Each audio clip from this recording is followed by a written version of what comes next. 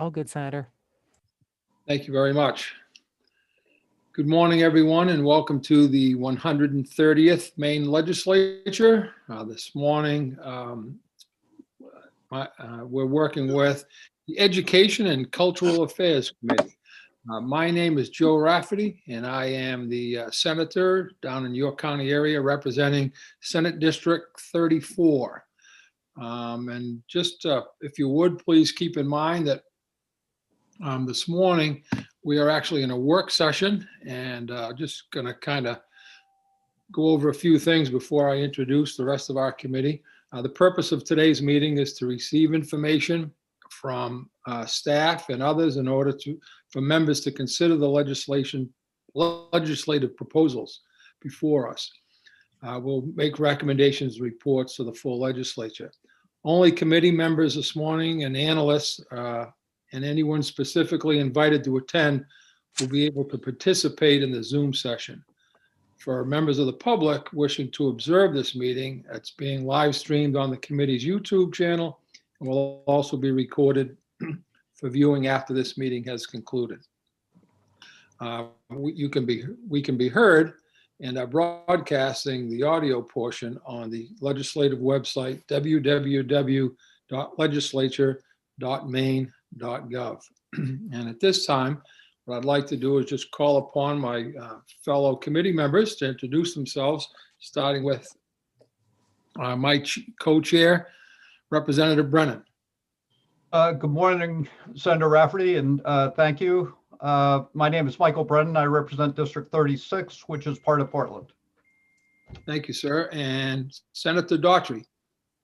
Good morning. I'm Maddie Daughtry. I represent Senate District 4. Like it was in a tropical summer, 60s degrees, and this morning feels like we've sunk back into winter. And those communities are Brunswick, Harpswell, North Yarmouth, Freeport, and Pownell. Thank you. And Representative Crockett. Thank you, Mr. Chair. Good morning, everyone. Ed Crockett, District 43, which is part of Portland and part of Felmont. Thank you. Representative Dodge. Good morning, everyone. I'm Jan Dodge, House District 97, Belfast, Northport, and Waldo. Thank you, Mr. Chair. Thank you. Representative Lyman. Good morning, Sheila Lyman, District 74, J, Livermore Falls, part of Livermore, and I'm here at the Capitol. Thank you. Thank you. Representative McRae. Yes, good morning, everybody. I'm Dave McRae. I live in Fort Fairfield and represent the good people of District 148. And to make everybody else in the state feel a little bit better, it's overcast, it's 35 degrees, and we got 7 inches of the wettest snow I've ever seen overnight. But on the brighter side, as I'm looking out my window towards the pond, about 20 feet off the ice, a great big bald eagle just flew by very slowly and majestically. So that was a bright spot. Thank you. Thank you. Representative Millette. Good morning. I'm Rebecca Millette. I represent House District 30, which is most of Cape Elizabeth. Thank you. Representative Roach. Good morning, everyone. I'm going to try to top Representative McRae. It's a little bit of sun out here today. It's probably 49, and a seagull just flew by us. So that's all I got for you. Representative Salisbury. Good morning. I am Sue Salisbury, and I represent House District 35, which is part of Westbrook. Thank you. I have no birds flying around. Representative Stearns, please.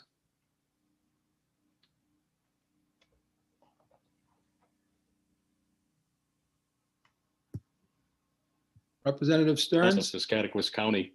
I always like checking in on the various weather reports. It reminds me of when I was in preschool, we had things called color forms, and you would go up and put a raincoat on the little man on the board if it was a rainy day. So Representative McRae, you better put your jacket on up there. Thank you. Also with us this morning, we have our clerk, Sam Baker, and our analyst, Hillary Risler. Thank you both for being here. Oh, and good morning, Representative Sampson, I know you're just popping in, but just want to give you a chance to introduce yourself, please. Thank you, Mr. Chair. Yes, I am live at the lovely, dreary state capitol, just navigating my way in here. So I'm Representative Heidi Sampson, representing the good people of House District 21. That's Alfred, Limerick, Shapley, Newfield, and Parsons Field. And again, thank you all. So as, again, with the work session this morning, we're scheduled to work LD 326, 350, 552, and 639. So I'm going to open the hearing at this time relative to LD 326, and that is an act to authorize lifetime teaching certificates. And Hillary, good morning. If I may, Senator Rafferty, so a number of these bills today have to do with certification. And one of the things you heard about during the public hearings was that the Department of Education has been working on their certification rules. And so we thought it might be a good idea for you to hear an update on that progress before we sort of delve into the minutia of the bills that are actually in front of you. Outstanding. Yes, thank you. I believe Dan Chuda and Mr. Wilson Hess are here. Dan from the Department of Education and Wilson Hess from the State Board of Education, to just provide that little update as it relates to sort of all the bills that are in front of you today. Thank you very much. Welcome.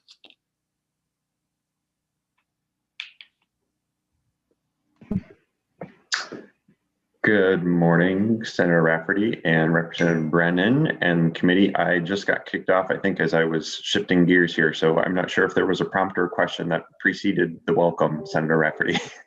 No, just I appreciate Hillary reminding me. I'm looking around. I'm running myself this morning. I'm like, all right, where's my agenda? Of course, I can't find it when I need it, but I can count on Hillary or Sam to help me out. I know that. So welcome.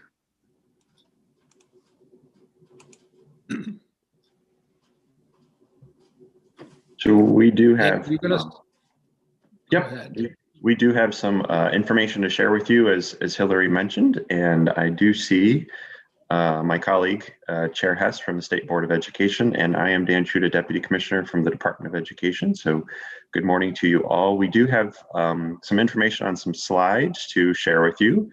The work of Chapter 115 has been taking quite a bit of time of lots of people, which has been a good process over a year now to get ready for some revisions of Chapter 115. So we thought it would be helpful as you are considering a number of bills related to certification to have this background information on the rulemaking process in the past year. So I will share my screen if that's the pleasure of the chair. Thank you. Yes. Okay. Chair Hess, would you like to introduce yourself while we get the dog and the pony ready? Sure. Wilson Hess, Chair of the State Board of Education from Freedom, Maine. We're very pleased to be with you here today to sort of give you the broad context of the work that's been going on for just over a year, as Deputy Commissioner Chuda said. We begin a process of joint rulemaking with the department with the intent of bringing in for the first time in many years the Professional Standards Board in a consensus-based process. We put that in motion on March 11th, 2020. 4 days later, Governor Mills declared a state of emergency due to COVID-19. And as you all know, the landscape has been altered since then. So here we are a year later, very late in that process. And given what you have on your agenda in the upcoming weeks, we hope that the information we have to share this morning can be useful to you. Right? So I think the way we're going to do this, I'm going to do a little bit of an introduction and do a handoff to Dan, and then I'll be back in a little bit later. But Chapter 115 is the credentialing of educational personnel, and it is a major substantive rule of the State Board of Education. The rule contains requirements for credentialing Maine educational personnel. Standards and procedures for the credentials are included to provide the highest quality personnel to help students meet the standards of the system of learning results. The document as it stands now is something in the neighborhood of 120 pages long. And so that reflects a great deal of work. I particularly want to just briefly indicate the important approach, and Dan will talk about this some more, that went into this. The decision that was made back last March was to engage in a consensus-based rulemaking process. And so that meant that educators from around the state were selected, and the Professional Standards Board was engaged in an elaborate input process. And I'll speak more about the results of that later on, but it was an extremely valuable exercise in bringing knowledge from the field in. And all of those folks have done a tremendous job giving input into these rules. And Dan Chuda has been the bandmaster and been quite masterful in weaving all of that process in. So I want to thank him and thank all those people who've been involved. And Dan might just briefly explain to you the difference between parts 1 and parts 2 of 115 and get into the larger discussion. Okay, I will. So there are 2 parts to this rule, both of which were under review for this process. Part 1 does have more of the general eligibility and requirements. It really applies to all certificates and endorsements, authorizations throughout the entire rule. And then part 2 is where it really gets very specific to what does it require for someone to be certified as a special education teacher, for example. So part 1 is very general and broad for all credentials. And then part 2 gets literally certificate by certificate by certificate, endorsement by endorsement. What are the requirements? So both were under review for this process. The consensus-based rule committee that I'll describe in a little bit more detail focused on part 2, and the department assisted with part 1 in the review there. So the department and the state board, as you have heard already, partnered to work on this rule. Some of you have been on this committee of the legislature and have interacted with Chapter 115. And I also know that some of you have interacted with 115 as practitioners in the field needing certification. So each of you probably has some experience in some way, shape, or form with Chapter 115. What we wanted to do collectively was work on this rules so that we could have a couple different outcomes, namely that it becomes a rule that's a bit more clear, more simple, and more flexible. As Chair has mentioned, it's a rather lengthy document in its current form. It'll get a little bit shorter, I think, with some of the proposals. But the clear, simple, and flexible were some of what we really wanted to achieve pragmatically, but really it gets to that first bullet, which is that we want well-qualified individuals and a desire for a robust educator workforce. You probably today would not be the first day that you hear somebody say that we have an educator shortage across the state, and that was pre-pandemic. It still exists, and there are some barriers in the current rule that we feel is filtering out some excellent educators. You may have heard stories yourself from different practitioners that have tried to become certified. We also know that this rule changes quite a bit, and there's some good reason for that. But with that frequent changing comes unpredictability and confusion, both for people who are trying to get certified, but also for our education preparation programs that we're proud of in our state. they need to change their course expectations and rules as well. So we're hoping that this rule can remain strong for a period of time to help with some stability. The flexibility that I mentioned comes from different pathways. And what we mean by that is that there are different routes that someone can go to achieve a certification, and not everyone necessarily follows the same path to get to that certificate, but it means that they, regardless of which pathway they choose, are equally qualified for the certificate. Another piece that came up quite a bit was reciprocity with other states. We have individuals that are coming to Maine to be educators and are often met with some complications within the rule that prohibits them, even perhaps if they worked as an educator in another state for many years. We did have some flexibility through an executive order to help with staffing through the pandemic, and based on some of the success of that work, we're hoping to keep those principles and practices and rules in place going forward to help with that. And we also know that our students can benefit from a very diverse educator workforce. And so we want to, through rule, enable a greater sense of diversity to occur in our workforce in Maine. So as Chair Hess mentioned, there are two ways to simplify rulemaking can occur. The one that the department typically follows with Chapter 115 is that we devise a version of the rule and we put it out for comment and hearing, and it works its way through the state board as well. And it makes its way to you as an Education and Cultural Affairs Committee. What we wanted to do this time was use a different pathway in statute that allows for consensus-based rulemaking. Not often used, a little bit messier perhaps, but I think this was a more successful way to go about this rule, and that it had a broader sense of input and voice into a proposal to go to the state board than perhaps would have previously.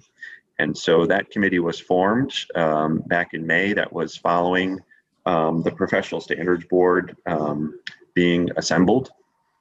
And so one of the first steps that I did was reached out to the newly appointed Professional Standards Board members. Again, educators from across the state in different roles, often nominated by their own associations to the governor's office for appointment. They were just newly named, and so we thought if these are folks that are interested in certification to begin with, they may have an interest in helping us with Chapter 115. In the end, we had a committee that was about 25 people, and 17 of them were Professional Standards Board members.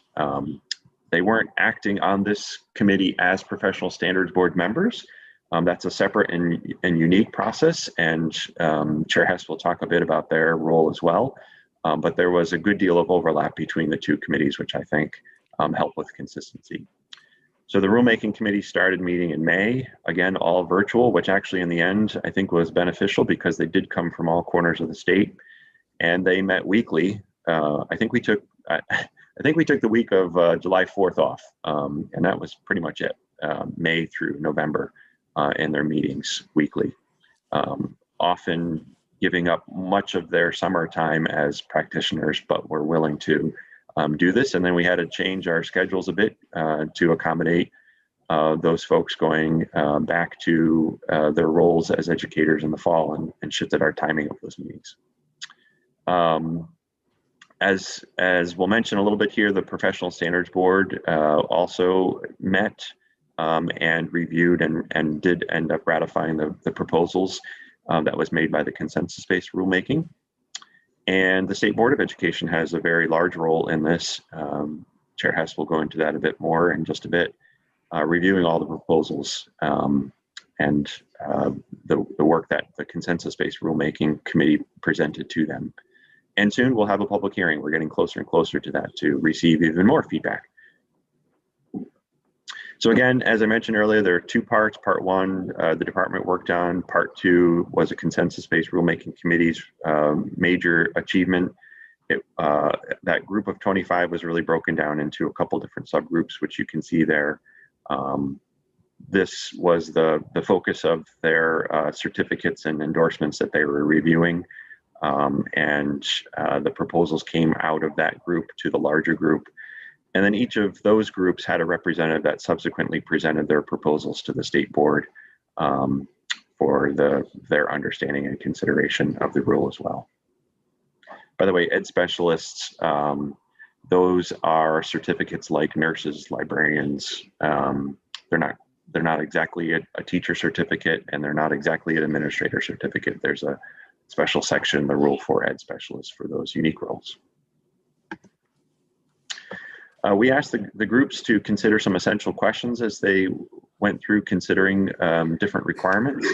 One of the conversations that we had as a group of consensus-based rulemaking was that there are different criteria and different skills and characteristics that are necessary to be a successful educator. In Chapter 115, we really just focus in on the credentialing criteria. What things are essential to have somebody be prepared to be successful in one of those roles, perhaps, and those are the credentialing criteria. I think this is an important aspect to for you to reflect on as you consider the number of bills that are before you related to certification. We had quite a lengthy conversation over probably 2 or 3 meetings about this very thing, because what ends up happening is lots of people have ideas about what should be a certificate requirement, but perhaps they may fit better in another category, such as employability characteristics. Once somebody has a certificate, they've met the requirements there, then they're faced with meeting an employer, somebody who's going to hire them in an interview process, and they're going to be looking for a different set of characteristics. And then finally, there are skills to be developed through professional learning through a school administrative unit or whoever their employer is once they're hired. And so we asked the committee to make sure that as they're considering perhaps a new requirement or an existing requirement, to ensure that it really is a credentialing criteria and not perhaps one of the other characteristics. Collectively, between the criteria, the characteristics, and the skills, make up wonderful educators, but for the purpose of 115, they should really be credentialing criteria. Some of the other pieces I mentioned already, the diversity piece that we're thinking of, and multiple pathways, and in other words, can there be options for people to achieve their requirements? And we wanted to make sure that if there was a requirement, it wasn't potentially screening out a wonderful educator.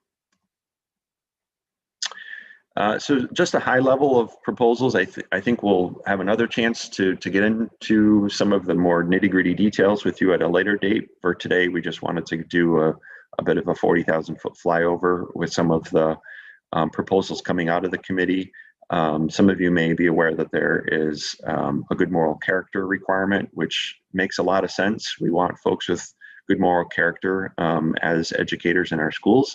However, there's no definition of good moral character and some ambiguous language there. So the removal there.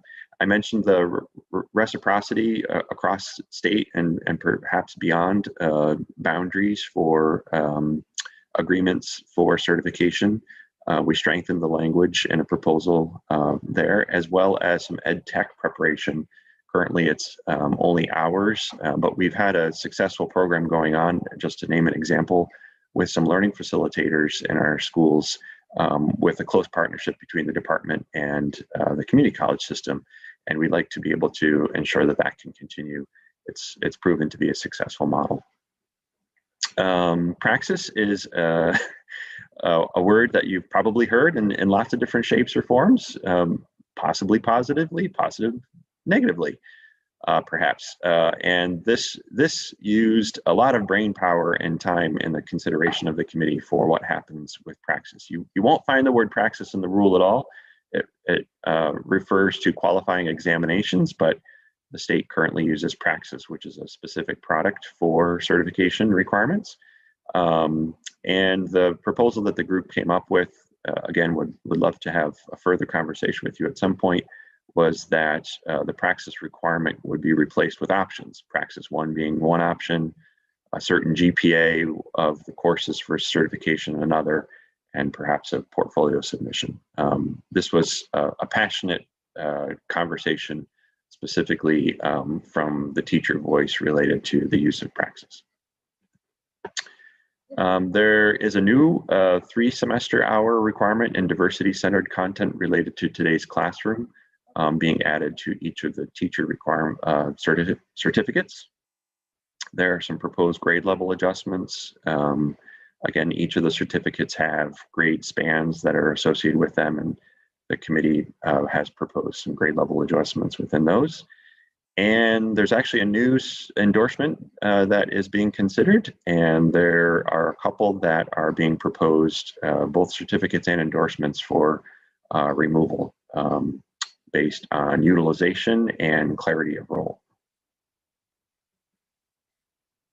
Okay, I'll hand it over to Chair Hess to continue.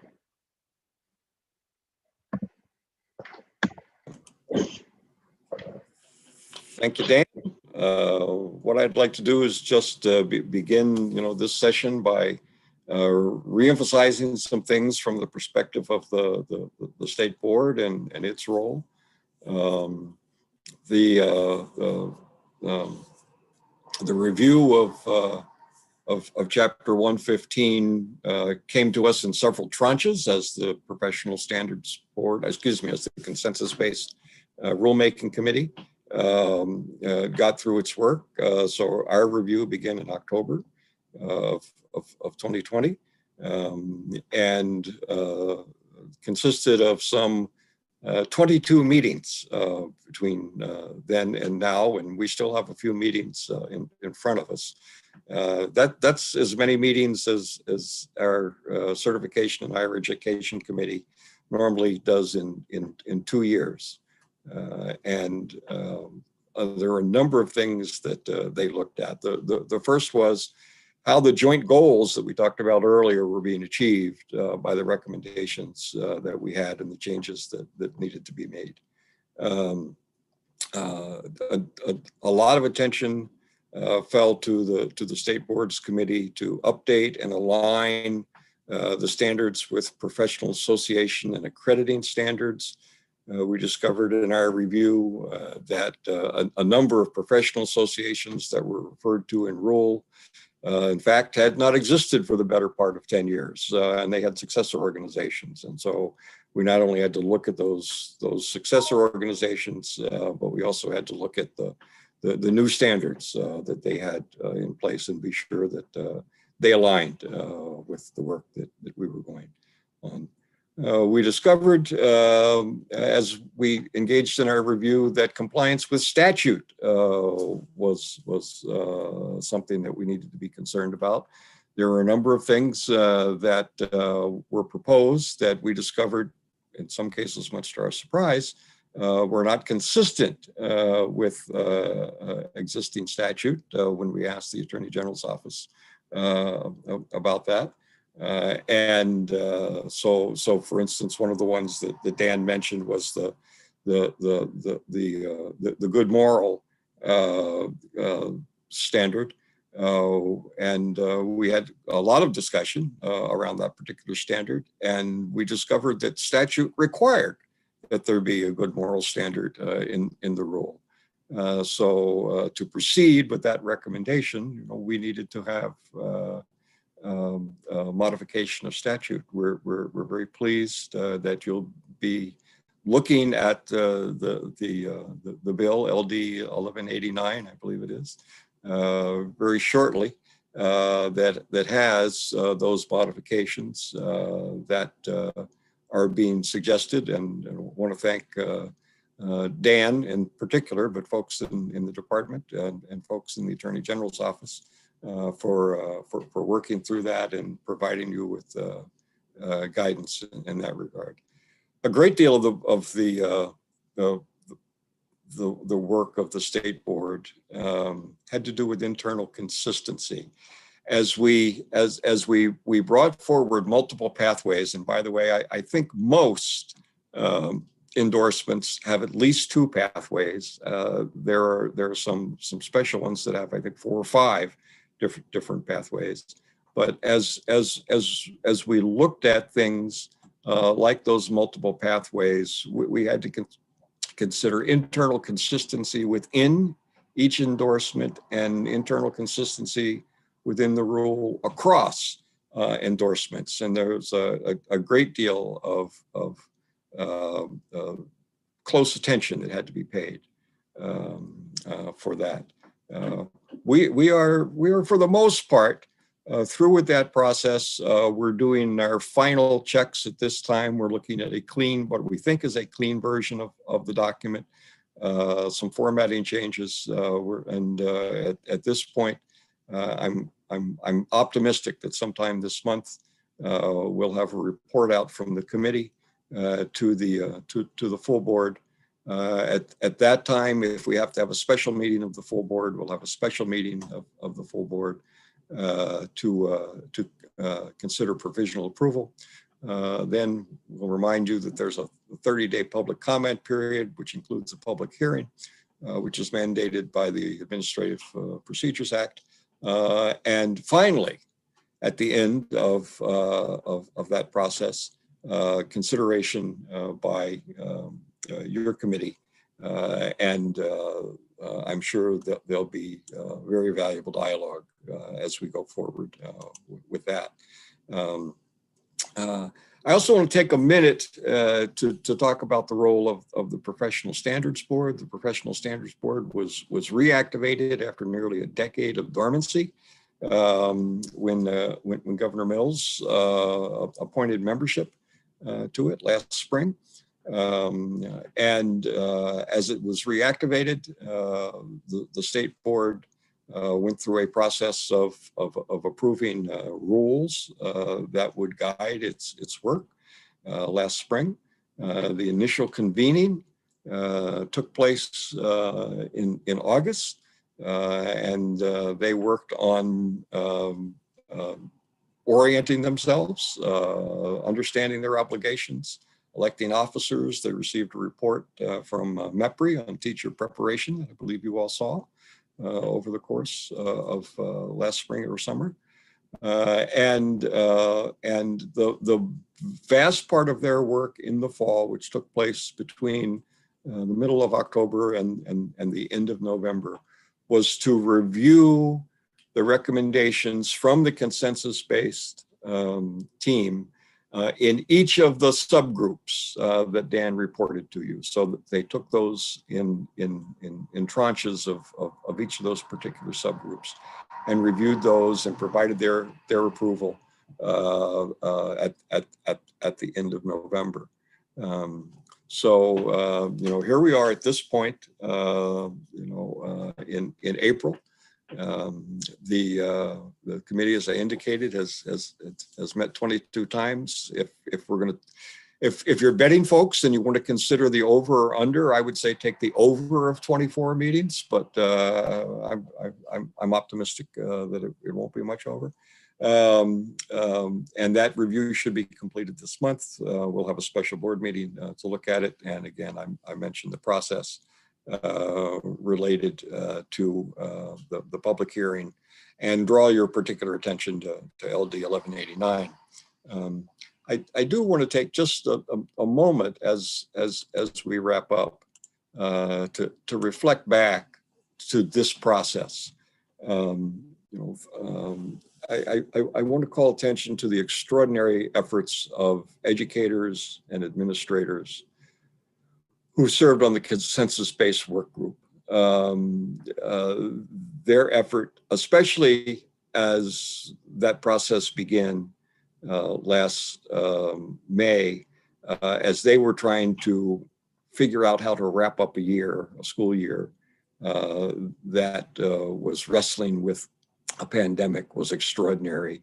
And as they worked through the summer, they were working through a summer in which they were trying to figure out how to launch a school year in September that was dealing with the pandemic. Can't praise their work highly enough, and I want to be sure that you understand how much we respect that. As well, the folks of the Professional Standards Board, while many of them were on the consensus-based rulemaking authority, the Professional Standards Board really assembled for the first time in in August, and is still working today, but they're not working on Chapter 115. But they begin their review while they were in the throes of all of the changes that were going on in their schools in the fall. And I have nothing but admiration, and I hope you can share that admiration for the work that they've done. I also want to just briefly thank the 5 folks on our committee who did just an extraordinary job boring down into the details.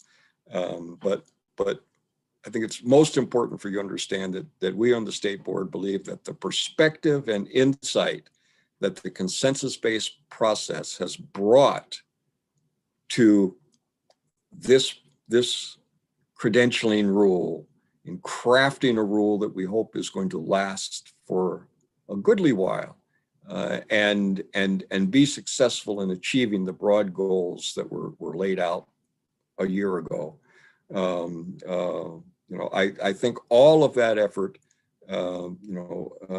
is contributing to what we think will be, and we hope you will think, will be an expectation for even better, well qualified. I don't think a college president can say better well qualified, a more well qualified set of educators and a more robust workforce. I think the time that has been spent on this process, and I hope you will agree, is time that has been well spent. And thank you very much for your consideration this morning. And Dan, if you would like to say any words in conclusion, I'd be happy to yield back to you. Thank you, Wilson. So I would echo all of the sentiments that Wilson has just shared related to that committee. They, I think, went above and beyond, and they are folks, of course, who really feel very directly the effects of certification rules, either themselves or perhaps other educators that they mentor through the process. So I was thrilled, and I think now, because of all of their work since last May, very excited and proud of the proposals that the committee has come up with, and appreciate the very thorough review and close partnership of the state board for what we anticipate will be a very exciting, and you don't often get a chance to say very exciting Chapter 115. I have to say, it's just doesn't just roll off the tongue easily, but more lately it has. It will be an exciting version of Chapter 115, and we hope you'll feel the same way soon as well. So we'll pause there, and thanks again for the time. We felt it would be important for you to have a sense of the incredible amount of work that's been underway in the last year plus to get us to a place where we'll have an exciting Chapter 115. Well, on behalf of our committee, just want to thank you both. It sounds like you've been able to achieve a tremendous amount of work. Sometimes reviewing different procedures and processes is difficult because we kind of get stuck in the way we do things, and it's hard to make changes. So for you folks to have the ability to bring that group in and reach a consensus, and again, it's a tribute to the both of you and the members of that group. So I thank you all. And most importantly, it appears as though down the road, I think we'll have the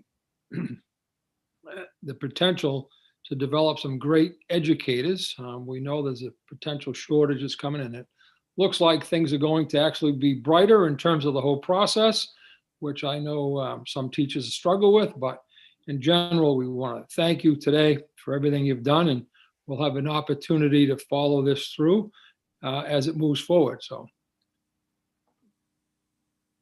have a great day. Thank you. Thank you, Mr. Chairman. Thank you. Representative Salisbury? Yes, sorry, just really quickly. Can you tell me how frequently the Board of Professional Standards meets? Mr. Hess. So By statute, the Professional Standards Board is to meet 5 times a year. They fulfilled their statutory obligation in November.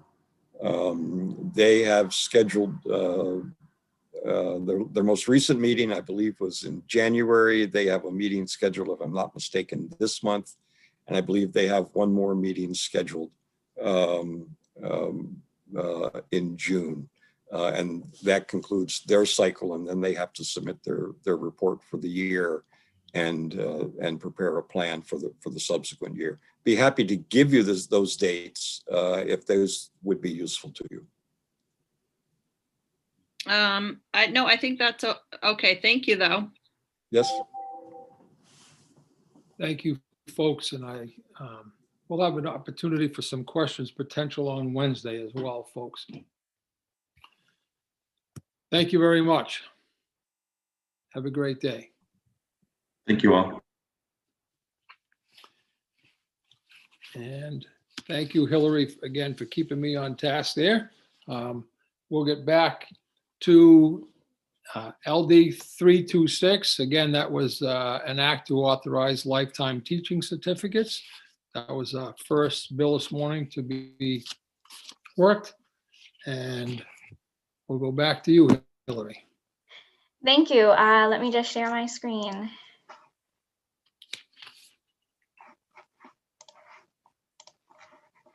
All right. So this is LD 326, which is an act to authorize lifetime teaching certificates. So it's a very brief background. Credentialing of teachers is governed by Title 20A, chapters 501 and 502. And essentially, a teacher must be certified in order to teach in any public elementary or secondary school or any private school receiving basic school approval. Currently, a professional teacher certificate is issued for a 5-year period and may be renewed for 5-year periods in accordance with the state board rules, which must require at a minimum that the teacher, whether employed or unemployed, complete at least 6 semester hours of professional or academic study or in-service training designed to improve the performance of teaching in the field. I would note if a teacher has attained certification from the National Board for Professional Teaching Standards, which is usually referred to as National Board Certification, the renewal period is for 10 years. LD 326 authorizes the Commissioner of Education to issue lifetime teaching certificates to teachers. To be eligible for the lifetime certificate, the teacher must hold a valid professional teacher certificate and have taught in the state within the area of endorsement on the person's professional teacher certificate for at least 20 years while maintaining their teacher certificate. It also provides that a teacher with a lifetime teaching certificate is subject to all state and federal rules, laws, and regulations related to the holder certification, including criminal history record checks and special education training. It would prohibit the Department of Education from requiring the holder of a lifetime certificate to provide proof of professional development or continuing education credits, or charging an annual fee to maintain the certification. It provides that a lifetime teaching certificate may be revoked pursuant to the current process, and it also directs the Department of Education to adopt a rule setting a reasonable one-time fee for the lifetime teaching certificate and designates those rules as routine technical. And designation as routine technical would mean that it could be finally approved by the department without coming back before the Education Committee. Proponents of the bill testify that the bill removes one hurdle for approval from the Department of Education for teachers with 20+ years of service to main schools. The bill would help teachers who have reached a level of mastery in their teaching without negating the need for ongoing professional development, just negating the need to document and submit the paperwork to the Department of Education. Opponents testified that school boards are concerned that without the recertification process and its specific requirements for professional development, that some teachers would miss out on some valuable training. And you also received some testimony neither for nor against that as a component of district's educator evaluation systems, teachers are required to establish yearly goals and identify the ways in which they will achieve the goals they have set, including district-wide professional development programs. So I did want to alert, the Department of Education did submit a letter to you where they raised some areas of concern regarding the policy and/or implementation. I do know that Stephanie Fife is here at the work session if the committee does have any additional questions on some of their concerns that the department raised in their letter. I also just wanted to mention briefly that credentialing fees are currently used to fund the National Board Certification Scholarship Fund and National Board Certification Salary Supplement Fund. Now, the bill in front of you does propose setting a one-time fee for these lifetime certifications. Depending on what that is set at, there could be some fiscal impact on those National Board funds. There was a request from the committee for the department's rules on performance evaluation and professional growth. So I'm not going to go through all of that. It's about 15 pages, but I did attach that to my bill analysis, and that is available for you. The committee also requested what some of the other states are doing regarding lifetime teacher certification. So I'm actually going to skip to the very end of this. This is just a selection of some other states that have some lifetime certification. Other states really run the gamut in terms of if they have lifetime certification or not, and then if they do, what is required. Some states require ongoing professional development. Some states require ongoing criminal history record checks. Missouri, for example, excludes some certain certifications from the lifetime certification, such as in the areas of early childhood education, elementary education, or special education. There are a couple states that have very, very little requirements once someone achieves the lifetime certification. North Dakota, for example, provides it after 30 years of teaching. West Virginia actually references the National Board Certification as an eligibility criteria for a lifetime teaching certificate. So it really, as I said, runs the gamut in terms of what's required by each of these other states that do have that as an option.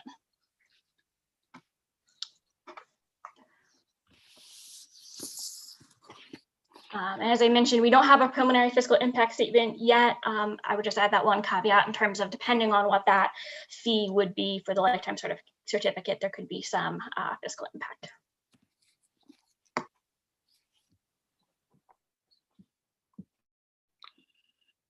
Thank you, Hillary. Yes, Representative Salisbury, please.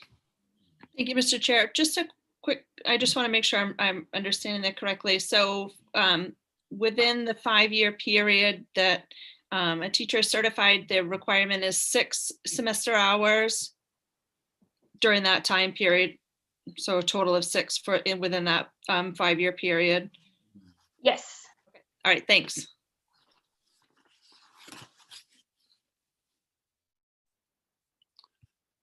Representative McRae. Yeah, this may be early on in the discussion. Just a point that Representative Salisbury brought up. It would be 6 semester hours or the equivalent thereof, which would turn out to be 90 contact hours. Originally, a 3-credit course was 15 weeks times 3 hours a week equals 15 hours, 45 hours. So anyway, we have struggled in the field of education to be seen as professionals all of my career, and I suspect we will continue that struggle long after I'm gone, at least.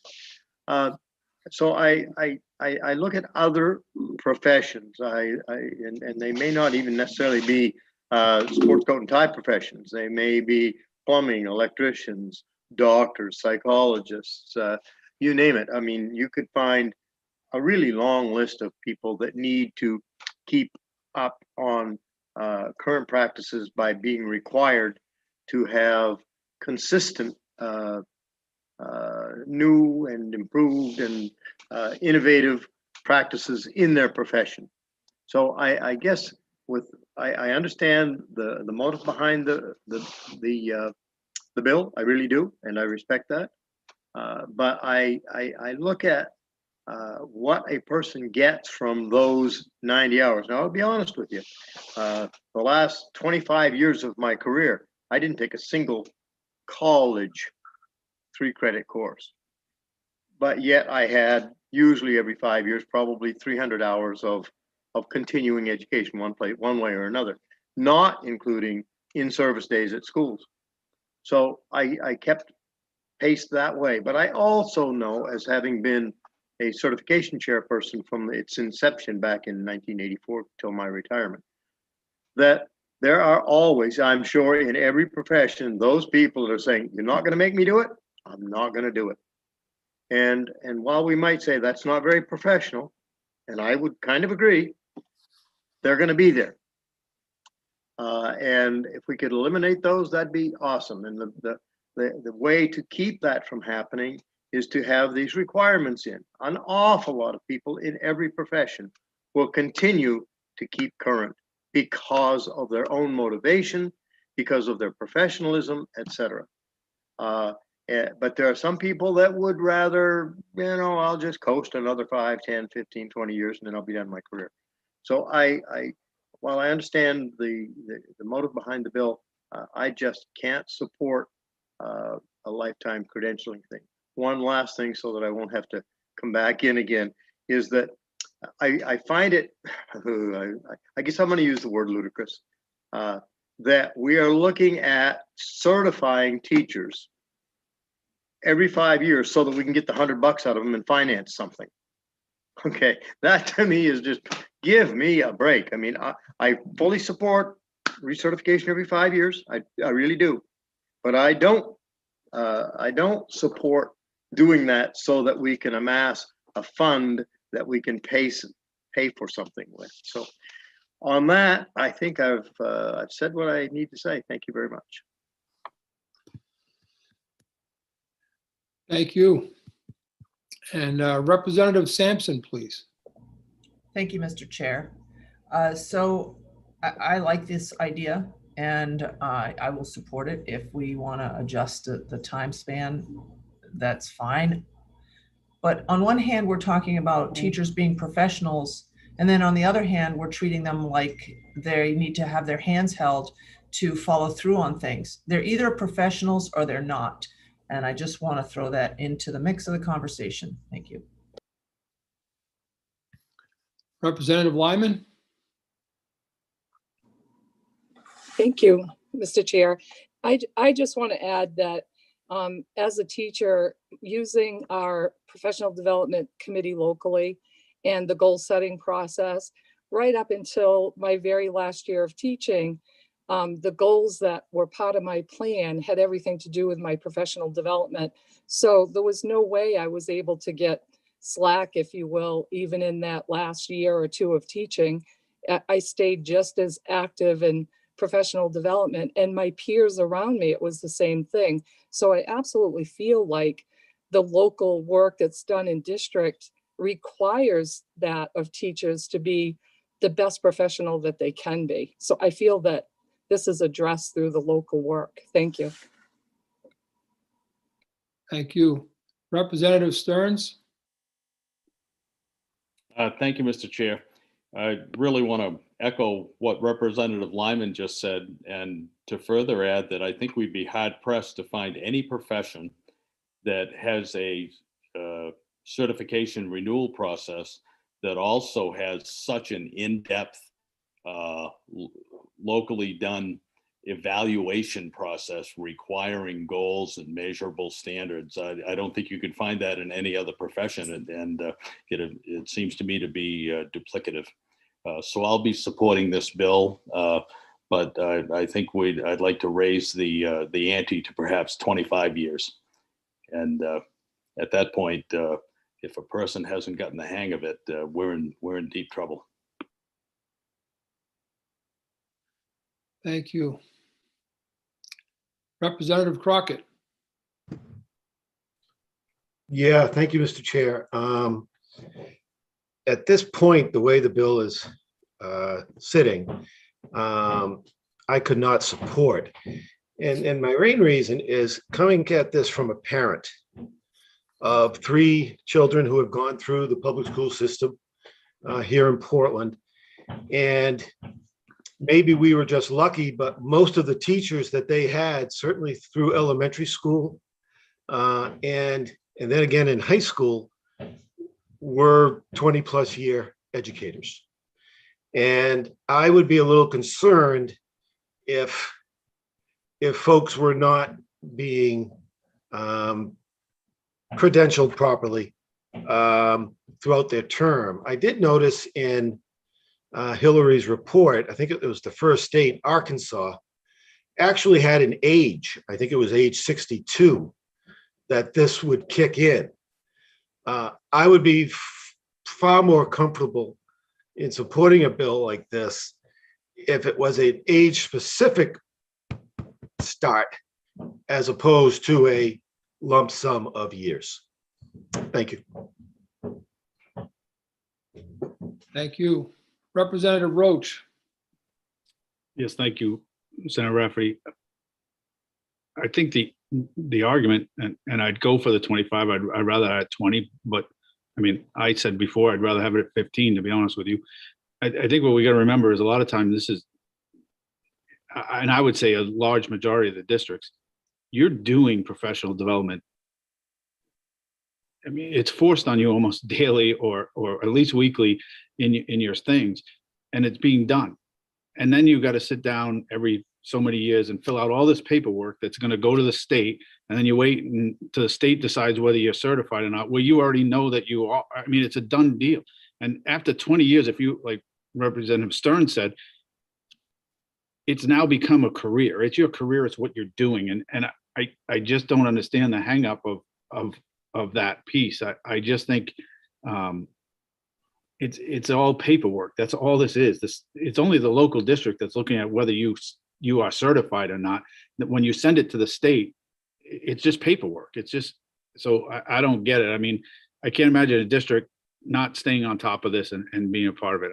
I think it's just, I support it 100%. Thank you.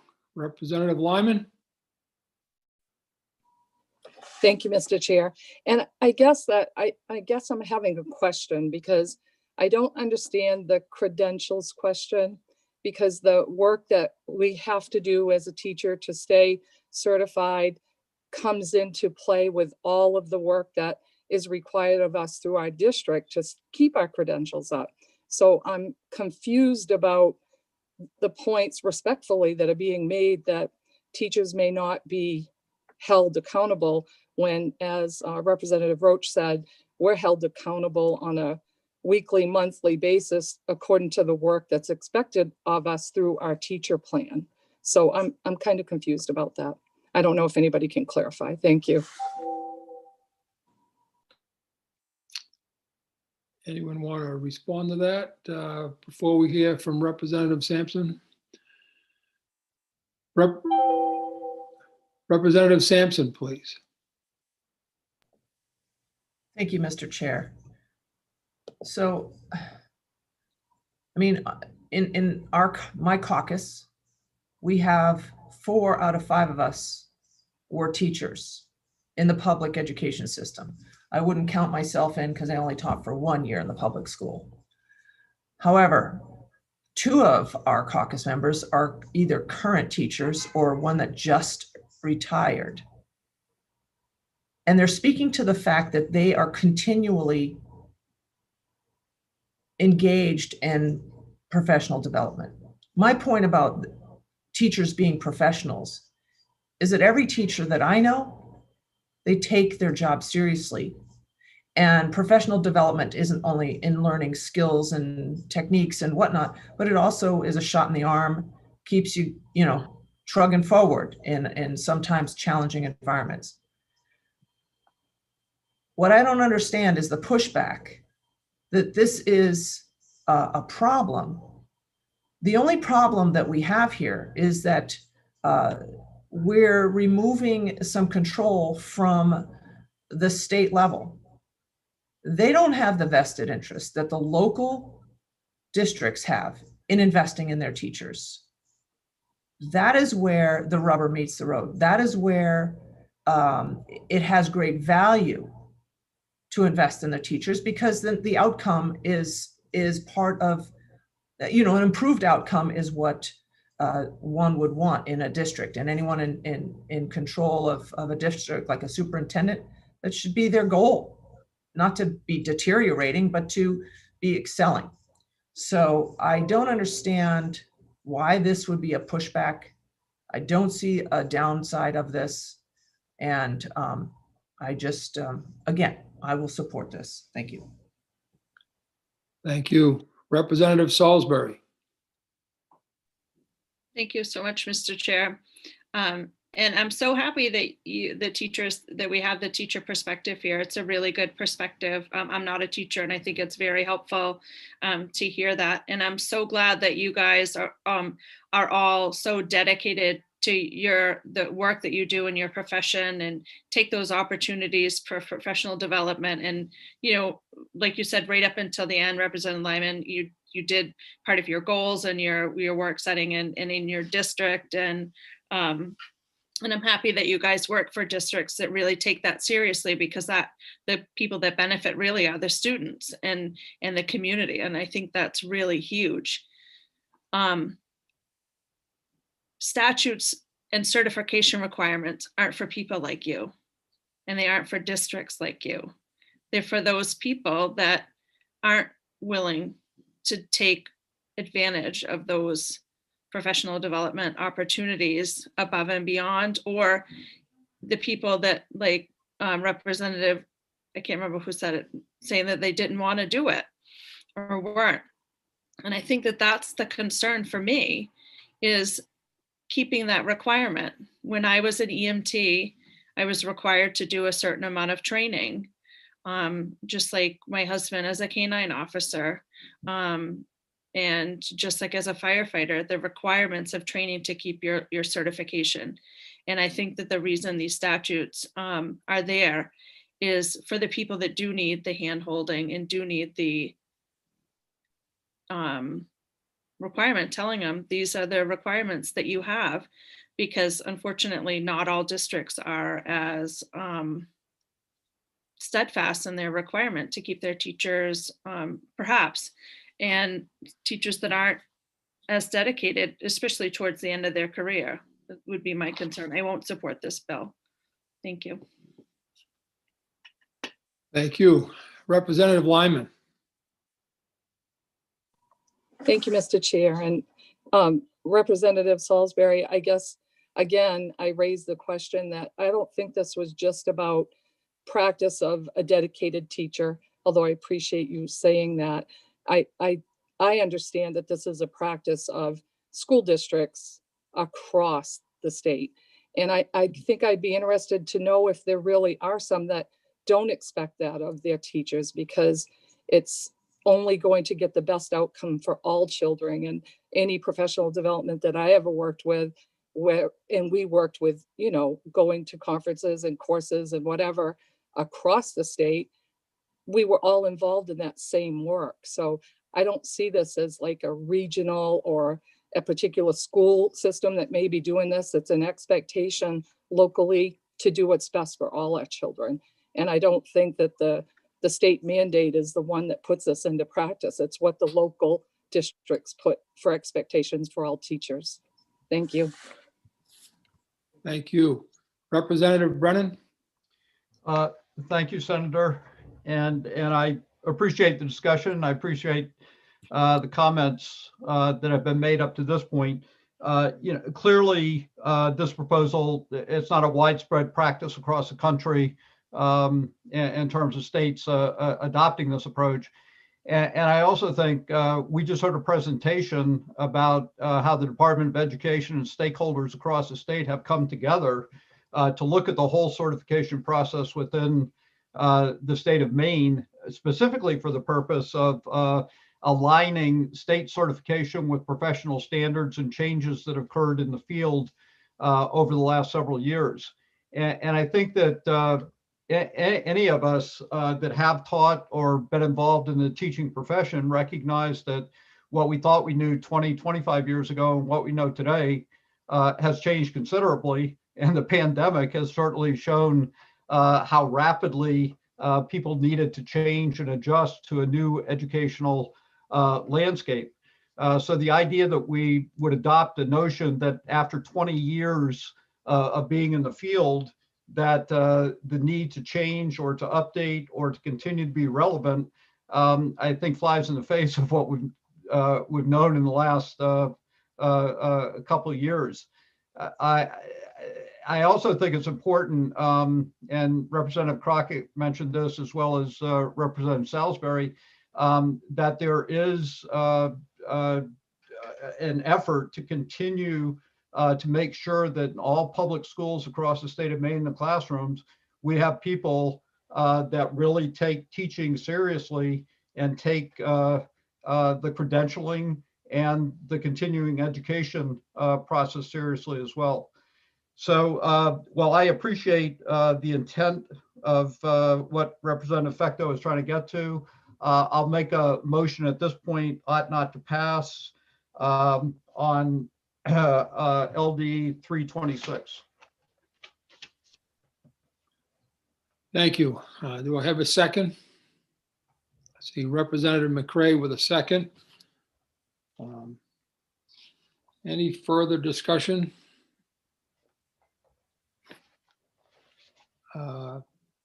Seeing none, then I'm going to move the vote. So the motion's been made by Representative Brennan that LD 326 ought not to pass. I see a hand up. I'm sorry, Representative Stearns. Thank you, Mr. Chair. My apologies for raising my hand so late.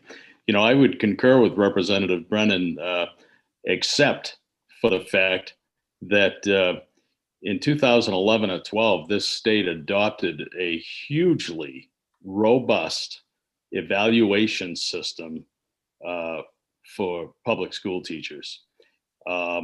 One thing that this pandemic should present us with, or one thing that we should constantly keep in mind, is that anything that we can remove from the plates of our educators that qualifies in, my word, administrivia, we should do that so that they can focus their abilities on preparing good lessons for their students. And this is one more piece of administrivia that had its place, but now with a far more robust checkpoint system on quality control for instruction done at the local level, I really see the merit in honoring our professional educators who have served 20, 25 years, whatever the magic number is, in the best interest of students, and taking this one thing from their administrative plate. Thank you. Seeing no other hands, I'd like to move the question. So again, it could, as the motion by Representative Brennan was that this 326 ought not to pass. So anyone that is would agree with the motion, you'll be raising your hand. If you're opposed to the motion, you would respond with a no. Just because a lot of faces and names here today, different, Sam, I'm going to ask, please, if you would call the roll for this vote. Thank you. Sure, Senator. Senator Daughtry. I'm sorry, just to clarify. So I just, in my head, I went blank real fast. So you are, a statement of yes means it ought not to pass, a statement of no, assuming that it would pass. All right, ready, Senator? Yes. Okay, Senator Daughtry? I vote yes. Senator Daughtry votes yes, thank you. Senator Rafferty? Yes. Senator Rafferty votes yes. Representative Brennan? Yes. Representative Brennan votes yes. Representative Millette? Yes. Representative Millette votes yes. Representative McCray? Yes. Representative McCray votes yes. Representative Dodge? Yes. Representative Dodge votes yes. Representative Crockett? Yes. Representative Crockett votes yes. Representative Salisbury? Yes. Representative Salisbury votes yes. Representative Stearns? No. Representative Stearns votes no. Representative Sampson? No. Representative Sampson votes no. Representative Lyman? No. Representative Lyman votes no. And Representative Roach? No. Representative Roach votes no. And that's everyone. So I have 8-4, Senator. Thank you very much.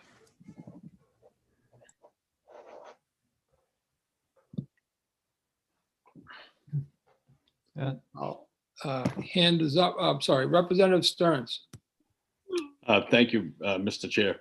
The minority report would be ought to pass as amended with the 25 years rather than 20 years as stated in the bill as presented. Can I ask a quick question for the minority on just a technical fix? The bill as drafted currently includes that there would be no annual fee. And I know that the committee heard some testimony about the renewal being every 5 years. And I think the intent, from what I understand, and I'm somewhat looking to Representative Fecto as well on this, is that just there would be no ongoing fee, it'd be a one-time fee. So I was gonna see if the minority would be comfortable with also just changing that to rather than no annual fee, being no ongoing fee. Because I think that's slightly more accurate. I believe that's fine. Okay, thank you.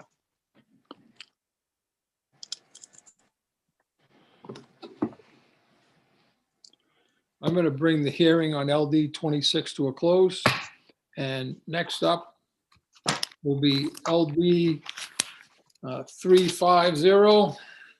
And that is an act to increase the number of courses regarding autism spectrum disorder that count towards special education certification. And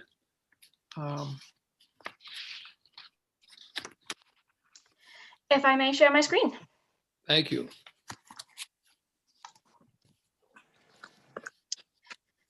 Yes, so this is LD 350, which is an act to increase the number of courses regarding autism spectrum disorder that count towards special education certification.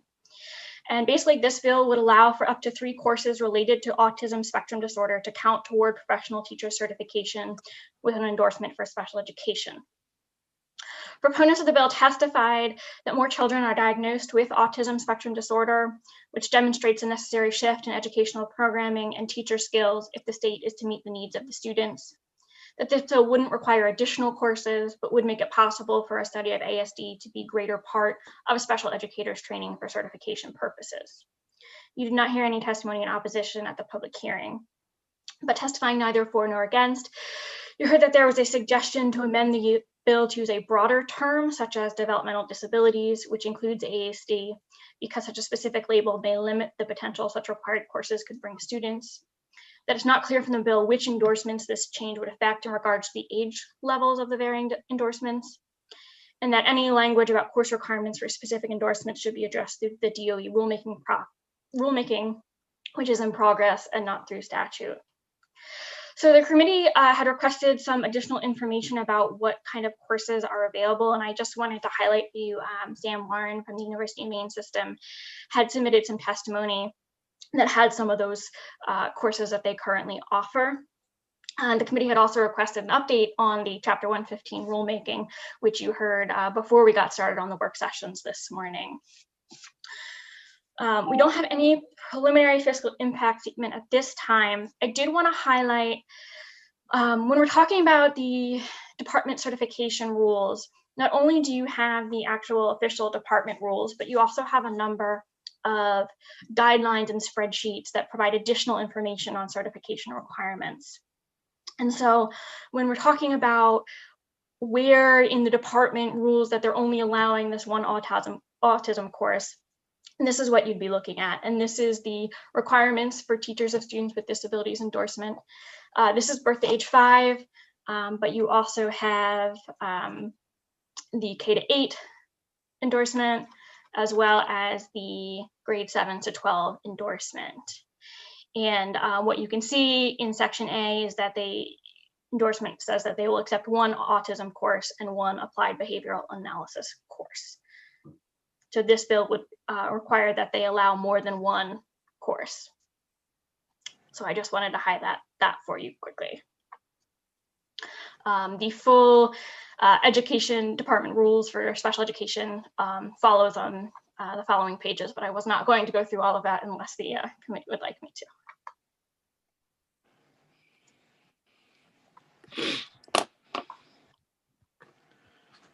Any questions of Hillary? Representative Stearns? Thank you, Mr. Chair. Yes, Hillary, perhaps you can help me. I'm all in favor of loosening the restriction that would allow a person to take another course in autism, or perhaps a third. But my question is, should this be in an LD, or should this be back with the Chapter 115 work that is currently going on?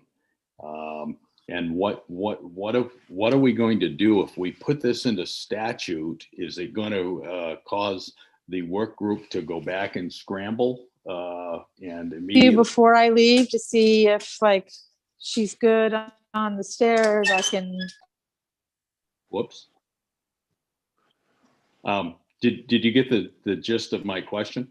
Yes. So I think the first and most important is that the department rules do have to align with statute. Anytime that rules or statute are in conflict with one another, the statute is what governs. So I think this goes a little bit to what the department was raising when they were presenting the Chapter 115 rules earlier, which is that they have a process, and if this is a new component that was not in their current rules, and I have not read, what their current rules are, then they would need to go back and add this. From the committee's perspective, whether that happens through putting it in statute and having them add it, you could do that now. These are major substantive rules, and so the committee, through the rulemaking process, will have a chance to review those before their final adoption and could add it there. That's really comes down to a policy decision in terms of whether it should be done through the rulemaking process or through the statutory process. The only thing I want to mention is that if it's not in statute, then down the road, when the rules got revised, it could be removed from the rules. If it's in statute, it must be in the rules. And so that's something to consider anytime you're talking about what goes into the rules and whether it should be in statute or not, is that statute is a little bit more permanent. The legislature would have to repeal that statute for it to be removed from the rules. Thank you. That helps answer the question. Thank you. Representative McCray. Yes, thank you very much, Mr. Chair. Hillary, I should know this, but I don't want to base a vote on something that I'm not sure of. Back in those lists of the pre-K 5 and the K through 8 and the 7 through 12, in the fields of special education endorsements, I guess that's the one I want to talk about rather than certificate. Were there any wildcard classes? I mean, was it like 24 credits and all of them are specific except there's one that they can choose from a smorgasbord of classes, which might give, let's say me, if it were me, an opportunity to pick up an extra autism class and have it count? So in the actual rules, and I don't know these rules as well as someone from the department, so I would encourage, if I say anything incorrectly, that the department do the equivalent of tap me on the back if I was in the committee room to correct me. But the department rules, for example, require a minimum of 24 semester hours in special education. That I'm good with. And then the additional information in that guideline sheet simply says special education courses may not include severe, deaf, blind, American Sign Language, or gifted and talented. We, meaning the department, will accept one autism course and one applied behavioral analysis course. So that's the breakdown in those 24 semester hours. So, go ahead. Yep, in the 24 semester hours in special education. At the apartment. Well, I think having the railing is better because I think I was. Okay. I do see that Mr. Hess has his hand raised in the attendee list, so he might be jumping in to correct me. Good, I'd be happy with that. Thank you. Let's let him address that if he would be willing to do so.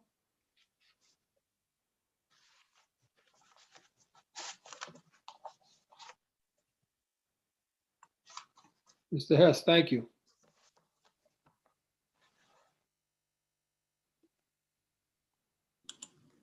Yes, I want to say that Ms. Risler's characterization is essentially correct. And I would simply add to that in the current iteration of rules that's being considered, it becomes more correct than in the past. That is to say, there is generally a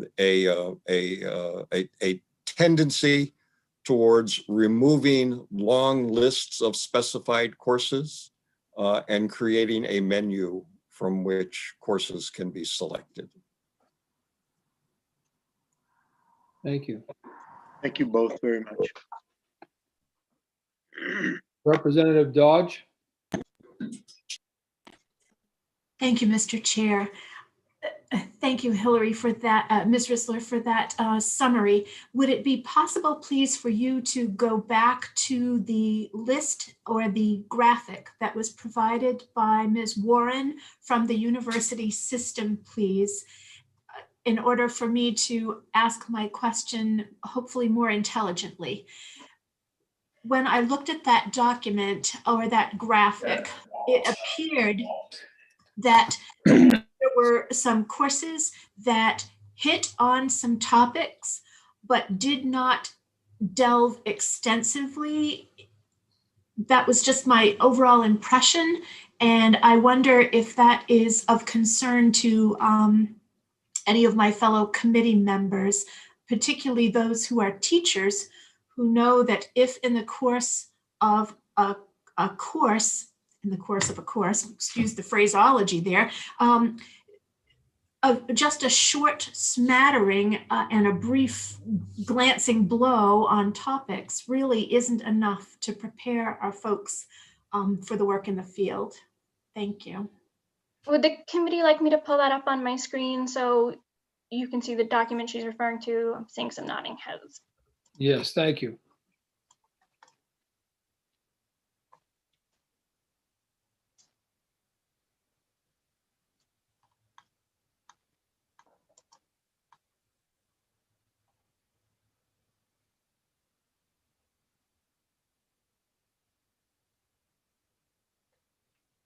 You're muted, Representative.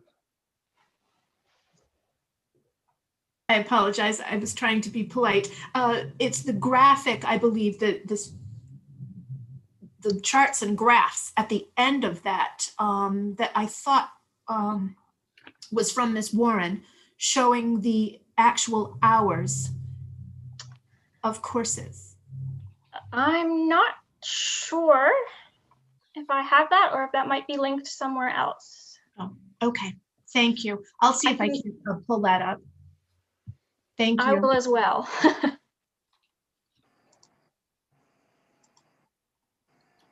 I have it printed and I don't see graphs in it, but I might be missing it. Representative Brennan, please, followed by Senator Woodson. I will defer to Senator Woodson. Thank you. Senator Woodson, please. Thank you, Mr. Chair. I'm not sure if what Representative Dodge was thinking of, but it triggered my thoughts as I read the email from Sam Warren from the University of Maine. I believe my concern was that there's only 2 sites in Maine that offer the courses, Hudson and the University of Southern Maine, I think. And I'm not sure if that should be a concern on the availability of courses or not. I could jump in very to me- quickly, I think I can clear up some confusion. Okay, We had 2 bills today that Sam Warren provided some information on. And the other one had to do with the training for school counselors on domestic violence. And I believe that might be the one that had that email that included that the courses were only at UMS and Husson, as well as perhaps some even the GRACs that Representative Dodge may have been referring to. okay, you're very true. Thank you, Hillary. Yeah, sorry for that confusion. Thank you. So I have Representative Brennan, followed by Representative Crockett. I will defer to Representative Crockett. Thank you. Representative Crockett, sir. Thank you, Representative Brennan and Senator Rafferty. I think the chart that Representative Dodge was referring to in Ms. Warren's letter, there was a link that basically highlighted the different courses that were available if you choose to go on a graduate level track, specializing in, among other behavioral things, autism. And what I find encouraging about that track is there are, well, about a half dozen to 8 courses available around this subject. Now, obviously, I don't know if that would be a concentration in ASD at USM or Husson, or are those just electives that anyone could take under that master's program?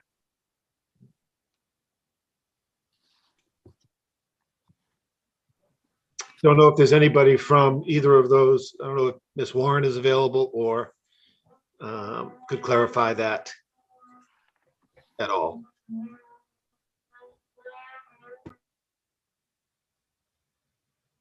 I'm not sure if that, I heard some noise in the background. I wasn't sure if that was someone trying to get in or not.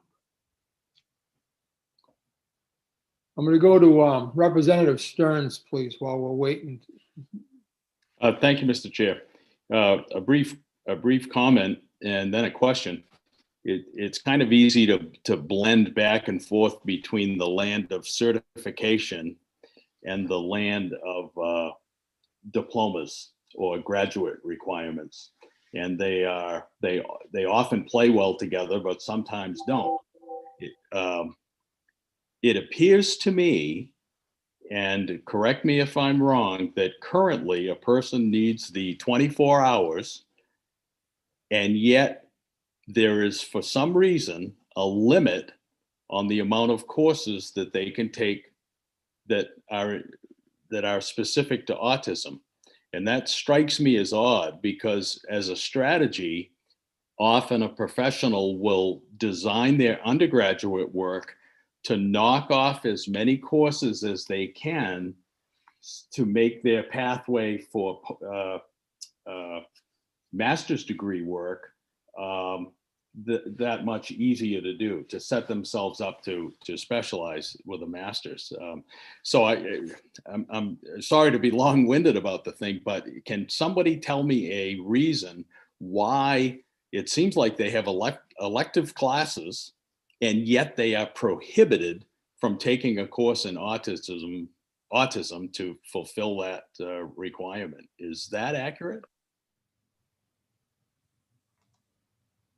I see Representative Crafts is here. Representative Brennan, do you want to allow Representative Crafts to step in front of you? Absolutely. Thank you. Representative Crafts, thank you very much. Yes, thank you, Senator Rafferty and Representative Brennan. I don't know if I can answer Representative Crockett's question adequately, but I will say the Graduate Certificate of Autism Studies, it's a little bit complicated because you can receive that certificate through UMaine But for certification purposes, you can really obtain any coursework. It could be part of that graduate certificate or otherwise. And myself, I'm a clinical social worker, but I have participated and taken some of those autism courses. And I have known public educators who are in the process of receiving their 282 certification who cannot continue with those certificate courses as part of their certification, which just seems to undermine preparing special educators with adequate skills. And I have not been able to find an answer for where that prohibition came from originally. Thank you very much. Representative Brennan. Thank you, Mr. Chair. I didn't want to preclude any questions that people might have, but I think at this point, the most prudent course would move to table this bill, given the fact that we will be having a major discussion about certification, including special education, on Wednesday through 1189. So rather than to try to make a decision today that may conflict with what we might decide to do or hear on Wednesday, I think that at this point, making a motion to table the bill would make the most sense. I'd second that. I've got a motion to table LD 350 by Representative Brennan, second by Senator Daughtry.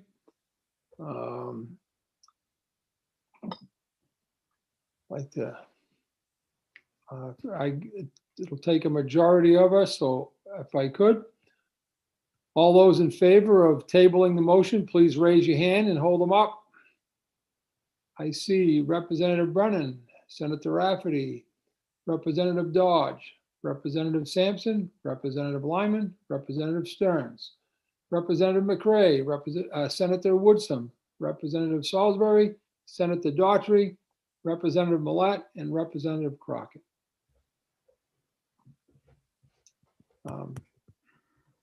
Anyone that would be opposed to that? Seeing none, right? There's a mix of faces. Don't want to overlook anyone, but thank you.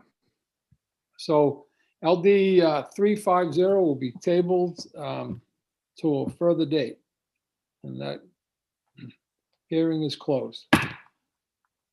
Thank you very much, folks. Next up is LD 352. So LD 352 is an act to strengthen the individualized education program process. And that hearing is now open. And Hillary, I believe, will now have the floor again. Thank you. Yes, I do just want to provide one clarification. Is actually LD 552. What did I say? I'm sorry. Thank you. 552. All right, and let me pull it up.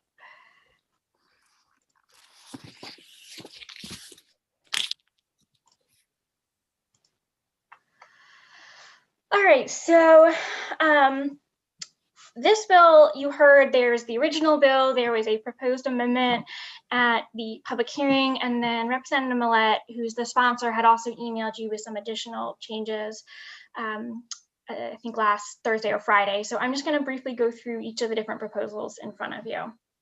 So the original bill requires that changes to the Individualized Education Program, or IEP, for a child with a disability be made by consensus of the IEP team, and requires that the IEP team allow a person who provides special education services to a child with a disability through regular and direct contact to participate in a team meeting concerning that child upon the request of the individual or the request of a member of the team. The bill also would require the Commissioner of Education to submit proposed changes to the rule governing special education to the legislature by January 1st of 2022, and to amend the rules to conform with the provisions of the bill. At the public hearing, the sponsor proposed an amendment to the bill, which would require that a school administrative unit obtain informed written consent from the parent of a child with a disability prior to changing the nature or extent of the special education placement or special education and related services, rather than requiring consensus.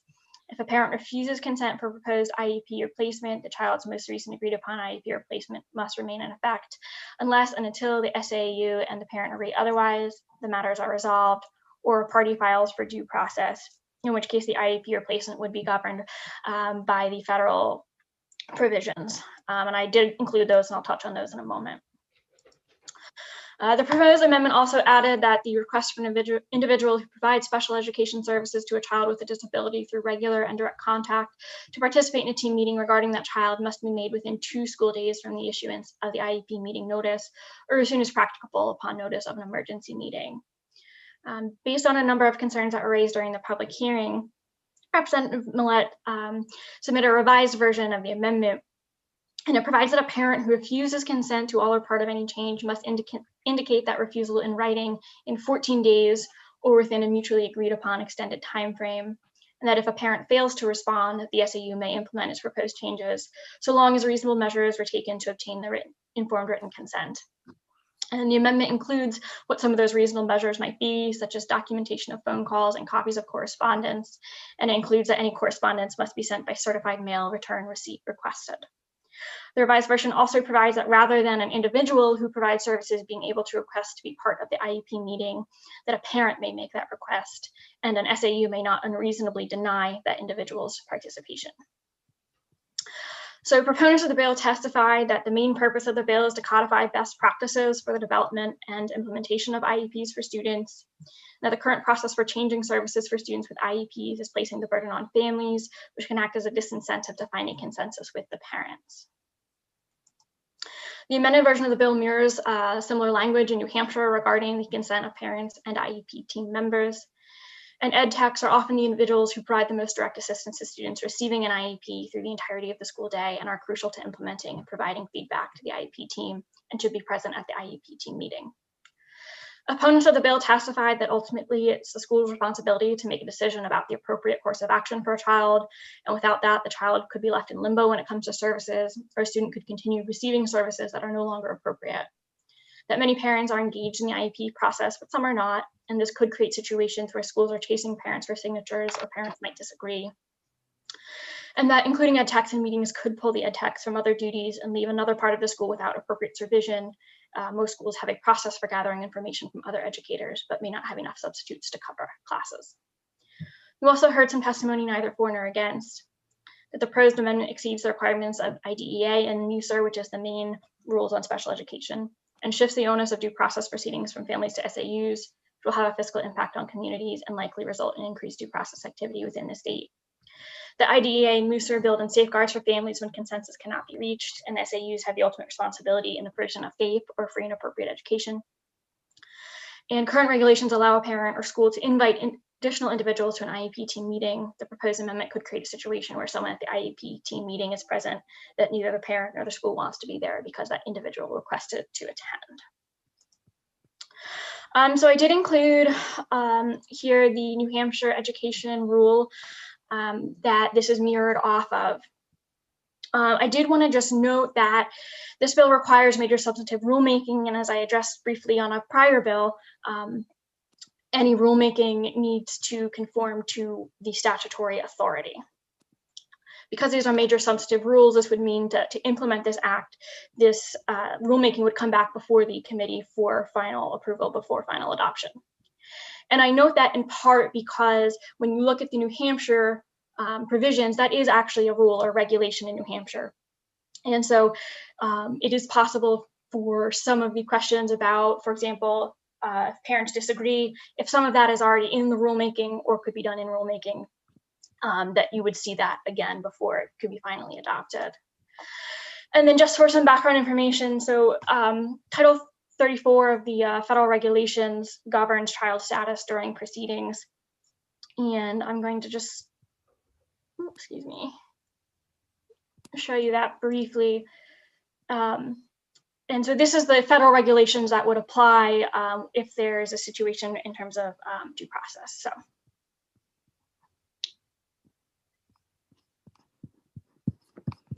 You also received some information this morning from the Department of Education. Although there were no specific requests, they wanted to make sure you had some background information.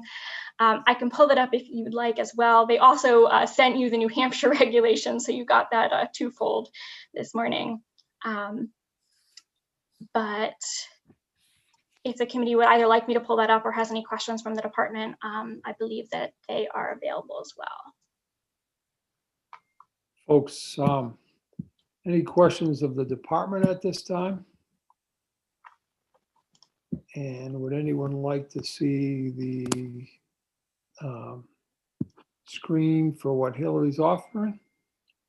Good. Not seeing any responses there. Any questions? Yes, Representative McCray. Yes, you threw me a curve when you said, does anybody have a question of the department?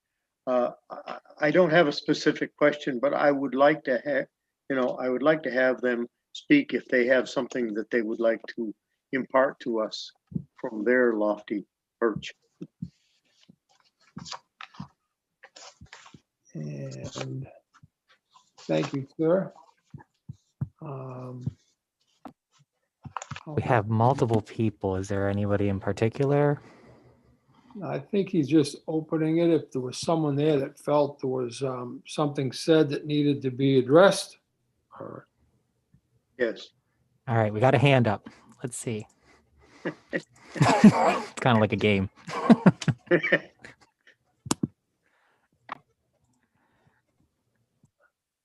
Let's see his hands. But okay.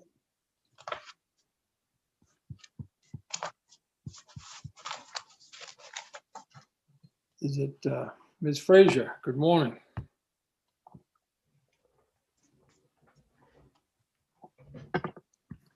Shall I just begin or shall I wait? I'm sorry. Yes, thank you. We didn't have a specific question, but Representative McCray thought that someone may respond to what was stated earlier. Well, thank you for allowing me to participate, Senator Rafferty, members of the committee. I've been exploring this topic with my Northeast colleagues who are in my position. There's 9 Northeast states that work in concert to support each other, and then we have national contacts. So I wanted to gather some additional information for the committee so that they made sure that they understood the complexities of this rule change. Only 2 of the 9 states have this currently, and there is some concern around the provision of attempting to obtain consent from parents, although it was addressed in the amendment by Representative Mills in regard to the 14-day provision. I had heard stories of IEPs going on for years and years and not changing based on the fact that we can't obtain or find parents to provide consent.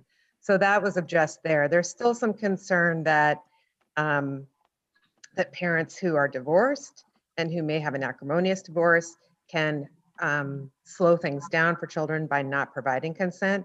So we'd love to see if this bill went through a provision around that. We'd also like to see a provision around unsafe behavior, because if we had to do a stay put with someone who is exhibiting unsafe behavior in a school community, it would be very challenging to maintain that placement during a due process event, which could be 3 to 6 months. I am concerned that this will be an additional administrative burden on special education staff and administrators. I know that this bill, on the surface looks like it supports children, but in some contexts it may support parents over children. And so I just want to make sure that that provision is understood, that this could have the potential to delay services. And I also wanted people to know that if an SAU brought due process against a family, they would not be covered under insurance. So the cost of that would be prohibitive. If they did provide that, they would have a $100,000 worth of litigation that they would have to go through, which could decrease due process, but also might impact student services that were provided to children. That is the main concern over people who have this provision, is how it may impact the services that are necessary to provide individual education programs to children. If you can imagine a general education teacher needing consent over every curriculum maneuver it does from a parent, it would be prohibitive. And I understand that that's a oversimplification of what's occurring here in terms of the idea that there are some very complex and challenging things that people have to go through when making these decisions. And most of the time, families and parents, even though they're challenging decisions, they come to consensus on what those decisions could be. So we just want to make sure that there's a fiscal understanding and the understanding of, that this may impact the provision of services. Another really big fear I have is that we'll lose more special education teachers to the administrative, because this will add an administrative burden to a special education teacher and a special education administrator. So I'm concerned that we will have more people moving from the field in terms of trying to make these determinations. One thing that happens, from what I understand, is the school concedes. In a lot of cases, instead of bringing a multiple hundreds of thousands of dollars worth of litigation toward a parent, they're going to provide the services. But for a teacher, it can't feel good to provide services that they know might not meet the need based on the parent's request. And the parent, while is one of the most critical people in an IEP team meeting, might not have the technical expertise to understand how to implement the IEP.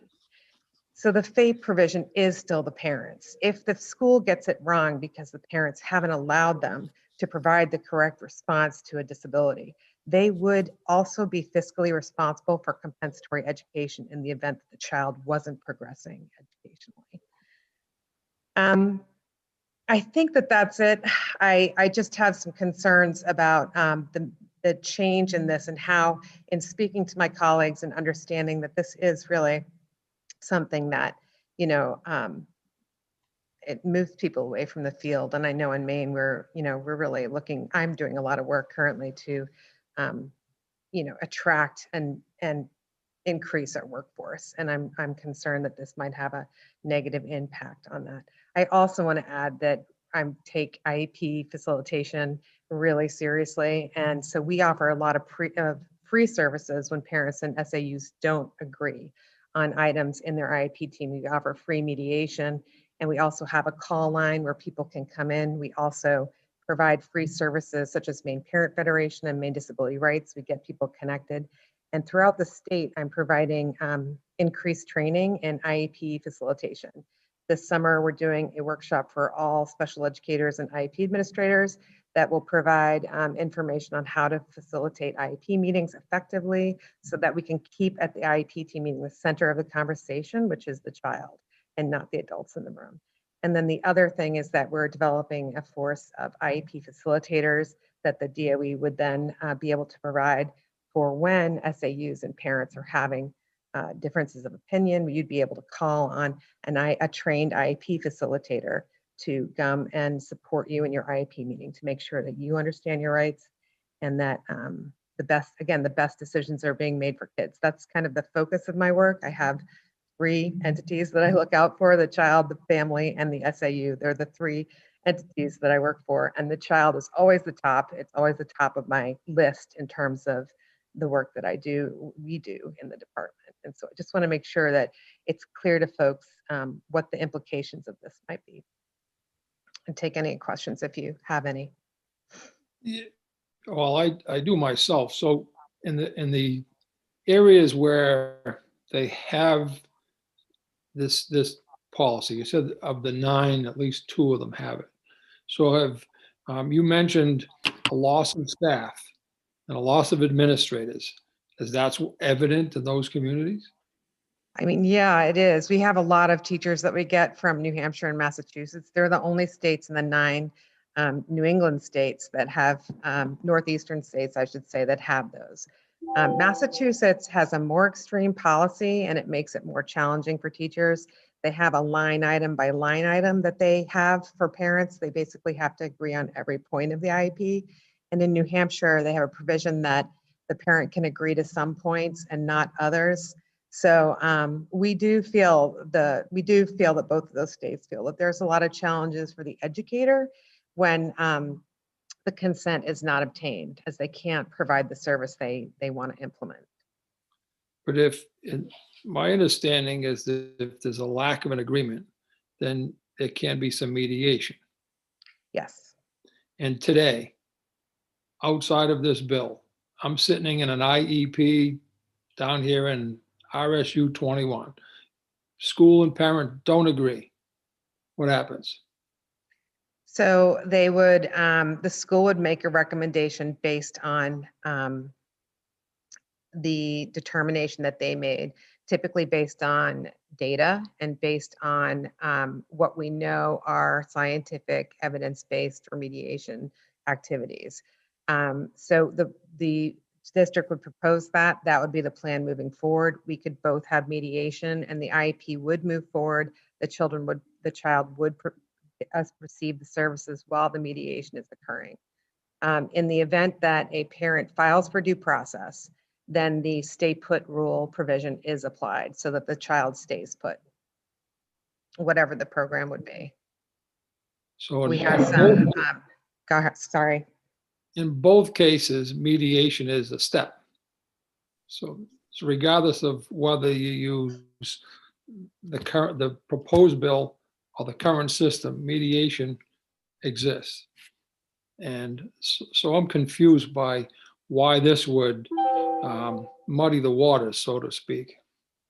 So when an IEP team meets, they review a draft of the IEP team, but the IEP isn't generated at that time for consent. It would have to be consent that would be obtained within 21 days of when the IEP is due. The program starts typically within 7 days of the IEP meeting. But because of that delay of service, if we had difficulty or challenges obtaining consent, we would not be able to initiate a program or a change based on the lack of consent in that case. If a parent doesn't agree with consent at this point, let's say one parent agrees and one parent disagrees, we're also on a course of not providing services in a timely manner. So we're waiting until we can mediate that. And sometimes those disagreements around consent are truly around a contentious situation versus the child's best interests. So the lack of consent could prevent the provision of a service immediately. Under any system. No, because right now we don't have consent, we would provide the services. So right now we would go forward with our services and we would begin to take data and, and we would still be working with the parent to understand why we were proposing this specific services and to make sure that it's working. In my previous district, we had up to 5 to 6 IEP meetings a year just to tweak those programs to make sure that the data was supporting continued growth. And that's really the beauty of the IEP process. Even if there's some disagreement, you can use that process. You can call an IEP anytime to work through what disagreements they might have, individuals might have. But it would delay the provision of service is what I'm trying to understand. That lack of consent, the lack of written consent would delay the provision of services. Thank you. Representative McCray?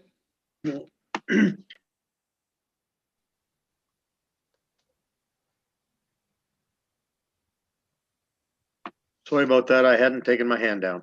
That's okay.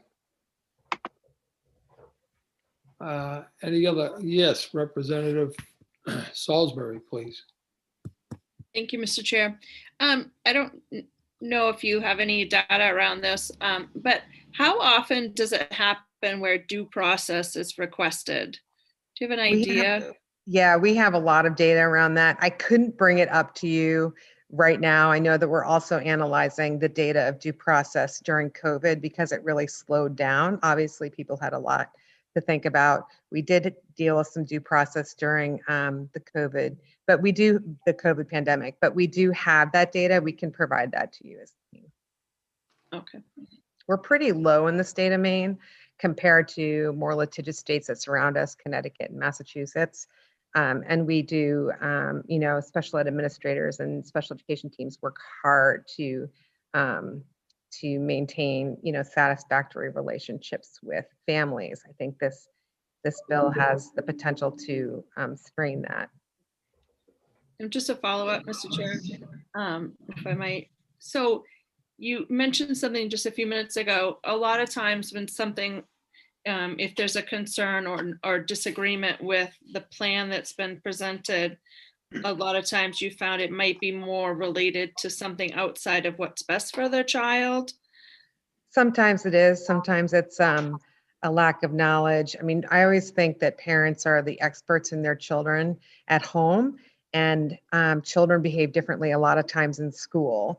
So really, it's the IEP team's job to look at data and prove that the interventions that they're using are working. So sometimes in the case where it's potentially a more restrictive placement, or in special education, we always have to look to the least restrictive environment. Sometimes when a child's ready to transition from a more restrictive environment, a special purpose private school, back to the public school, and we're trying to support that because the prognosis for that child is much better if they are able to maintain themselves in a public school. And the parents are resistant and fearful because it is a very scary thing. It's very scary to lose a lot of the supports that have been offered. And it's, I mean, taking the training wheels off is a vast simplification of the analogy there, but it is like there's a lot of fear involved and emotions involved in making these decisions for kids. And sometimes those, might prevent the parent from wanting to agree to something that doesn't seem to be in the best interest of their child. Thank you.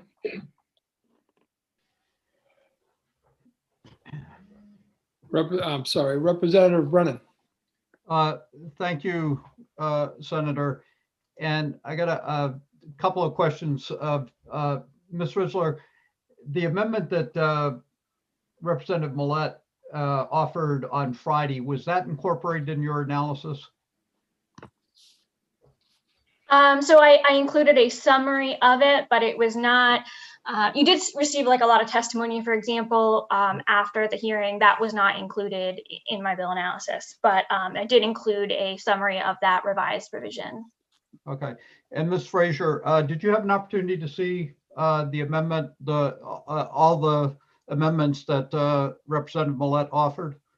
I just saw them briefly just now, so I haven't really had an opportunity to internalize them. It does look like there's some flexibility there. For instance, one of the concerns I had with ed techs attending an IEP meeting is that often they're covering for one of the required team members, or they're providing care for a student during that time. There's other ways that we can get parents connected with ed techs, and also ed techs aren't trained to be able to provide input at an IEP team meeting around the IEP program, the actual document. So that I think that was amended to include that if it wasn't reasonable for a school, for instance, they were going to have a coverage issue, then they would be able to work with families around that. And then I did see the 14-day written consent, which would prevent the 2-year IEP from occurring because we can't track a parent down. So some of the concerns that you raised today, 10 or 15 minutes ago, were prior to your seeing the amendments that have been offered?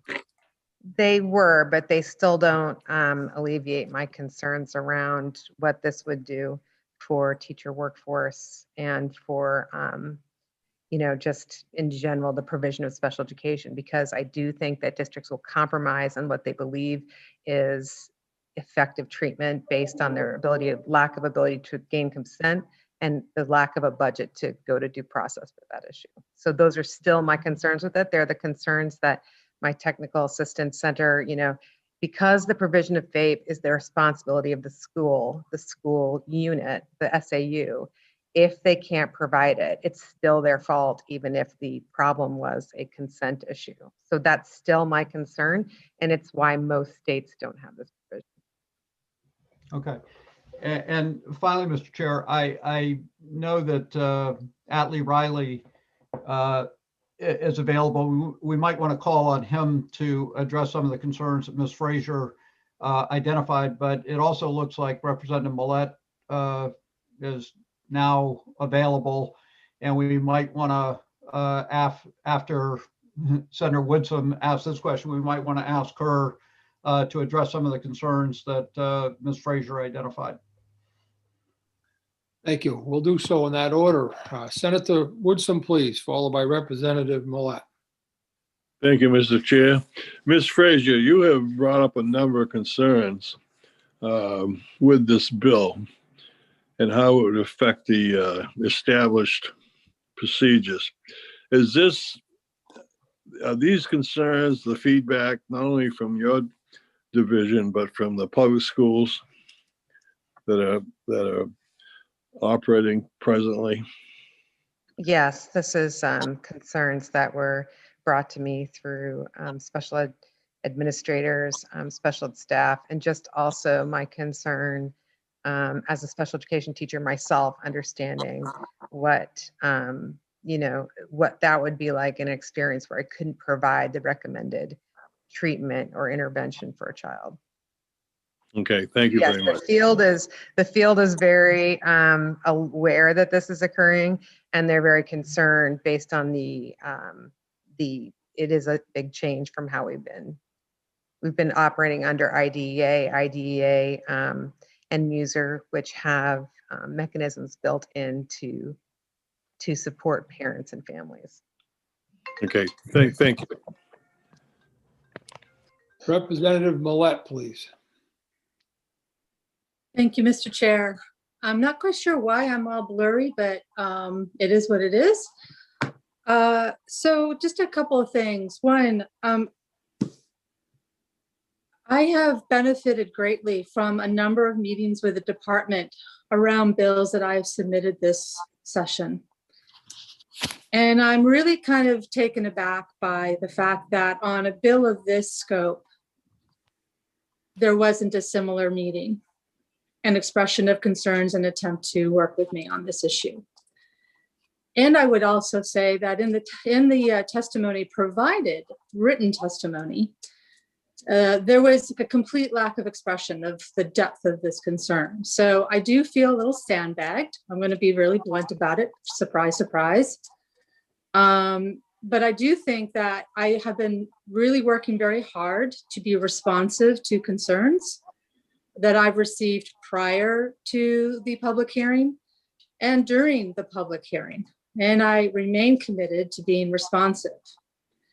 Having said that, I'm not terribly interested in trying to address anecdotal concerns. I'm pretty sure that we haven't interviewed special education staff from Massachusetts and New Hampshire to specifically ascertain why they are here in Maine and not there working. But if I had to wager a guess, perhaps it would be the line-by-line veto power rather than the overall attempt to gain some sort of balance in the IEP change process that Maine currently lacks. And I do emphasize change because Ms. Frazier did say a number of times that this bill would prevent services being provided, and that's really not the case. This is about changing of IEPs. Services will remain in place. So the child is not going to be abandoned if we were to make this change. And yes, I do recognize this is a big change for special education and special education teachers, but that doesn't mean that it's bad. And that doesn't mean it's uncomfortable. But, you know, I think that we need to have a very frank discussion about what is happening in some meetings. And I do agree with Ms. Frazier that and Atlee Riley, who I do hope will be allowed in to respond to some of Ms. Frazier's statements, that we're talking about a small percentage here. And, you know, the statement that parents don't understand, parents don't have the expertise, well, it's incumbent upon our schools, our administrators, and our educators to help them understand. Because if they're not partners in this process, then it's not going to work. And that is the whole point of this bill. So at this point, Mr. Chair, I would ask if Atlee Riley would be allowed into our meeting. Thank you very much. Thank you. Is Atlee available, Sam? Senator, I'll bring him right in. Thank you. He's coming in now. Thank you.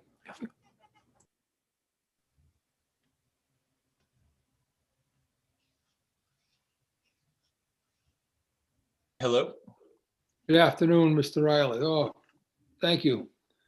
I'm sure you've been able to hear what's been going on. I have, yes, yes. Thank you. Thank you for inviting me in. I had a longer list of things to say, but after Representative Millett really just covered a lot of them, I did think maybe it's helpful just for the committee to kind of understand, I think, the areas in which I think this will come into the most play. And I think I was going to talk a little bit about the delay piece, and Representative Millett hit on that. Really, I think there's two scenarios where this is most likely to come into play. One scenario, you're in your IEP meeting, Senator Rafferty, you said, well, what happens, right? We're in an IEP meeting. Here's one type of IEP meeting you should kind of envision. One in which maybe a student is in the school's view making some progress and no longer needs, say, 45 minutes a day of reading instruction. And the family has maybe watched that student struggle for years and years and wants to continue that service a little longer. And so there's a disagreement, and the school says we want to remove it, and the family says please don't, it's too soon. And under current law, unless the parent finds one of very few people to represent them in a due process hearing and file something or a complaint with the state within 7 days, that service goes away in 7 days. So that's one scenario. Under this existing law, the parent would say, I don't consent, and the service would just continue. And if the school felt it was important enough to utilize due process to remove that service, they could. The second scenario I think it's important to keep in mind is when a school wants to change something and the family may not. This could be, and this comes up for a lot of families when schools are saying, well, we have a program in this other part of the district, and it's a program for students with significant, emotional and behavioral needs. And that's where we want to put your child. And the family might say, well, my other kids go to this school, and he has all his friends at this school, and I want him to stay in this school. And the school says, no, we've decided this is what's best. And again, unless the family finds somebody to help them challenge it, then in 7 days after a written notice goes out, and you heard Director Fraser say parents don't even have the IEP at this point, right? So even before they get the IEP, they have to challenge it after they get a written notice saying we're going to move your child to another school. So just to the extent that's helpful, hopefully it is helpful. Those are, I think, the scenarios that would come into play most often. And I think that it's just, to me, it makes sense to put the onus on making a change. Again, this is not we have an existing IEP that people agreed on within the last year. In making a change, to put that responsibility on the school to defend that. Or hopefully what will happen more, and I think what will likely happen more, is that there will just be more consensus. People will work through, it might take a while. They might utilize the processes that Director Fraser indicated they're going to set up with a facilitated IEP meeting. So they might say, you know what, this is too heated now. Let's get some more information. Let's bring in a facilitator and continue this discussion. And my guess is that will help resolve. Still, very few of these things go to due process as it is. And if you had a facilitator or a mediation, I think you'd really limit the number of times where there really is a disagreement. And sometimes there's just a profound disagreement. I mean, there are systems in place about how to resolve that. And all this does is just say it's the school's responsibility. They have all the expertise. They have the information. They have to defend what they want to do. So I'm happy to answer any questions that anyone has.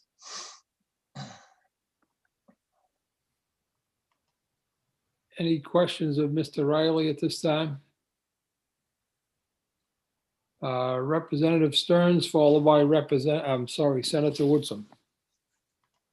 Thank you, Mr. Chair. I don't have any questions, but I'm wondering if you're ready to entertain a motion. I'd like to ask my question. Yes, Senator Woodson, go ahead. Thank you. Thank you, Mr. Riley, for being here.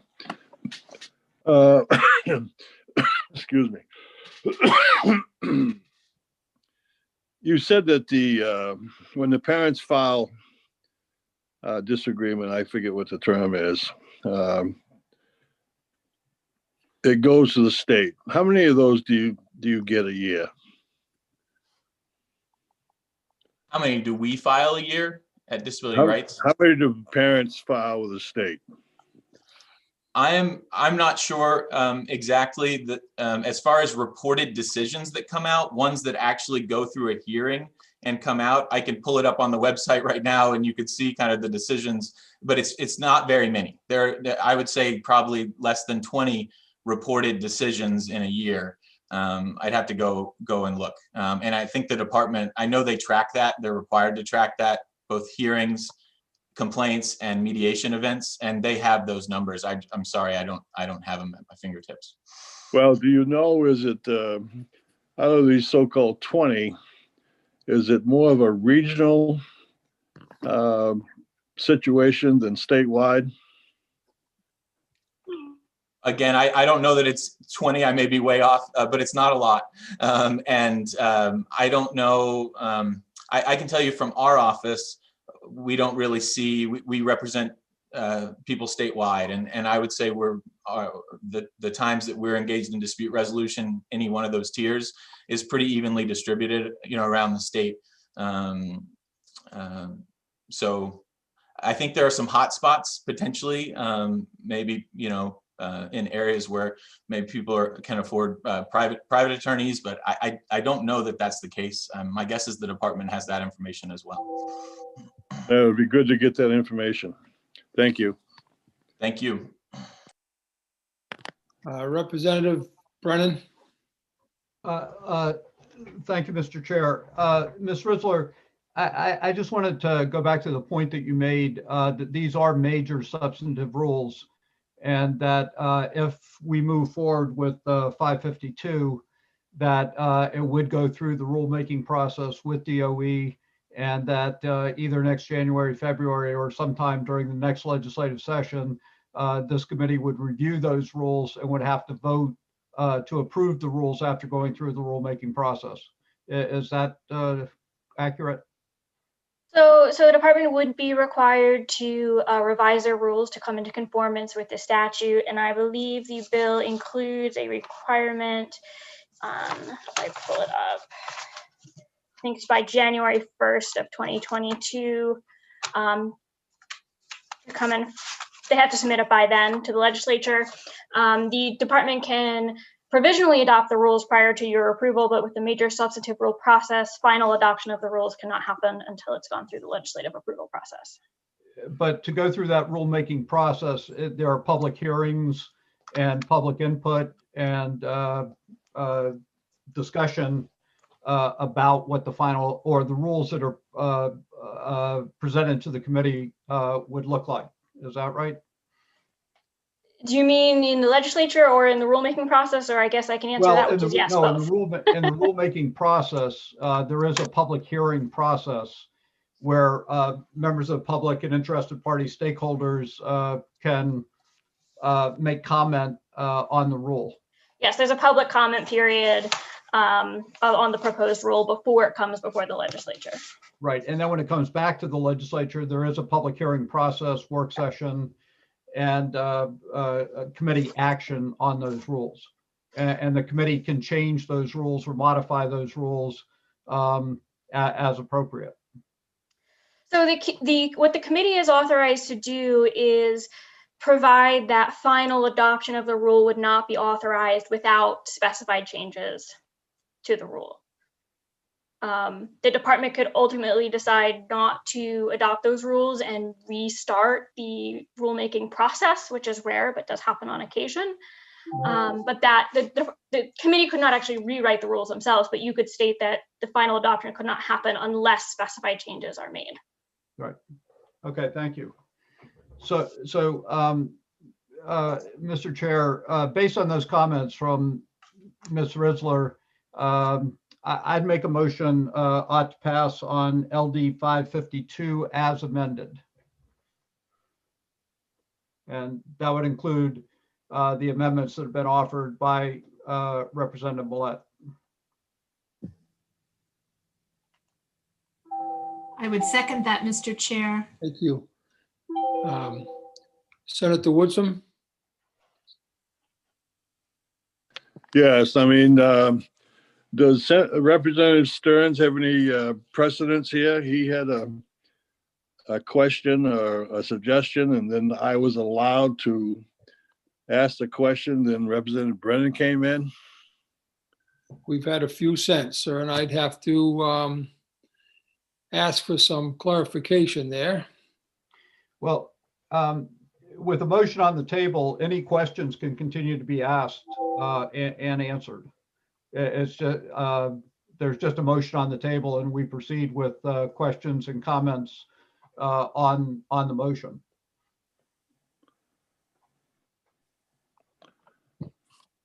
Can I just, Mr. Chair? Yes, I just want to make sure I had the motion by Representative Brennan and seconded by, thank you, Representative Dodge. Representative Sampson, followed by Representative Stearns. Well, thank you, Mr. Chair. I was just going to mention that no one responded to Representative Stearns, who asked if you wanted a motion on the table. That happened before all of this. And I would have to take ownership to that, only in that as he was stating that, there were a number of hands up. So Representative Stearns? Thank you, Mr. Chair. I would have to say at this time that I'm a little disappointed in that it appears that if a person on the committee asks if we're ready to entertain a motion, that can be ignored and allow somebody else to make a motion. And that doesn't sit well. And I understand that. And again, what it comes back to is you ask if you could make a motion, and I see an additional hand go up. I did, whether it's an error or I'm trying to be too polite. I wanted to respond to that before a motion was actually made. And that's on me. Senator Woodson, followed by Representative Brennan. Yes, thank you, Mr. Chair. Well, is there a parliamentary procedure here that would cover this situation?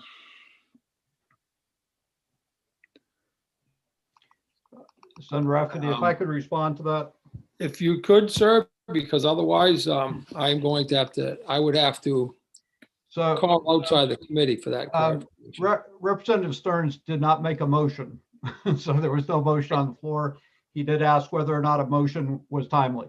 I will withdraw my motion at this point and defer to Representative Stearns to allow him to make his motion, and we will proceed from there. Thank you. Before he does that, are there any additional questions? I see a hand up, Senator Woodson. Questions? No, well, I'm just wondering the procedure of the motion has been made, it was seconded. Is there a procedure we have to go through to remove that and allow Representative Stearns to speak? Thank you. Representative Brennan withdrew his motion. His motion had been seconded by Representative Dodge. Her hand is up. Representative Dodge, is that in support of the withdrawal? Thank you, Mr. Chair. Yes, I will withdraw my second of the motion. Thank you. Thank you. So the motion by Representative, second by Representative Dodge, has been withdrawn. Representative Stearns. Thank you, Mr. Chair. I would move ought not to pass. I second it. So that's a motion made by Representative Stearns, seconded by Representative Sampson. And I see a question from Representative Brennan, please. Thank you, Mr. Chair. And I would ask my colleagues on the Education Committee to vote against this motion so that we can go on to support a motion ought to pass. Thank you.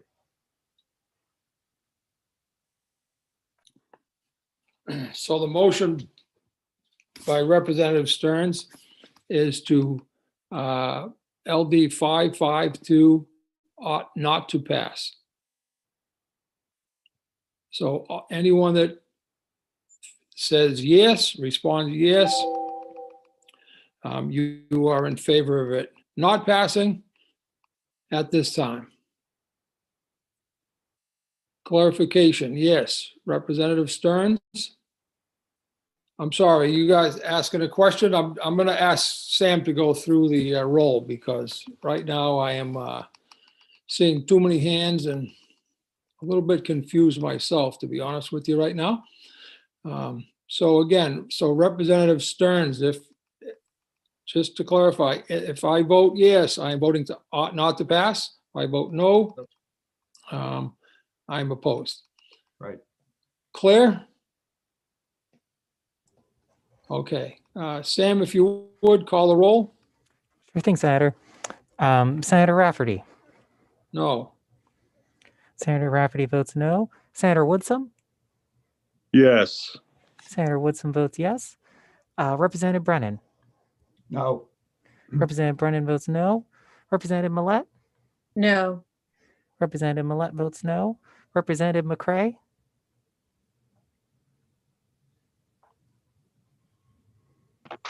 No.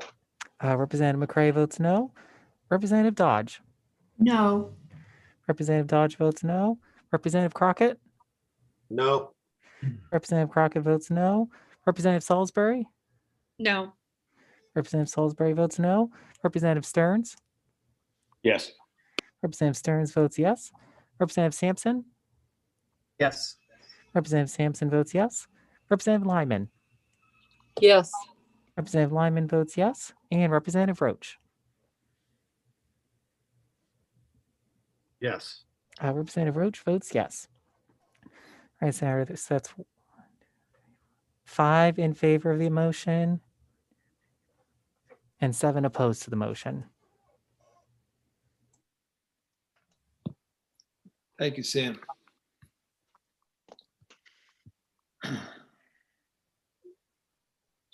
So the result is 7 no and 5 yes.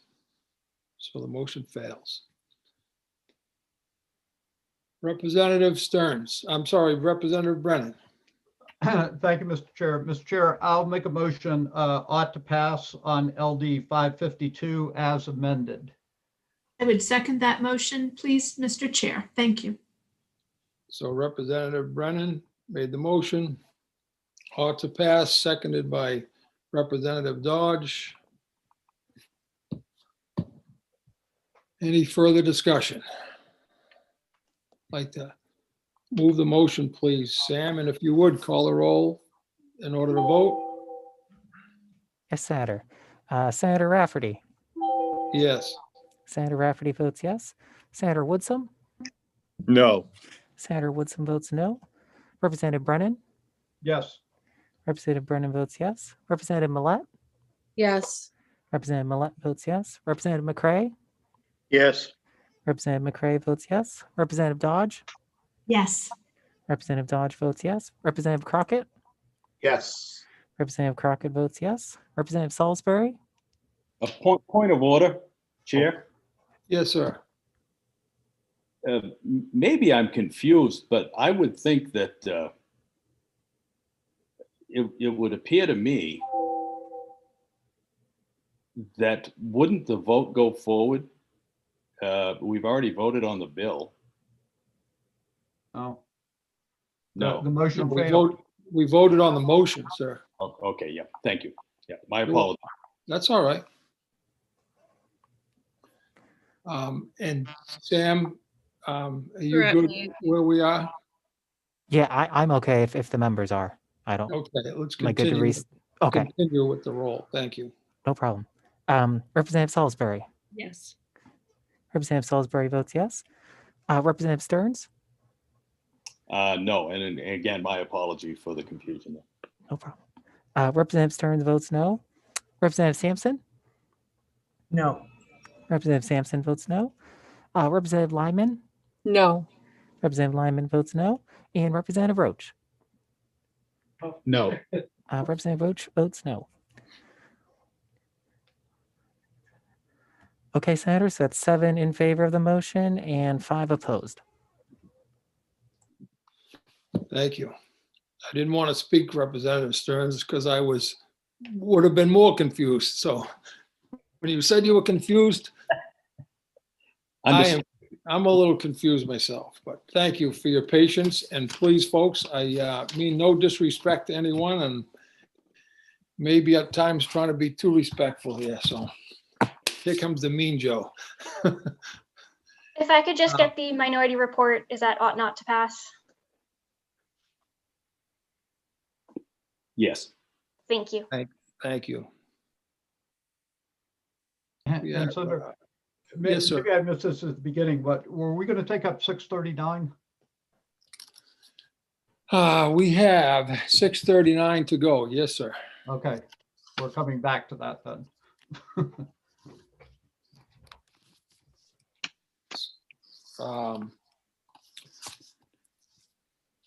We could take a break now. Would do my brain a little bit of good, I think. I have 12:30. If I need to close that. Yeah, I need to close the hearing on LD 552. So our options are go on to 6:39 and take a break, or do you want to take a break and then go on to 6:39? Anyone have preference? Take a break. So, Thank you, sir. so we take up 639. We're just going to work session before we go to public hearing at 1 Correct. o'clock. Correct. Okay. So I have 12. Let's call it 12:35. Let's reconvene at 1:05, please. We'll give us 30 minutes. Senator Rafferty, can I just Yes, jump? sir. Just FYI, I won't be available after lunch, so I don't know if that makes a difference in whether or not we want to do it now. Is 639 the other certification bill? 639 has to do with professional training for school counselors. Yeah. So my suggestion is, since we tabled the other certification, to wait until after the certification rules are presented by the department, perhaps we can entertain a similar motion for this bill. Good idea. I would second that. I did not actually make a motion. Let's No, just be very no, clear. Yes, I understand that, and I was about to say the same, so, but thank you for doing so. I'm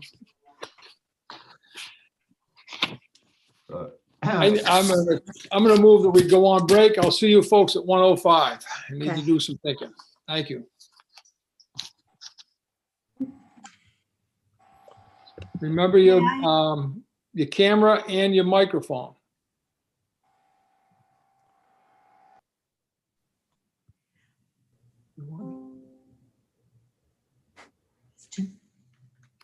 Call you. Want to call me?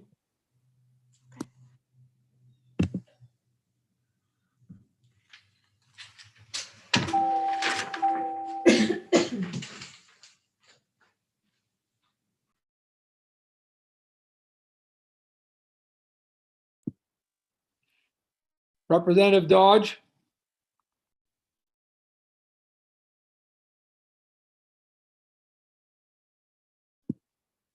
Yep, make sure you mute.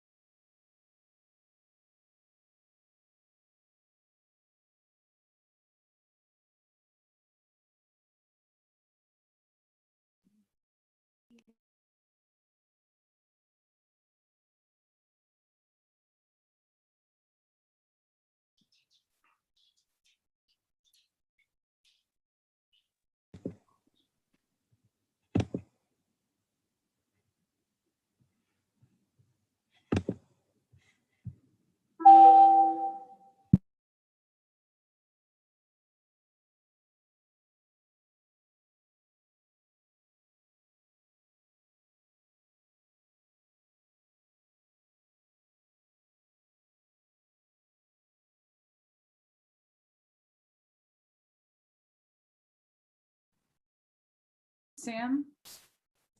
Yes, Senator. So I just got an email from someone who had hoped to testify, I think on, oh, I should know the number because it's my bill. Was it Marcus? Yes. Okay. Yep. He just called me, so he's gonna send me a link or send me his email, and then I'll go ahead and send the link. Perfect. Thank No you. problem. Yep.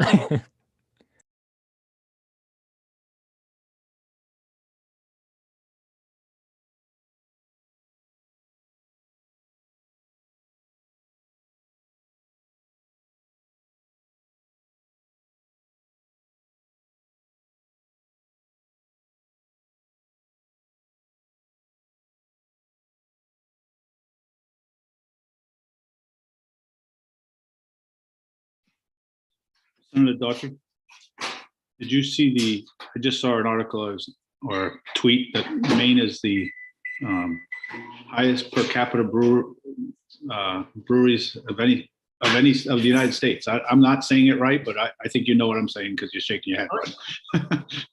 We've, I'm curious when we get to do the first post-pandemic economic impact survey, but the last one we did, we were pretty close to being the top per capita or density of breweries in the nation.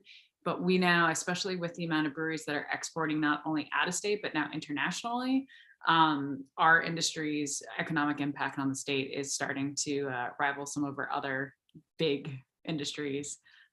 Lobster. We like to jokingly, we want everyone to be doing well, but that's been like our benchmark as an industry. That's been kind of fun to sort of compare it to. And the cool thing about it, not to talk about my industry's like soapbox, but the thing I really love the most about the brewing industry is it benefits a lot of other industries, and most everyone has a commitment to use Maine ingredients. So the more of us there are, the more farmers who are benefited. You know, we have colleagues, we're hoping to make an oyster beer soon. So, you know, you're also helping the fishing industry, and yeah, it's just, I love it. It's like an awesome economic story. So. I had a constituent, maybe you can answer why this wouldn't be, ask me to somehow find a bill that would allow,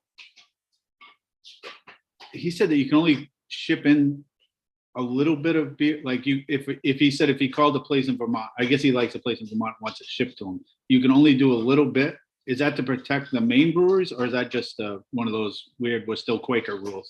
So this is a combination of both federal commerce regulation and the brewing industry is federally, state, and locally regulated.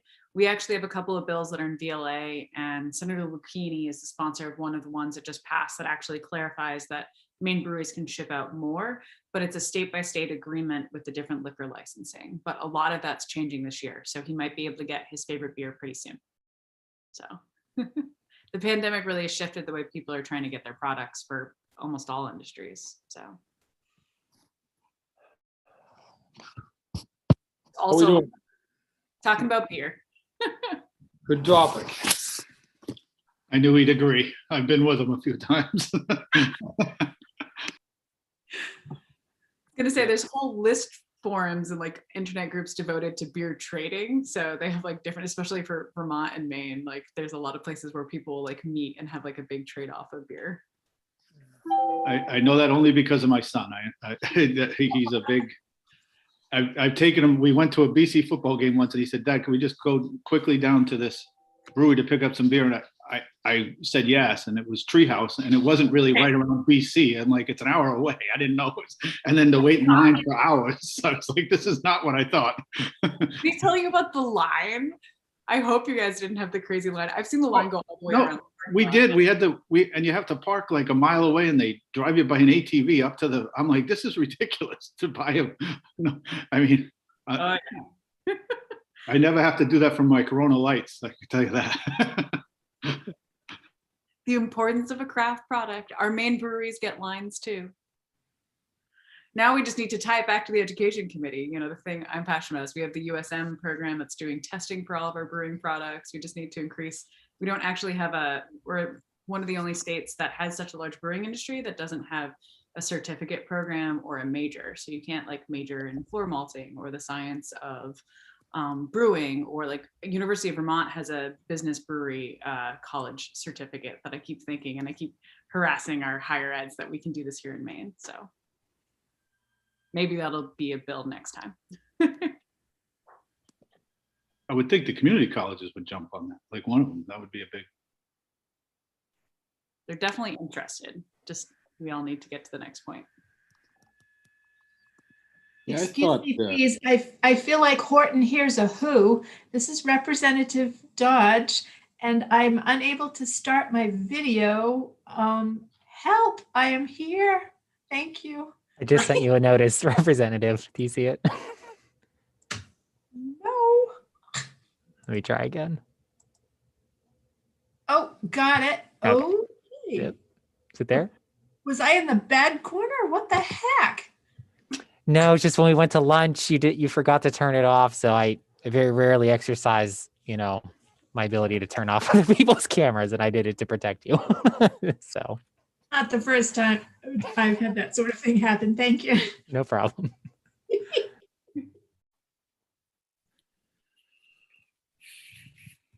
All right. How many folks have we got? We are at 1, 2, 3, 4, 5, 6, 7. All right, 8. We're good. All right. Well, welcome back. And we are going to continue the public hearing of the Educational and Cultural Affairs Committee. Having had a short break, I'm just going to ask folks to just quickly introduce themselves, and then we'll just continue on without any further introductions through our public hearings as well. My name is Joe Rafferty, and I am State Senator in District 34, which encompasses much of York County. Senator Daughtry? Thank you. Okay, I'm sorry. Go ahead. Last I looked, Mr. Representative Brennan wasn't there, but he's back. So go ahead. Senator Daughtry, go ahead. I'm Maddie Daughtry. I represent Senate District, last time I checked, Brunswick, Freeport, Hartsville, North Yarmouth, and Pownell, and proudly coming to you from Brunswick. Thank you. And Representative Brennan, sir.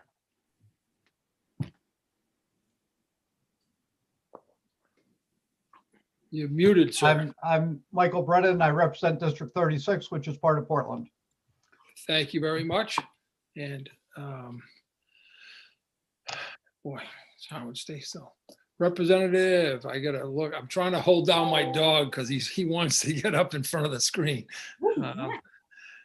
Representative Dodge not here. Let's go with Representative Dodge, please. Thank you, Mr. Chair. I'd love to see your dog. I'm an animal person. My name is Jan Dodge. I represent House District 97, Belfast, Northport, and Waldo. Good afternoon. And hello, puppy. Good afternoon. Representative Lyman? No, not live yet. Representative McCray? Yes, good afternoon, folks. I'm Dave McCray. I live in Fort Fairfield, up in the center of my district, up in Worcester County, District 148. Good afternoon. Good afternoon. Representative Roach?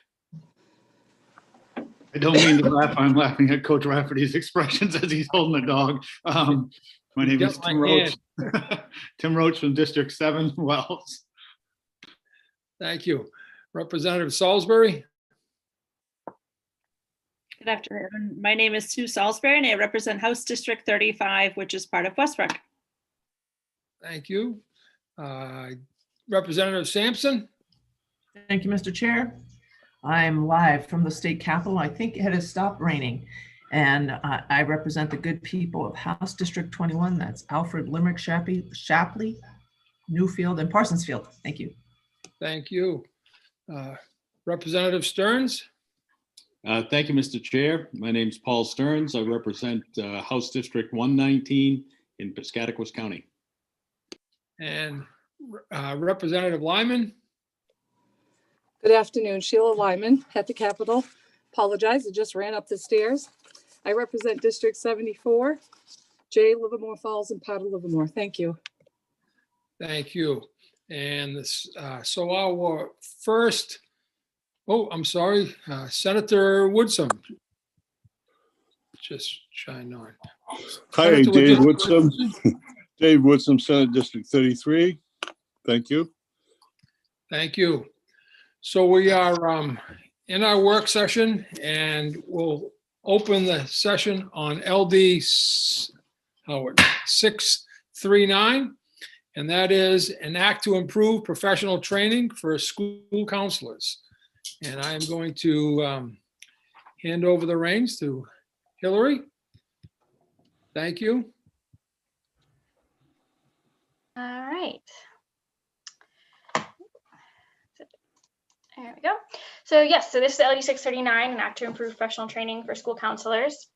The original bill was a concept draft, but the sponsor proposed an amendment which would replace the concept draft and require that in addition to the State Board of Education rules for educational specialist certification, which includes school counselors, an applicant for a certificate as a school counselor must complete a one-time minimum of 6 hours of coursework in family or intimate partner violence, including coursework in spousal or partner abuse that addresses screening, its impact on children, referral and intervention strategies, including knowledge of community resources, cultural factors, evidence-based risk assessment, and same-gender abuse dynamics.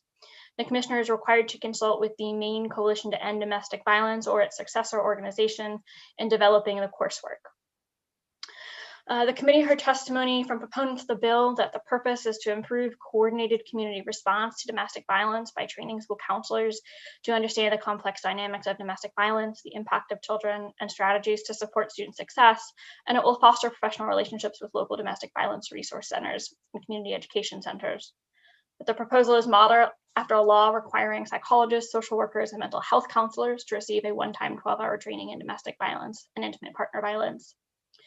That a child school is a significant community touch point, and at present there's no coordinated statewide approach to ensure that professionals in schools have familiarity with local intervention strategies and resources. The prevalence of intimate partner violence in the state and its physical and mental impact on children leads proponents to believe that Maine should require more professional training for school counselors. And that the bill impacts teacher certification rules, which will come before the committee. And it would be good to avoid an ad hoc approach to rewriting the certification rules when the rulemaking process has been very deliberate and painstaking. And you did hear a bit about that rule chapter 115 process this morning.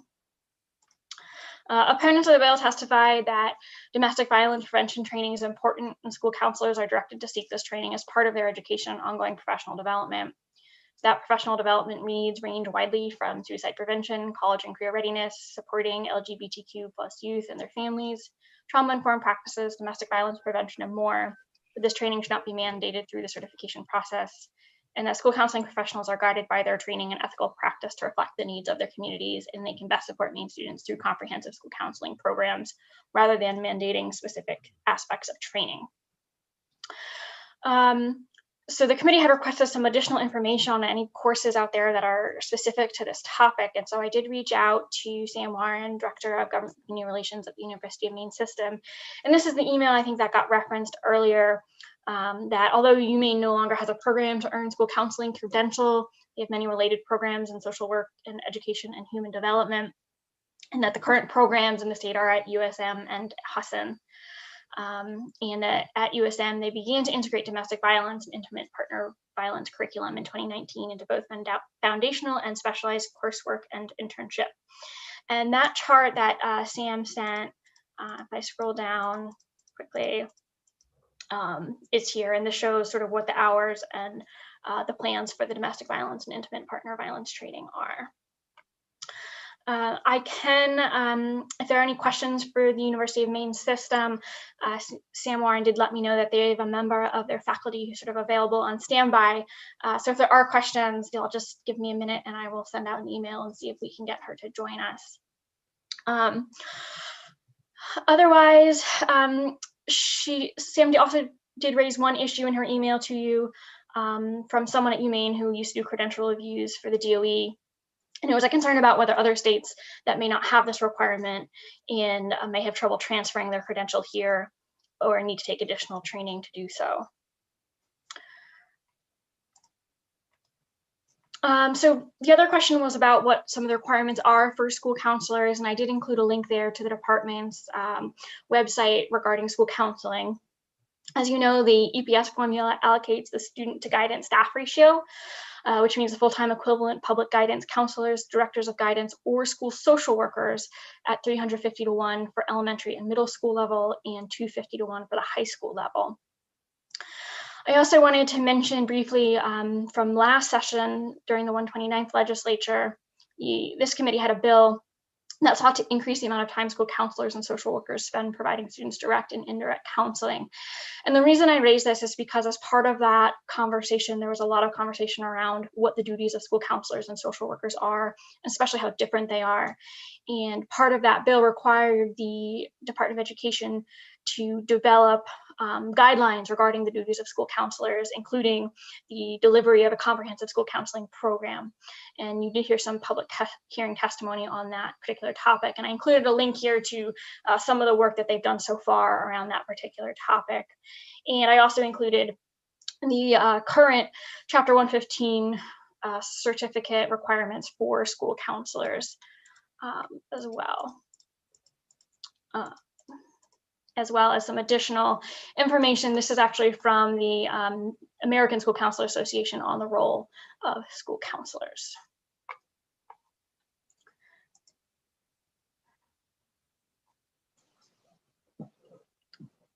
So that is what I have for you at this time. And if there are questions specific to the University of Maine system, just let me know and I'll, Sam and I will work on getting that faculty member present.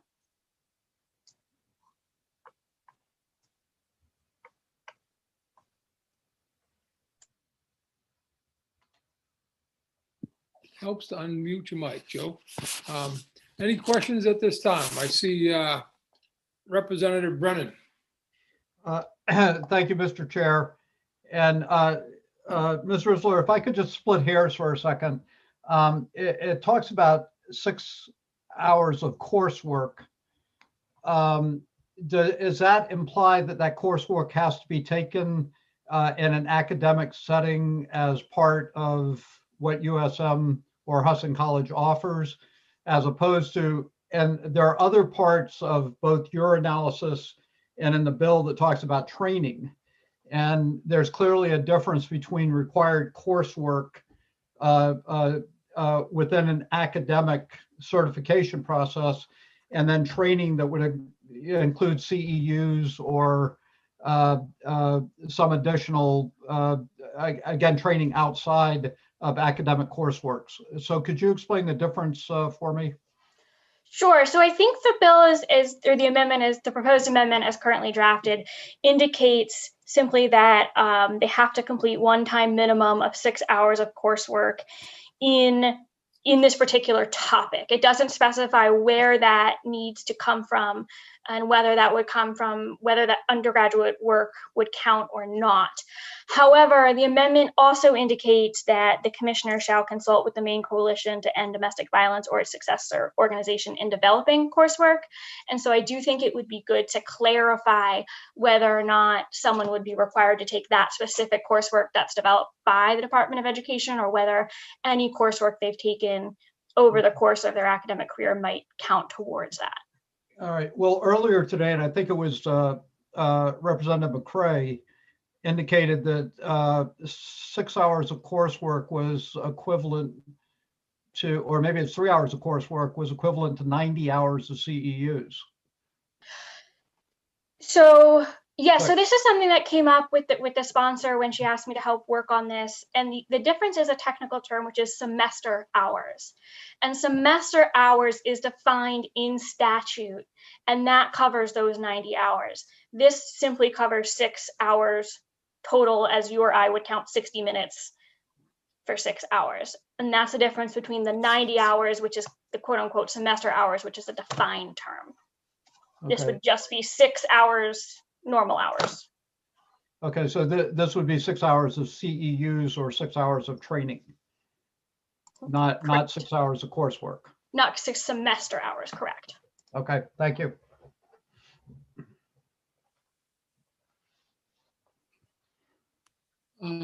Any other questions at this time? Yes, Representative McCray. Yes, thank you, Mr. Chair. I would recommend, rather than using 6 hours coursework or anything else. Stick with the semester hours when we really mean that, and just have it 6 hours of training. Because the minute you throw coursework in, oh, is that 6 courses? You know, it starts to sound like college credits. So, thank you. Thank you. Any other questions, excuse me, relative to, no? Representative Stearns, followed by Representative Brennan. Thank you, Mr. Chair. I would just throw out there that oftentimes it would be referred to as 6 clock hours. Thank you. And Representative Brennan? Yeah, thank you, Mr. Chair. And I appreciate the sponsor of the bill, the intent of ensuring that people who are, quote, school counselors have some exposure to domestic violence issues. At the same time, I think these issues about who should decide certification, who should decide licensing, who should decide continuing education CEUs should be left to the boards or entities that provide those certification or that provide licensing or that make decisions about the professional advancement of a particular discipline. And that being said, I would move ought not to pass on 639 with a letter to the Department of Education and to the Board of Counseling Licensing, recommending that the next time that they review certification requirements, continuing education requirements, and quote course requirements, that they give consideration to domestic violence issues within that review process. Thank you. Do I have a second to that? Representative McCray. So motion by Representative Brennan and seconded by Representative McCray. Further discussion, Representative Salisbury. Thank you, Mr. Chair. Now, how will this all tie into the questions and comments and stuff we're going to be talking about on Wednesday when we talk about the certifications and some questions around some of the course requirements? Or is this kind of an outlier? I don't know really who could answer that question, but I was wondering, you know, we're going to hear some more about some course requirements, and I didn't know how this would fit into that. I don't know the specifics of that myself. Obviously, we are going to hear more about it. I'm sure that they'll cover this as well, but I'm going to recognize Representative Millette, please. Thank you, Mr. Chair. Yeah, we were in this situation in the last legislature as well. There were a number of licensing or credentialing bills before us. And I would say that we certainly should keep this in mind when the department brings forward the Chapter 115 and whatever the other chapter is, and can keep this forward in our conversation as we evaluate the rules, the rulemaking that they're going to be presenting to us. Thank you. Any other discussion? So a motion's been made by Representative Stearns. Oh, yes, I have hands. Senator Woodson, followed by Representative Stearns. Thank you, Mr. Chair. Could Representative Brennan repeat his motion, in particular reference to the letter that he is suggesting to be sent? The letter would be to the Department of Education, which provides a certification for school counselors and decides what type of professional advancement or professional training people would need. And then secondly, to the Maine Association of licensed counselors that also the licensing board set standards for counselors. And in this case, there are some people who are dual certified as school counselors as well as counselors licensed either by the social work board or by the licensed professional clinical counselors. Okay, thank you. Representative Stearns, please. Thank you, Mr. Chair. I won't be supporting the motion, but I support, but I don't feel that a letter to these professionals is necessary for them to do the work that they're going to do anyway. Any additional discussions? Representative Daughtry, Senator Daughtry, followed by Representative Salisbury. I'm just wondering if it'd be possible to do a quick corner caucus on this bill. Yes, and Representative Salisbury, would you like to ask your questions before the caucus? No, that's what I was going to ask for. Thank you. Okay, so if you were going to move to caucus. How about, is 10 minutes good? That should be good. Thank you.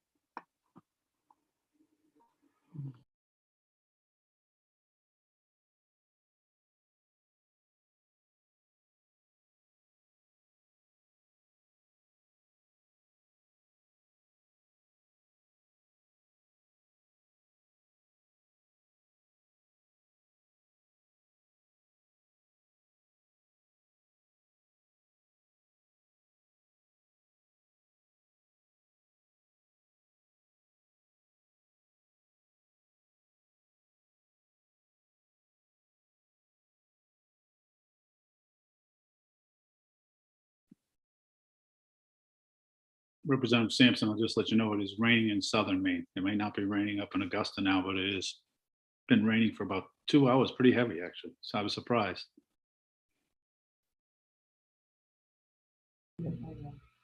Thank you, Representative Roach. I'm happy for that update. I'm glad I'm here and not there. Because of course I could be singing in the rain. It was blowing like crazy earlier. I thought my umbrella was gonna, I thought I was gonna be Mary Poppins and was going to be carried away. And as you know, I like to pretend to be a weatherman, and I just got this weather map, weather like pressure system thing sent to me, and I am very nervous about this weekend now. I thought it was gonna be a beautiful weekend, and now I'm looking at a fairly major storm could develop in the next day or so. I was like, holy mackerel. With snow? I don't think for us down, but for Mr. Stearns and those people, maybe it has the setup of a very big storm system, and I haven't seen it in a couple of years actually. Now it's so early in the stages of this, but I just got it posted right now. I was like, whoa, that's different, but we'll see. It wasn't anything that was posted at 6 a.m. this morning. It was just now, so it was weird. Well, I did hear rumors from another weather buff that this was probably going to happen. There was going to be this nasty storm right around, it's always around my birthday. Well, I know what it is. I came in with a storm and it continues. You won't go out as I can guarantee you won't go out as a lamb. I could tell that in the short time I've known you, so. Very astute, very astute. So does your weather map say it's raining up here? I'm just trying to see, looking outside the window. Does it say it's raining in Augusta? It does. It shows it's drizzling. It shows in Augusta right now, but. Because it doesn't look like it's doing anything. The sun is always shining on the state capitol. Yes, yes. It's kind of like Camelot. Only rains at night.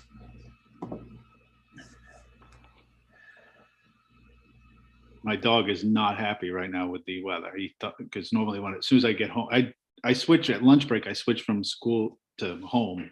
And I take him out right away. He went out the door and turned around, came back. He says, okay, we're good.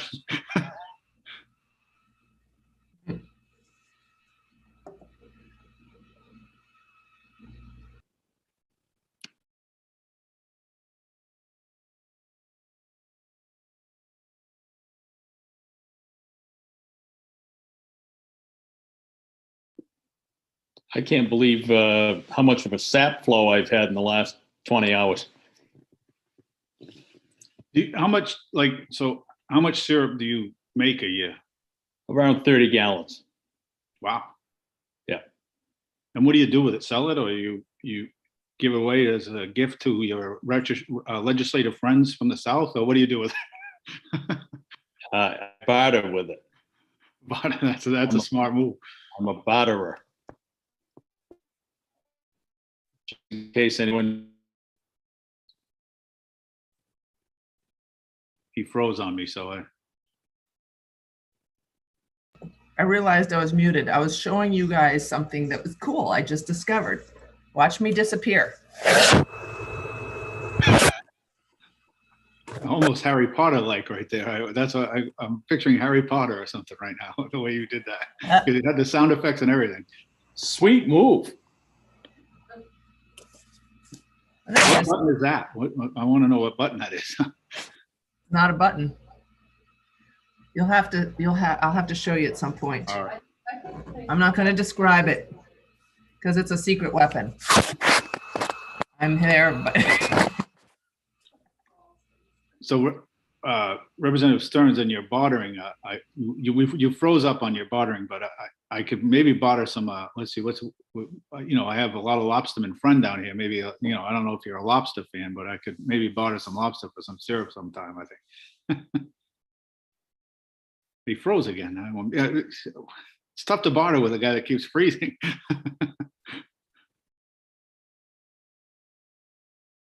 Sam, is he frozen? Just shake your head, yeah. Yeah, he's definitely frozen. He's pulling a Representative Sampson trick. Yes. You're back, Representative Stern. Oh, maybe not. Can you hear me a little better now? Yeah. Yeah, I think perhaps not only am I unstable, but my internet connection is a little unstable as well. It was weird because when I was at school, it kept just shutting off. I'm like, what? Yeah. I texted Sam or messaged Sam that I'm like, it just keeps shutting off on me. I don't know what's going on. All of a sudden, your guys are there and it's gone. I don't know if it's the weather or what.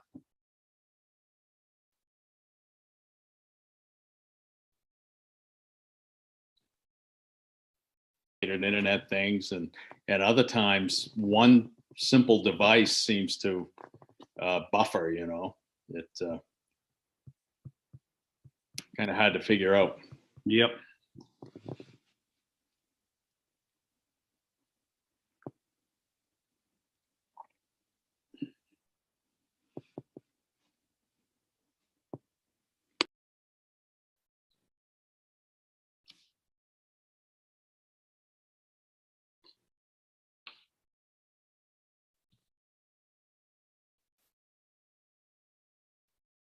Heidi, I have a interesting I'm representing the selectman, my son and I, who's also a selectman, are with one of the county commissioners today, because we're wondering where the $40 million is going to be spent when they get it. The York County is getting 40 million. I'm like, is that going to help us not to have to pay as much to the county, or where's it going? That's what we just want to know, where it's going, I guess. That's interesting because I had a discussion with one. It might make sense to actually meet with a couple of them to give them some suggestions, and where you're a selectman, that would probably be a good thing. I was going to meet with one of them just to give ask really some questions to get them thinking in certain directions. Well, not really thinking in certain, just, stimulate some thought, because they were trying to come up with productive ideas. So, I could help. Let's talk about that. Yeah, Because, I got it today at 4:30, but I'll definitely be open to more meetings. oh, okay. So are you meeting with one person? Yes, the local, yes. Okay. My town manager and I with one of the local county commissioners, Richard Clark. Who is your commissioner? Richard Clark. Okay, okay. So there were a couple others I was thinking of talking with. I'm just interested to hear what he said, you know, what they, Yeah, what their yeah, thoughts. it would be interesting because there's some immediate areas that I can think of, but it would be interesting to see what they're thinking. Yeah, let me know.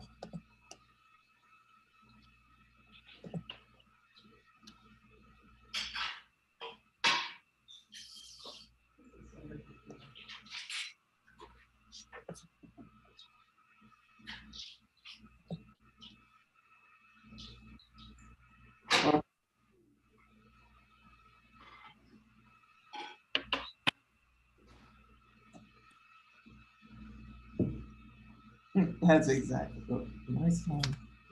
Did I mute myself? Am I still? Am I live? Have I muted myself? Am I muted? I'm not muted. And everyone's like, "What's she gonna say?" Huh?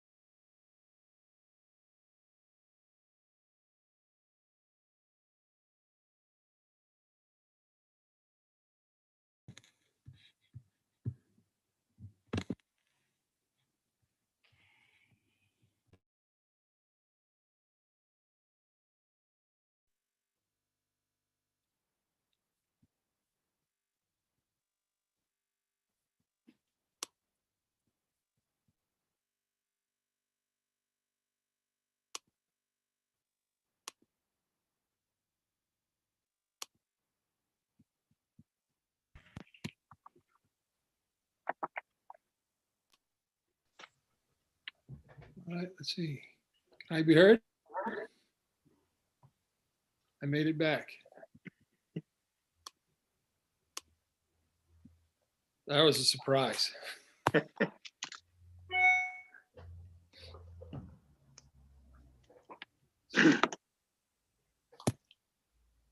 right. We got everyone? We do. Thank you, folks. Ready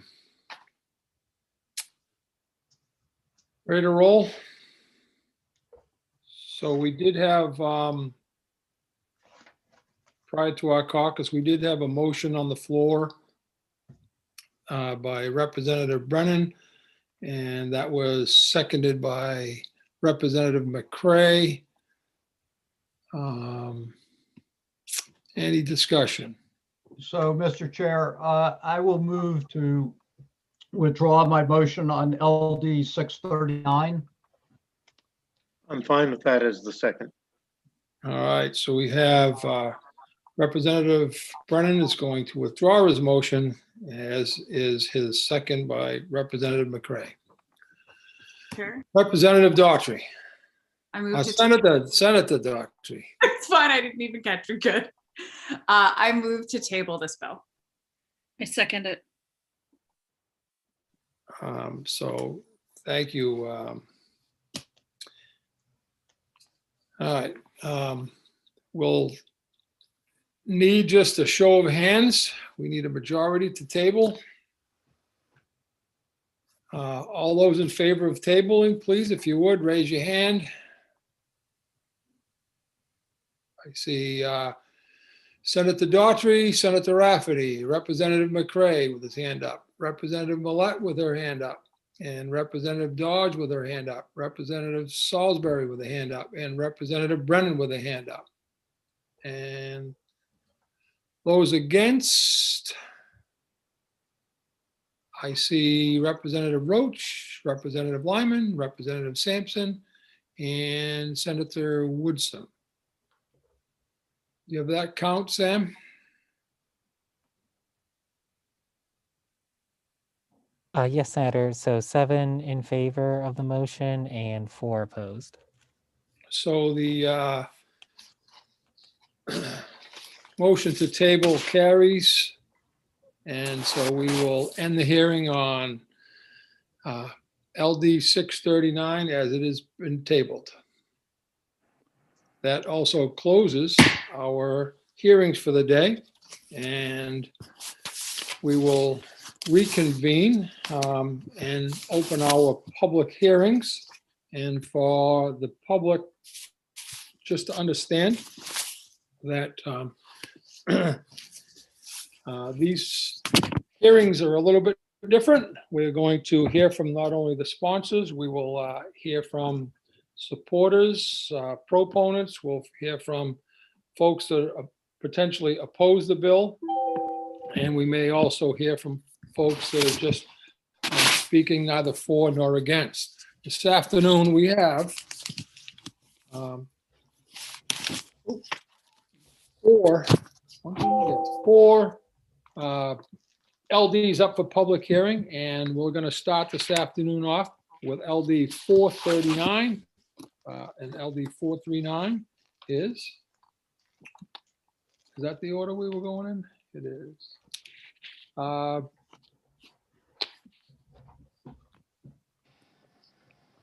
Jen? Did you get the list of signups, Senator? Let me look. Actually, I was going to say, I think for time purposes, we had an adjustment to make. Yeah, yep. What was the first one up? I know I have it written down here somewhere, Sam, but. Senator, it would be LD 633 and LD 880. Thank you very much, sir. No problem. Yep. And do you need me to resend the sign up, Senator? I can do that. No, I have it. I just have to shuffle a little bit more. Okay, no problem. So LD 633 is a resolve directing the Department of Education to implement diversity, equity, and inclusion training for educators. And that is our first up to speak relative to that is the sponsor, Senator Daughtry, please. Thank you, Mr. Chair. Senator Rafferty, Representative Brennan, and distinguished fellow colleagues of the Joint Standing Committee on Education and Cultural Affairs. My name is still Maddie Daughtry, and I am still the state senator for Senate District 24. And I am pleased to present LD 633, a resolve directing the Department of Education to implement diversity, equity, and inclusion training for educators. Last summer, I was inspired when people all across Maine, the United States, and the world came together and marched for racial justice. These events, prompted by the killings and murders of George Floyd, Breonna Taylor, and Jacob Blake, just to name a few, underscored what many of us know already. We need to do more as a country and as a state to address issues of systemic racism. In the Maine legislature, I believe it is our duty to address racial inequity and build a more inclusive society so that all of us can realize our shared common goal of an anti-racist society. LD 633 is one attempt among many this session to advance racial equality as a state by rooting out implicit bias. Studies have shown that our schools may inadvertently contribute to bias among our Black and Brown students, resulting in real-life consequences for our students and their families. In some cases, families do not feel welcome or supported by their public schools. I will not take the time to go into those reports today or recap the regretful behavior that may have occurred.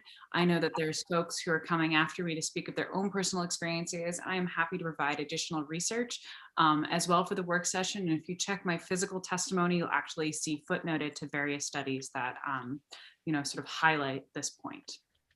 Many districts and school boards are already working diligently to address this concern across the state. My goal with this bill is instead to look ahead to the future and to prevent bad examples from happening again. LD 633 will support our students and families by making sure we take the appropriate steps to recognize and address racial bias. LD 633 is designed to require all certified personnel in schools, including teachers, ed techs, administrators, principals, superintendents, and others, to complete a diversity, equity, inclusion program as a condition of recertification. The Maine Education Association, the organization representing the majority of our state's teachers, ed techs, and other certified professionals, supports this bill as they too are dedicated to racial and social equity and the need to make sure that our schools are welcoming, inclusive communities for all students that enter. You'll notice that LD 633 is intentionally vague in that it does not describe a specific training requirement for school personnel. There are a multitude of potential trainings designed to advance the causes of racial and social equity, and we hope that through this bill, the Department of Education will make recommendations for the best options of programs or continue to leave the question open so educators can determine the best programs to meet their local needs. So instead of being restrictive and prescriptive, it's meant to be open and adaptable. Regardless, this committee will review any changes as the rule changes will be major substantive, thus requiring review by this committee. This isn't the first bill this session that seeks to address systemic racism in Maine, nor it will be the last. But I do believe LD 633 is a necessary step that we take in order to support all students in Maine. And I will just add, in my own personal experience of having diverse friends in high school and seeing firsthand sometimes when some of my Asian American friends were sometimes put in positions where teachers didn't even realize some of the statements that they were making about being, either a model minority or comments like that really impacted my friends to comments that still come up today, 15 years later, especially for all of my friends of color. We had a wonderful, incredible school. And sometimes we all just have different statements that we make without realizing that the words and the presentation that we have can really make it, not quite as welcoming for everyone. So the goal of this bill is to continue the conversation of how do we ensure that all aspects of our schools and places of education are welcome and open, and that every student in our state, regardless who they are, or where they're from, or what their zip code is, feels welcome, heard, and seen in our schools. Thank you for the opportunity to present this bill, and I'm happy to answer any questions.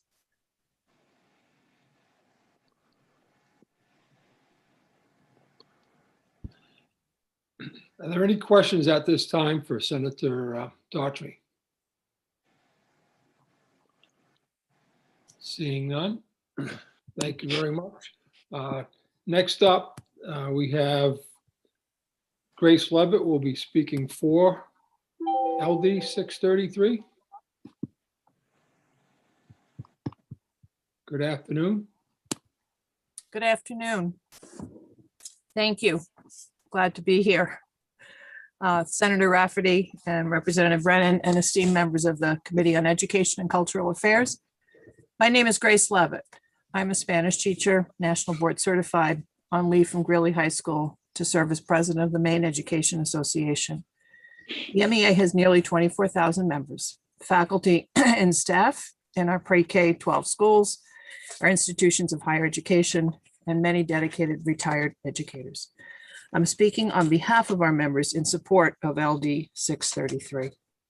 The Maine Education Association has made it a priority of our organization to expand awareness of social and racial justice issues. The National Education Association, with whom we're affiliated, had been working to address issues of racial equity for several years. Both our state and national associations have been providing numerous trainings and resources on racial equity, implicit bias, microaggressions, all related topics. The MEA joined together with Maine School Management, Maine Principals Association, Maine Administrators of Services for Children with Disabilities, Maine Curriculum Leaders Association, and the Maine Department of Education in making a statement of commitment and support for diversity, equity, and inclusion in Maine schools. Most of these organizations have also provided various pertinent trainings. The Maine DOE continues to make numerous resources available. We are hearing of several districts that are engaging in this work. LD 633 would require that as part of recertification, certified educators would have to have had at least some training in this area. While many have been engaging in this work, not all have. The trainings that MEA has been offering attract those who are already aware of the need and/or those who are most open to learning about ways to address racial inequity. Those who are least aware of the issues or interested in learning about them don't opt for attending the meetings. Requiring this of all certified educators would go a long way, excuse me, towards building the type of school climate our students deserve in all of our schools across the state of Maine. We would hope that all staff, even those who are not certified personnel, would also be included in trainings that districts might provide and/or be supported in engaging in other trainings. We would also hope that the very recent trainings that educators who have engaged in this work have been doing would count towards the requirement, although we would encourage continued training even for these educators. Learning about racial equity and about ways to address and confront bias and racism, and actually putting that learning into practice, is an ongoing process. My own journey has continued for several years now, and I know I still have more to learn and more to do. If there's one good thing that might come of this very challenging past year, it could be that there is finally a greatly increased awareness of the need to be doing more, much, much more, to be sure our schools are addressing the needs of a more diverse student body and are providing learning environments that support diversity, that are inclusive of all, and that are equitable in all senses. There's much more to do as well to diversify the educator workforce in our schools and to be sure that our educators of color are supported and welcomed. LD 633 is a relatively small step in the right direction. We urge your support. Thank you for your time. I'm glad to answer any questions. Thank you. Representative McCray has a question. Yes, I do. Thank you, Mr. Chair. Mr. Levitt, it's great to see you again, as always. I couldn't agree more with everything you've said, but my question is, like, a nice long presentation, very well. There was one word that I want to pick at. You said at least some training. And in some districts, that might be a 1-minute speech at a teacher's meeting. And I don't think that anybody would do that, but I have two concerns. Number one, how much would be minimal? Minimally, how much, roughly? And two, is this going to get, do you think that this will have a problem with regard to being a mandate? So as far as what some means, it certainly is more than a minute. The program we have 5 facilitators in our membership of MEA who are facilitators for an NEA program called Leaders for Just Schools. And they have done trainings at our conferences, they've done webinars for members, but they've also worked with districts for a full day of professional development, a full day with the educators in that district around the state in several places now. And that's I would say that's a bare minimum, because they are there talking about implicit bias, microaggressions, and really just raising awareness about what equity means. So that I would leave it to the Department of Ed and in their hands to develop what would be a minimal training requirement. But as I mentioned, it is an ongoing process and something that really takes more than just raising awareness to really get it. I think I really get it, but I'm not sure that even I do. And I've attended numerous trainings over the past several years and done a lot of reading and discussion, and most of all, a lot of listening. So as far as a mandate, I think with all of the resources that are already there, and certainly if folks have participated in some lengthy type of training, as I just mentioned this past year or so, that hopefully that could be documented and counted towards this requirement. So I really don't see this as a hurdle, and I see it as an absolute urgent necessity. Thank you very much. I appreciate both of those aspects. Thank you. Any other questions at this time for Ms. Levitt? Seeing none, thank you very much. We appreciate you being here, your testimony, and continued work for all of us. Thanks.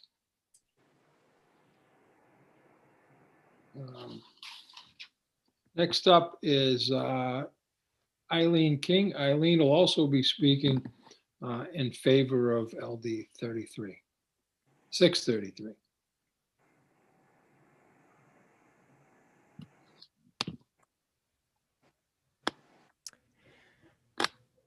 I don't see Eileen, Senator. No. Well, our timing's off this afternoon.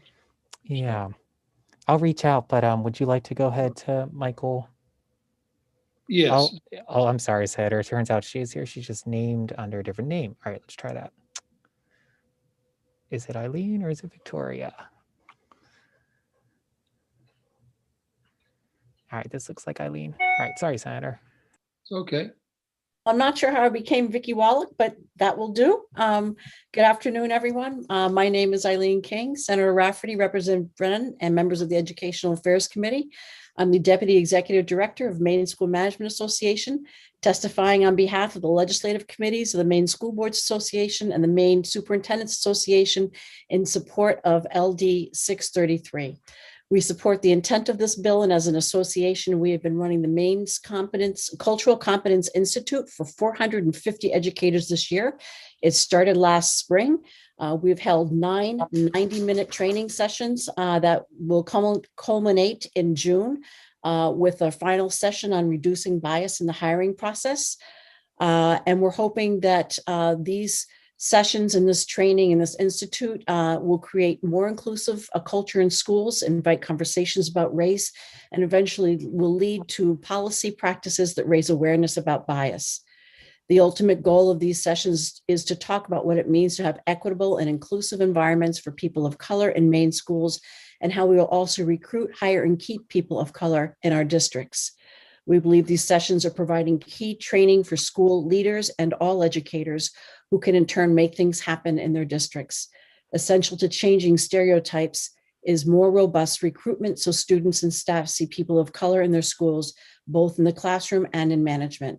Since we already have a network of school leaders and educators engaged in the conversation about the issue, perhaps we can work with the bill's sponsor on identifying better ways to get the message out and provide meaningful steps around recruitment of people of color and educators and administrators in our schools. I thank you for your time, and I'd be happy to answer any questions. Thank you. Any questions at this time for Ms. King? Again, seeing none, thank you very much for your testimony. We appreciate you being here today. Have a great afternoon. Next up is Michael Khabib. Michael is also speaking for LD 633. Thank you, Senator Rafferty, Representative Brennan, and members of the committee. Good afternoon. My name is Michael Cabetta, and I am Policy Counsel for the ACLU of Maine. On behalf of our members, we urge you to support this resolve. If passed, this resolve would require the Department of Education and State Board of Education to pass rules that require school employees to complete diversity, equity, and inclusion training. Better training of school employees promises to make our schools less discriminatory and more hospitable to historically marginalized groups. In our 2017 study of the experience of immigrant students and students of color in Maine schools, we uncovered disturbing truths and learned important lessons. We discovered that immigrant students of color, LGBTQIA+ students, students with disabilities, and low-income students faced various forms of harassment and marginalization. Muslim students described other students pushing them in the hallways, calling them horrible names like terrorists, and trying to pull off their headscarves. Students of color described white students telling them to, quote, go back to Mexico, or threatening to have them deported. One Black student described students she didn't know reaching out and tugging her hair as she walked through school hallways. Hateful speech, including racial epithets and derogatory terms for immigrants and sexual minorities, is common.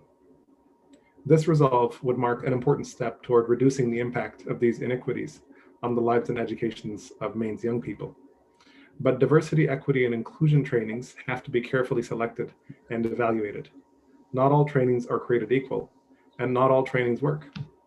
We urge the committee to support this bill, but we also urge the committee and all stakeholders listening now to ensure that the rules adopted pursuant to this resolve require that trainings have a demonstrated history of effectiveness. Thank you for your time and attention. I'm happy to try to answer questions. Any questions at this time, please, of Mr. Cabetta? Seeing none, sir. Again, thank you very much for your testimony and being here today. We appreciate it. Thank you. Have a good afternoon.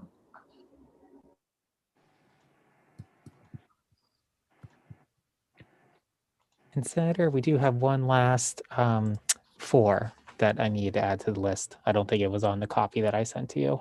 His name is Marcus Houston. Marcus Houston, thank you very much. And no problem.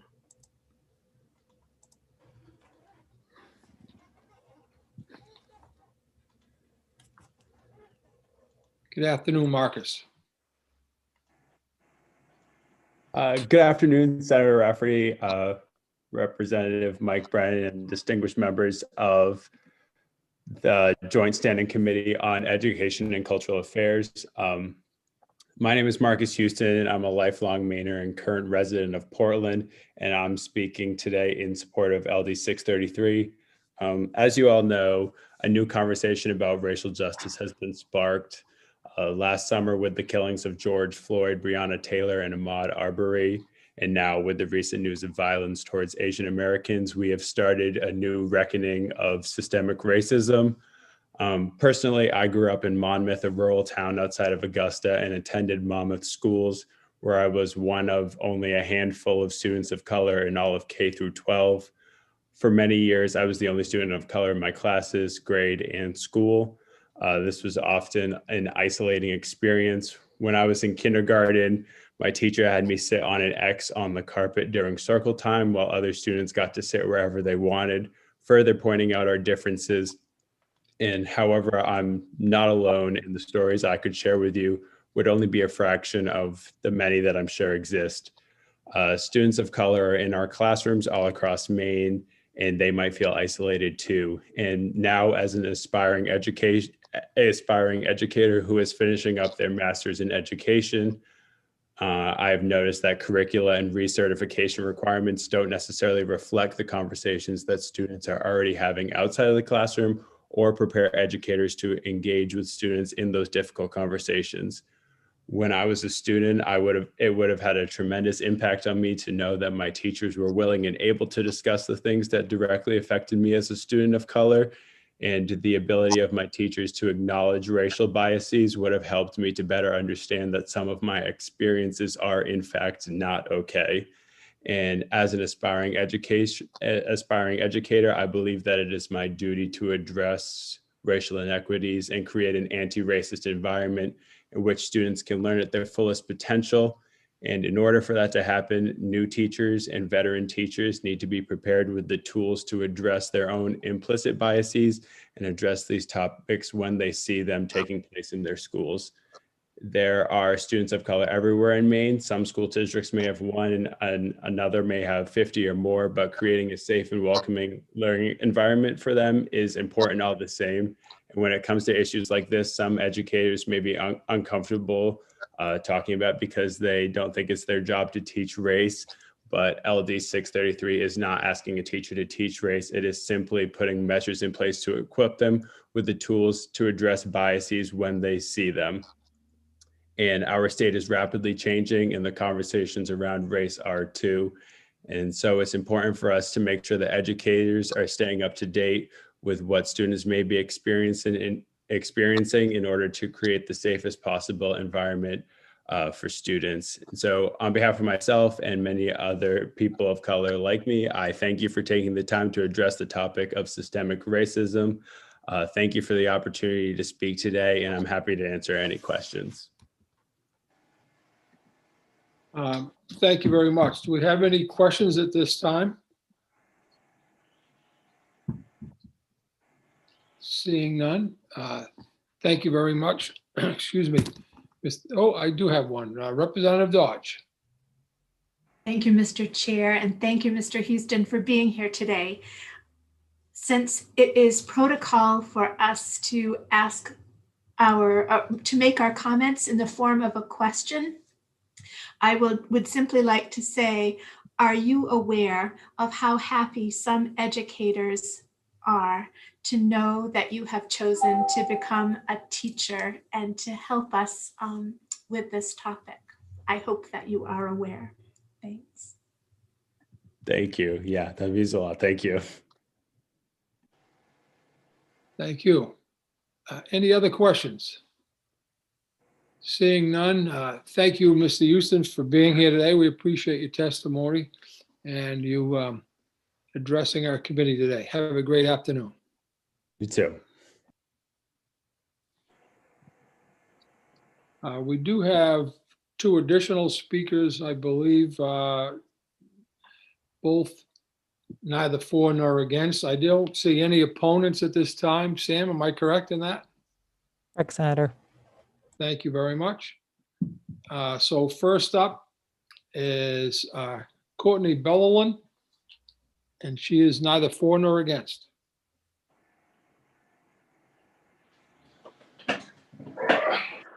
Hello. Greetings, Senator Rafferty, Representative Brennan, and members of the Education and Cultural Affairs Committee. I'm Courtney Bellowin, Executive Director of Maine Curriculum Leaders Association.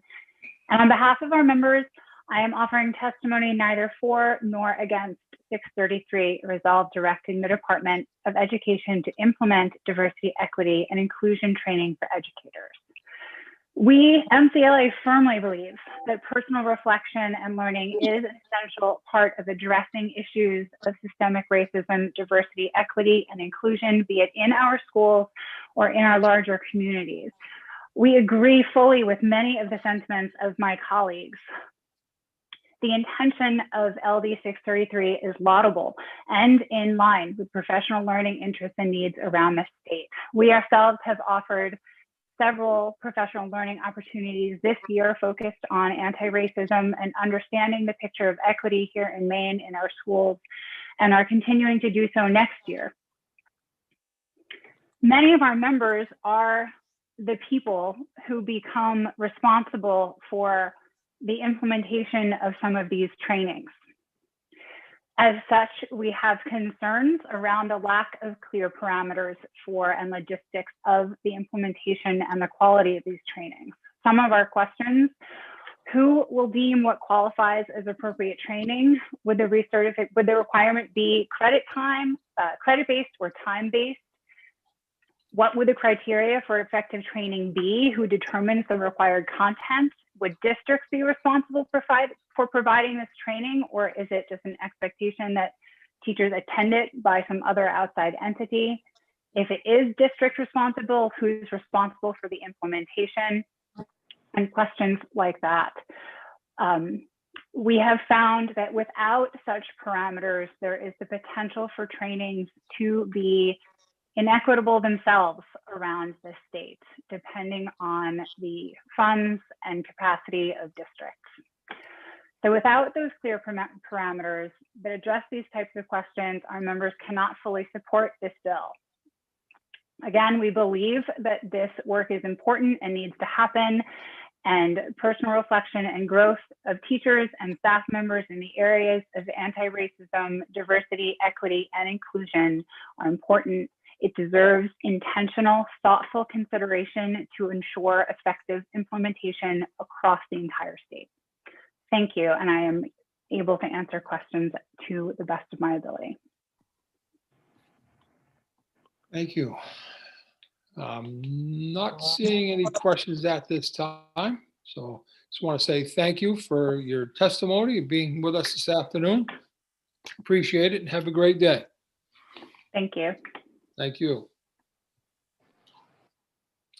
And I believe our next speaker is Holly Couturier. I'm going to master that name before we're done.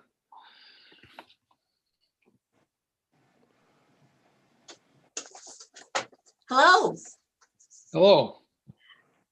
Senator Rafferty, Representative Brennan, and distinguished members of the Joint Standing Committee on Education and Cultural Affairs. My name is Dr. Holly Couturier, and I am the Executive Director of the Maine Principal Association's Professional Division. We represent more than 800 pre-K to 12 principals and assistant principals of public and private schools in Maine. And although I know my testimony is very brief, I'm actually not going to read directly from it for multiple reasons. Number one, we firmly support, advocate, agree with every single thing that had been mentioned by those speaking in favor of this bill. We fully support, and quite frankly, they are more articulate and eloquent than I could try to be. So please know that. The only reason that the MPA Legislative Committee was voting neither for nor against on LD 633 was quite frankly about the recertification requirement. We fully believe that this training needs to take place in schools. We absolutely do.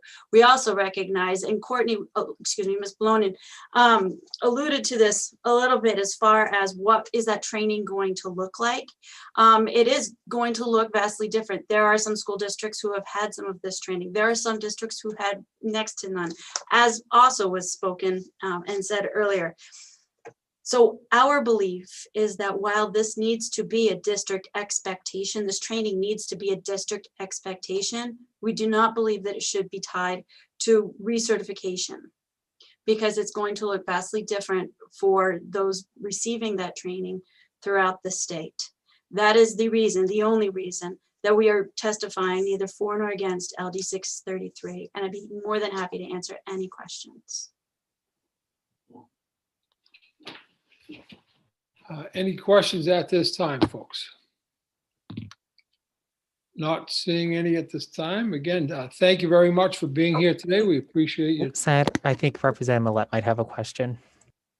Oh, all right, go ahead. I'm sorry.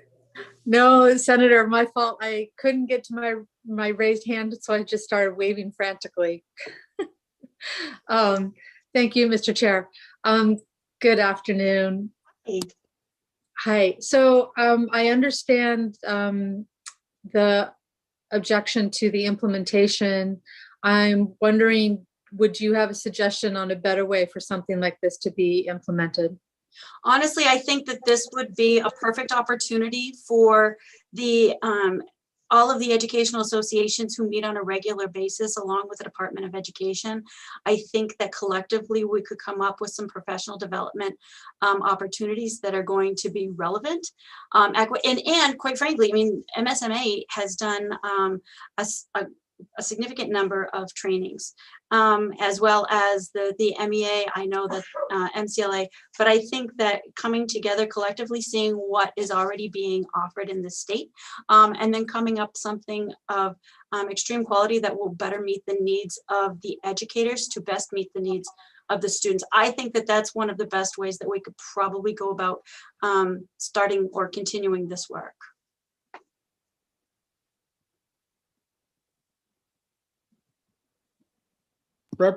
Representative McCray, please.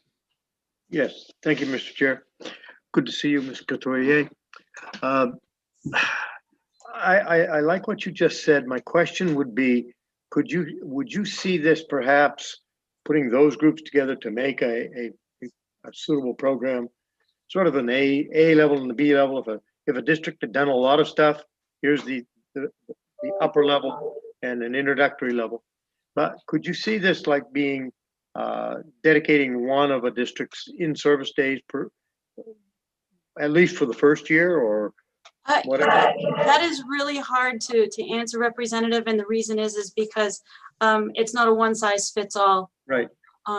You know, we have the same end goal. We know what we want the end product to be, but the pathway to that end goal is going to look differently for people in Portland than it might be, say, from people in Madawaska.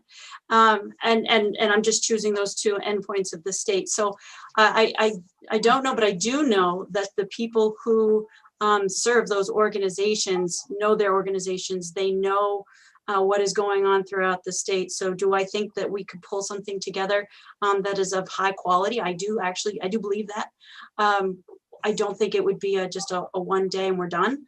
I think it needs to be something that's going to be continuous and somewhat leveled, because people are starting in different spaces. Okay, thank you. Representative Millette. Thank you, Mr. Chair. Just to follow up then, as was mentioned in earlier testimony, there has been uneven uptake.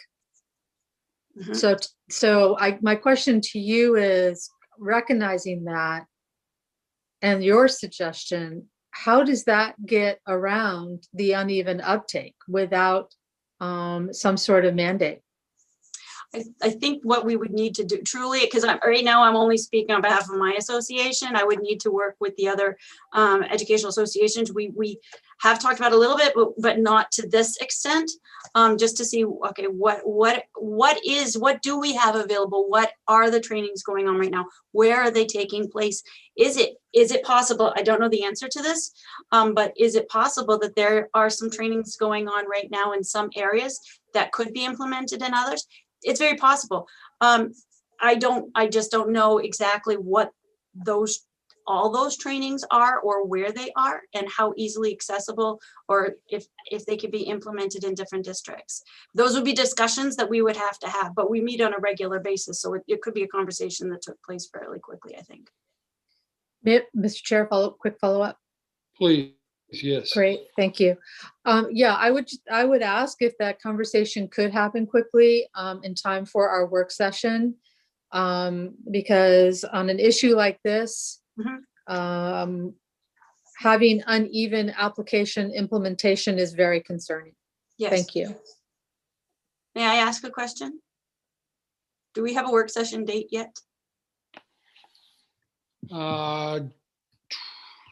Don't believe so, no. Yeah, okay. But generally, it's a couple of weeks out.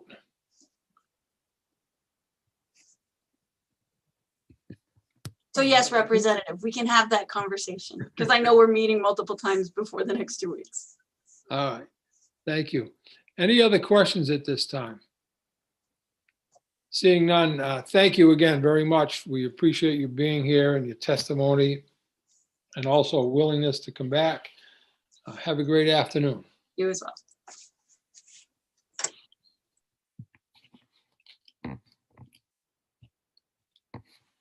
Sam, we're good, I think? Yes, Senator. Thank you. So I'd like to bring the, excuse me, the hearing on LD 633 to a close. And at this time, I'd like to open the hearing on LD 880. And that is an act to protect school employees from workplace bullying. And this afternoon, the sponsor will be first to speak, and that would be our own Senator Daughtry. Thank you, Mr. Chair. Senator Rafferty, Representative Brennan, and distinguished colleagues of the Joint Standing Committee on Education and Cultural Affairs, I am still the same person as I was in the prior bill. So I am State Senator Maddie Daughtry, and I'm representing Senate District 24. And I am pleased to present LD 880, an act to protect school employees from workplace bullying. I think we can all agree that our schools can and should be places free from bullying and intimidation of any kind. In my years serving on this committee as a member of the House, we have often attempted to provide greater protections for students against bullying, and we have made great progress in trying to embed in our state laws clear prohibitions against bullying, harassment, and school-based intimidation. LD 880 is a continuation of that progress. LD 880 is a simple bill, and it simply includes school employees and the current language against bullying in schools. I won't focus today on any specific incidents of bullying against school employees, because I'm sure we all have our own personal examples, as well as things that are being submitted via testimony. But what I do know is that many people in our schools are doing their very best to help students during this time, an unprecedented time in our history, and they deserve to feel protected and supported.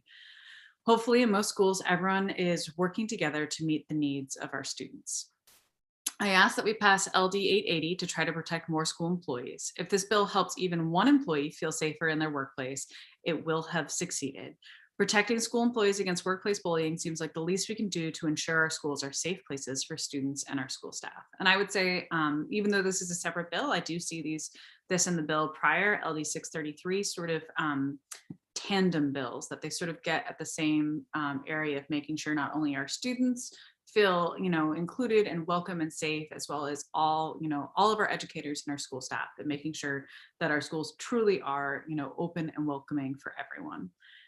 With that, thank you for the opportunity to present this bill. I'm happy to answer any questions as long as they take less than 2 minutes, because I'm supposed to present in front of the Brunswick Junior High School at 2:30. Thank you. Senator Woodson, please. Thank you, Mr. Chair, and thank you, Senator Doherty. Can you give an example of employee bullying? I happened not to hear of this. So it's not something that has happened specifically. There's not one example that caused me to bring this bill forward, but from different conversations and talking to folks who work in the field and from professional organizations as well. But it can be anything from an employee being targeted because of the color of their skin, to their sexual orientation, to simply, we all know sometimes bullying just happens without any particular reason. It could just be, who knows what's going on. It's just putting it into protection that no matter what's going on, no one should be bullying each other in our schools. Thank you. Any other questions at this time of Senator Daughtry before she goes back to middle school? I would just add, the aim of the school really is to protect everyone, whether it's because you're, as every mentioned to Senator Woodson, or your own personal identity or your political beliefs, or just anything, just making sure that we have great laws on the books to protect everybody. Thank you very much, and good luck with your presentation this afternoon. Thank you. I'll head over to junior high now. Next up, we have Andrew Mason is going to be speaking for LD 880.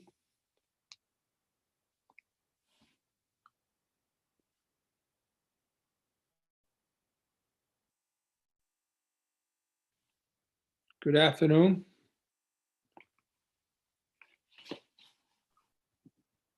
Good afternoon. How do I, oh, there we go. Start video.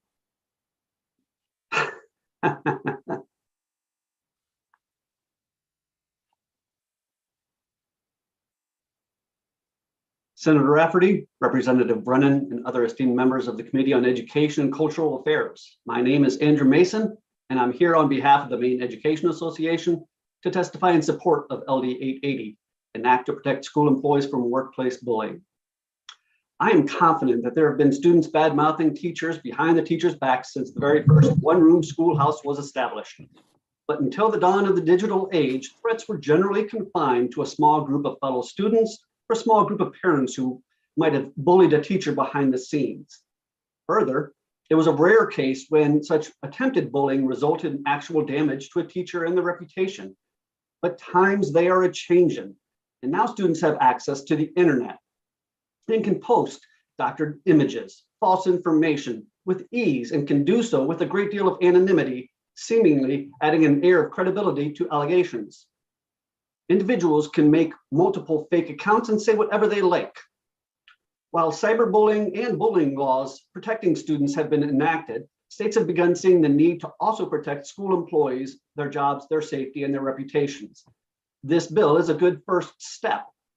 In 2012, the first law that actually criminalizes cyberbullying teachers was passed in North Carolina, prohibiting students from intimidating or attacking a teacher online, specifically focusing on attacks that damage the character and career of teachers. This bill does not go that far. It merely adds school employees to the existing anti-bullying law in the safety section of Title 20A Education. This proposal affirms the legislature's finding that all students have the right to attend public schools that are safe, secure, and peaceful, but takes the common sense step to add school employees to this finding. As this pandemic has revealed, school employees already deal with and face a number of challenges in performing their job. They should also be allowed to work in an environment free from bullying, just as every student. Passing this bill does not make any individual's behavior or action a crime that isn't already one, but it does provide a school district the ability to demonstrate its respect for its employees by giving it the ability to take steps to address the bullying of its employees. Thank you for your time, and I'm happy to try to answer any questions. Folks, any questions of Mr. Mason at this time? Seeing none, sir, thank you very much. We appreciate your testimony, you being here today. We have two additional speakers. I believe they are both speaking against. First up is Stephen Bailey.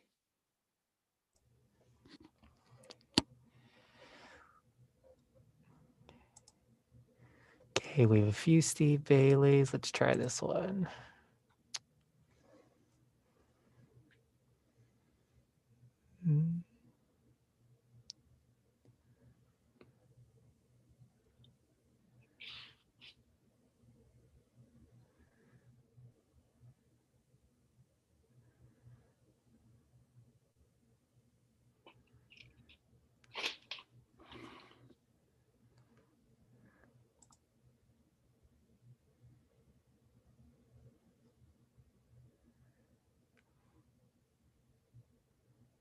Mr. Bailey?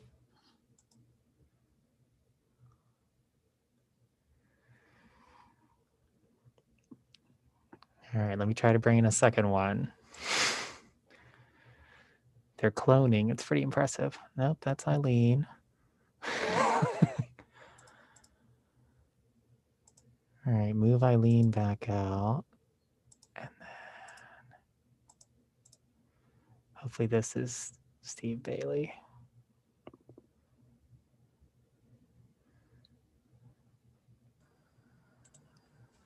There we go. Here we are. Sorry about that. Yes, I had two machines open. I'm sorry. Thank you, Sam. Senator Rafferty, Representative Brennan, and members of the Educational and Cultural Affairs Committee. I am Stephen Bailey, Executive Director of the Maine School Management Association, testifying on behalf of the legislative committees of the Maine School Boards Association and Maine School Superintendents Association in opposition to LD 880. The adults in the school building are there to keep students safe and provide them with an education that will prepare them for the next steps in life. It is our mission as teachers and school leaders to take all children and do our best to bring them to full potential. It is often said that just one adult in a school, be they a caring teacher, a coach, the librarian, the janitor, or an administrator, can make a difference in a child's life.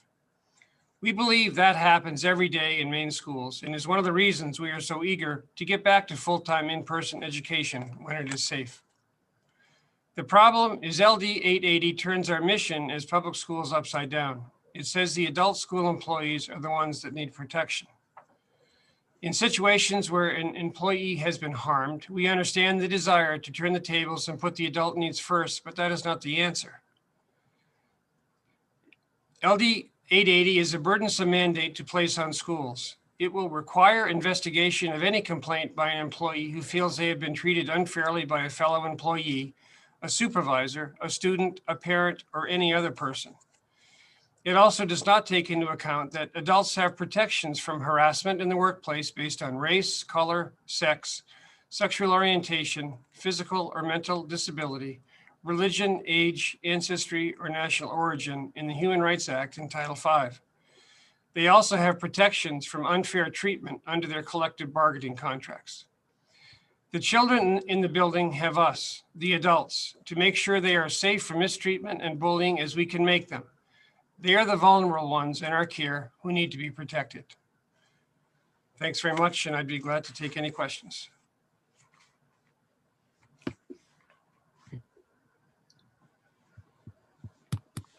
Yes, Representative Salisbury. Thank you, Mr. Chair. Mr. Bailey, are you saying that you feel like the items that are in place currently for adults are enough to protect them from bullying, whether it be their contract or HR or the things in place? Are you saying that those things are enough to avoid this sort of bullying situation? I don't know if avoid is the right term or the right response for me, but I do think that there are protections that adults do have, and I certainly am aware of some of the cyber situations that occur, between students and adults. But I do think that there are systems in place to be able to protect the adults, and to make it put this through statute is not the correct manner to go. Thank you. Thank you. And Representative Millette. Thank you, Mr. Chair. I have a couple questions, if that's okay. Yes. Okay, great. Good afternoon, Mr. Bailey. Good afternoon, and good wishes to your daughter, I hear. Thank you. Yes, boy, ACL surgeries are quite the bear, but she's tough and she's doing great. But so thank you for that. Yeah. So I am personally aware of a situation that happened in a different part of the state, in a different district. I just want to be very clear, it has nothing to do with my own district that I represent. Can you describe for me what process is available within a school should an employee feel as if they are being harassed? In district, not through the Human Rights Act, but in district. And through school technology, not through school technology, at home, are you talking about? At the workplace. At the workplace. At the workplace, by a student? Unclear. Unclear. So at first, yes, they would make this known to the administrator. They would make it known to the affirmative action officer. They would pursue the opportunity to go through and work through the harassment, both policies as well as law that would be allowed to them to be able to pursue that.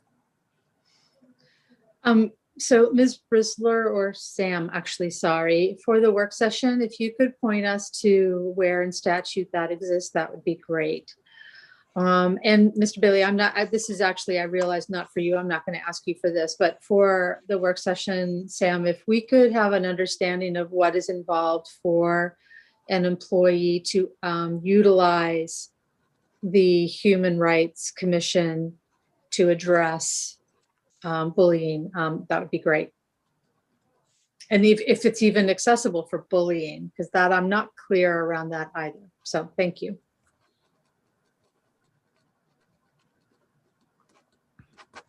All set. Representative Dodge, please.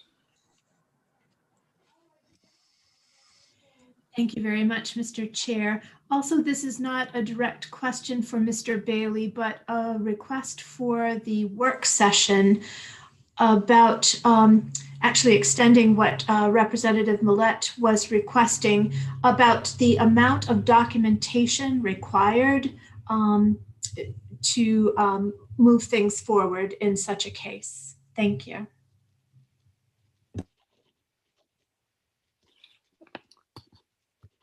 Thank you. Any other questions to Mr. Bailey at this time?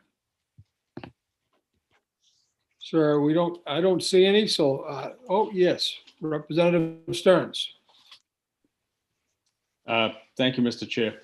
Mr. Bailey, districts are currently required to do annual training in harassment.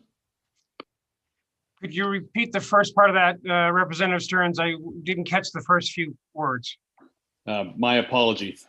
Are districts currently required to do annual training in harassment? Yes, that as well as affirmative action. That would be part of their required ongoing training. Thank you.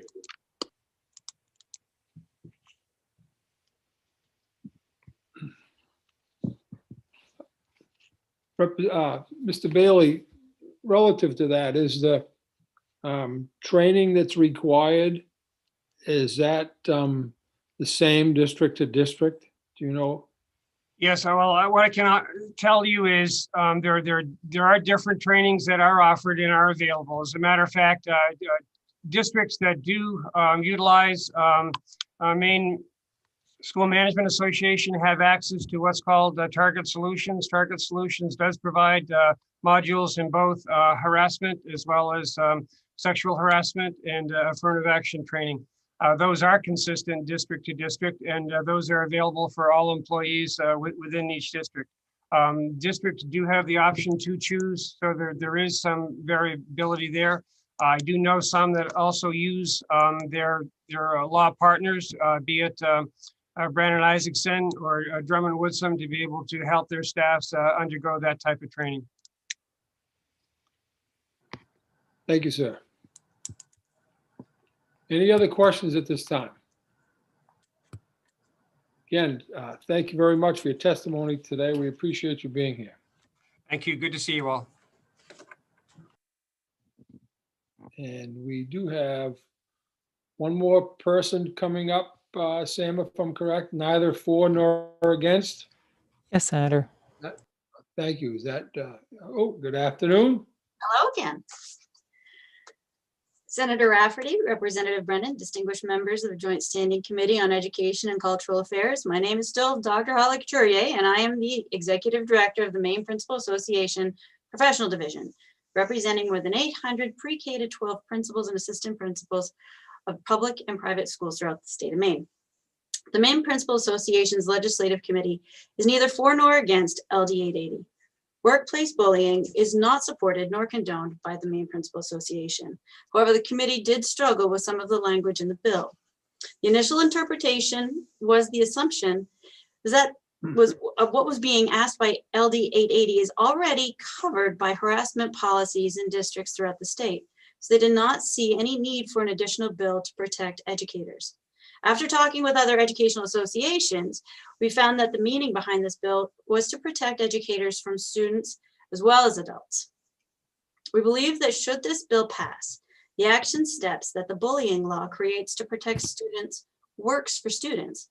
However, we're not sure that the same steps will have the same effect with adults.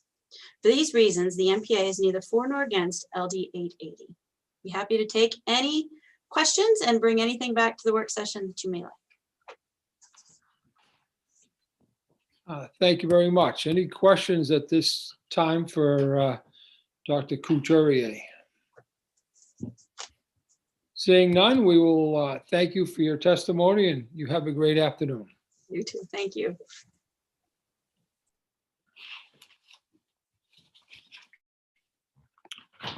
I believe, Sam, that should close any testimonies. All good, Senator. And on that note, we will close the hearing on LD 880. I'd like to open the next hearing will be on LD 924. And that is a resolve to establish a task force to study the coordination of services and expansion of educational programs for young adults with intellectual or developmental disabilities to identify barriers to full societal integration. And that hearing is now open. The sponsor of that bill, I believe, will be our first speaker this afternoon, Representative Pebworth. Nice to see you.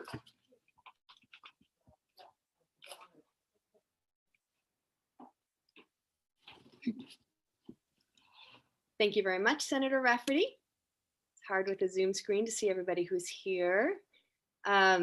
Representative Brennan as well, friends and distinguished members of the Committee on Education and Cultural Affairs. I am Sarah Pepworth, and I represent House District 133, which includes 6 towns on the Blue Hill Peninsula. I'm here today to present LD 924, as you heard, a resolve to establish a task force. So many bills were derailed by COVID-19, and this was one of them.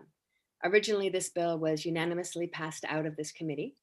Committee members, swayed by the testimony and their own understanding of the problem, amended the bill to make it an emergency measure. The Permanent Commission on the Status of Racial, Indigenous, and Maine Tribal Populations recently included this in the initial list of bills to be prioritized. In spite of the support, we are back with you today.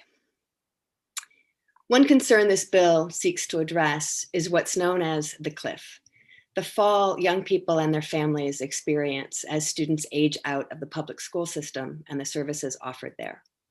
We're delighted that the age of eligibility in Maine has been extended to 22 as of January this year. This is an excellent time to bring stakeholders, including parents, caregivers, and policymakers together to look at the big picture. But this task force is asked to address other concerns as well. Can we afford, in this state where we lack an adequate workforce, to allow people with job skills to go underutilized? If I were a parent or guardian, would I know what resources were available for my young adult? If I were a parent or guardian with a full-time job, other children, other obligations, would I have the time to navigate opportunities and advocate for my young adult? Are there adequate resources available to help each individual lead a productive, satisfying, enriched life? Are they efficient and effective? My understanding, and you'll hear more from the fine people giving testimony here today, is that this population isn't adequately tracked once they complete a high school program. Parents and caregivers need to be assertive and at times aggressive on behalf of their children, young adults who face challenges in making friends, finding meaningful employment, and filling their days with enriching activities. You will hear from my constituent, Mr. Greg Bush, who asked me to submit this bill now many years ago. He's testifying on behalf of his daughter. His daughter is lucky. She is a father who has resources, who in his semi-retirement is able to champion her and help her create a life that challenges and supports her. His neighbors and their children are lucky as well. They have someone who is a bulldog of a system that can be difficult to navigate and woefully inadequate in effectively serving the needs of a population who all too often slip through the cracks. And we've all heard statistics around COVID in this past year in particular. This bill proposes to establish a task force to study the coordination of services and expansion of educational programs. You will hear testimony in favor of this bill from Janet May, among others, with a few suggested changes. We are open to these suggestions or others. Our goal here is to bring stakeholders together to improve awareness and efficiency of programming. I ask you to consider this bill favorably. Thank you. And do we have any questions at this time for Representative Pebworth? Seeing none. Oh, I do. Senator Woodson, please, with a question. Thank you. And thank you, Ms. Pebworth, for being here. Would this situation be better addressed by Department of Health and Human Services rather than education? That was discussed, and you'll see that the list of stakeholders we're looking to pull together is vast. I wouldn't be at all surprised if there were some concerns about the number of people we're looking to pull together. The problem is that programming can cross many departments. And it was felt, particularly because of the concern of transitioning students into young adulthood, to help make that be more seamless, a better transition, that it was better to begin with the Department of Education, the Committee of Education. Okay, thank you. Any other questions of the representative, please? Seeing none, Representative Pedworth, thank you very much for your testimony today and being here. Most importantly, for your service, and good luck with this moving forward. Thank Have you, a great Senator. day. Thank you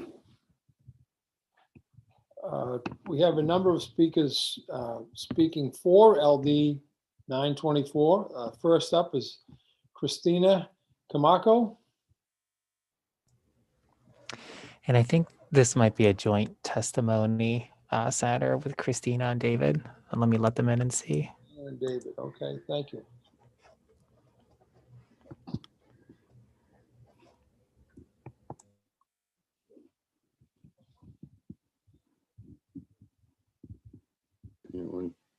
Okay, I'm unmuted now. I don't seem to see where my video can come in.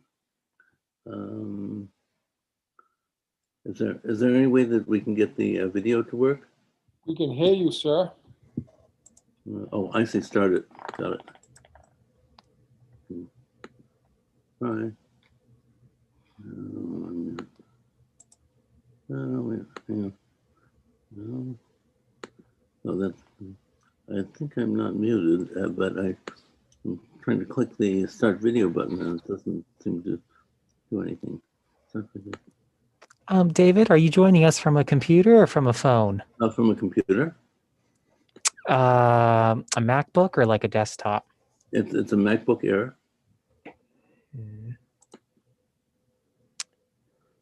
And you're clicking on, there's that little video camera in the bottom left corner of your screen next to the microphone. Yes, and it has a line through it, a red line through it. Yeah, and when you click on that, it doesn't disappear, the red line? No, it doesn't. Let me see.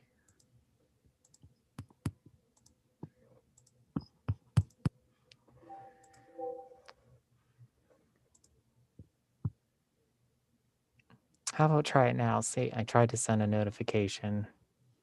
No, it doesn't seem to want to do that. Still nothing? We can just talk if necessary, but it would be nice if people could see it. Thank you, sir. That'll work for us. Okay. So we'll do that, and if our wonderful clerk can do some magic, we can try again. So we are two people. I'm David Grinstein. My wife is Christina Camacho. I'll speak first, and then generally, and then Christina will speak in more detail about our son Jonathan, who we called Jono. So we, David Grinstein and Christina Camacho, have lived in Searsport since 2015. We had a son, Jonathan Grinstein Camacho, nicknamed Jono, who died because he did not receive proper services in Maine. He had been receiving minimal services in Massachusetts, but when we moved to Maine, when he was 27, we had to start all over again to begin to establish his need for services. We applied for services as soon as we arrived in Maine in June of 2015. It was December before a case manager visited us, and she told us and Jono that it would be a wait of another month for him to have an appointment with a psychiatrist who might be able to work with him. This was too much for Jono. He ran off the next day and was found dead of exposure in a stream the following morning. Christina's first response, when the police chiefs of Searsport and Belfast each gave us the devastating news, was to say, what can we do to have other families not have to go through this. We have 3 requests for this committee. First, pass LD 924, which begins to address our concerns. Second, beyond that, work so that the state of Maine makes changes so that there are no gaps or cliffs when people reach a particular age or when they move to Maine from another state. Third, help the state of Maine understand that the core thing that everyone wants to be doing, something constructive that they enjoy. And we want the state of Maine to understand that for some people, including those on the autism spectrum, the path can be a very long one, and that substantial support is essential. Thank you for listening to our story and considering our ideas. Christina will speak about more about who John was. Okay, Christina, you're on. Well, hi, I'm Jono's mom.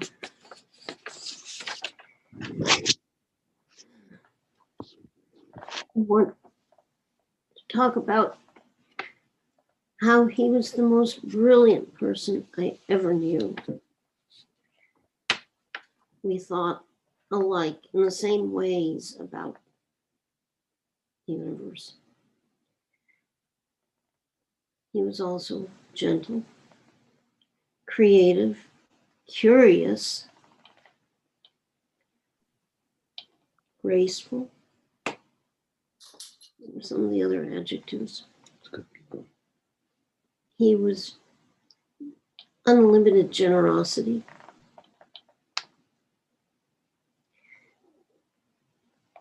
When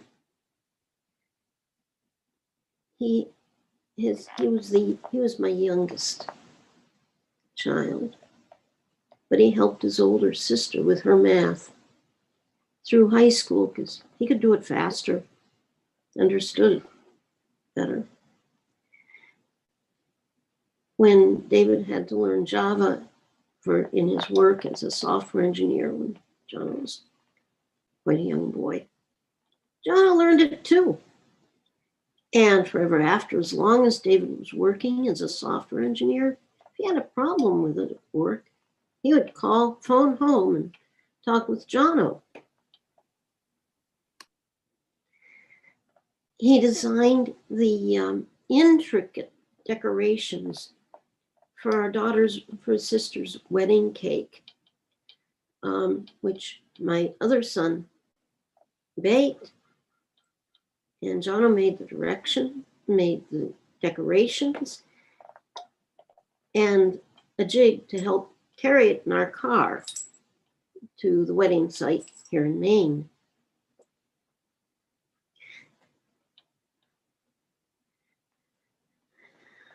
I'm dancing. He liked to dance. Whenever he walked down a flight of stairs, he would never just walk down it. He would jump down the last 5 or so steps and land on one foot in perfect arabesque with this triumphant grin on his face. Raspberries.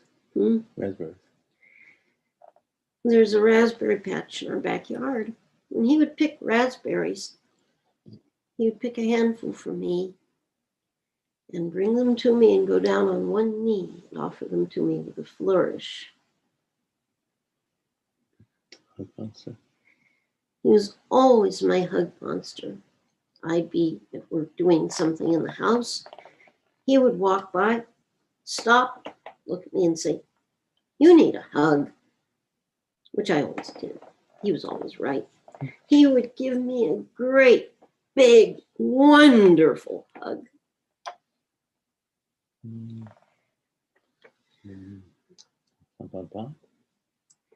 When he learned to read, he read Hop on Pop one week with his dad.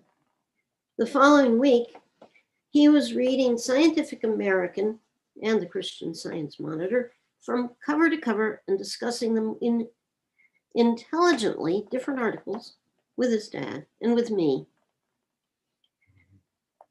In middle school. He, when he started in middle school, there was this enormous math competitive exam. He got the best score in the school, 7th grade. And the last thing he did at that school was get the best score in the school in the following year's version of that exam in 8th grade.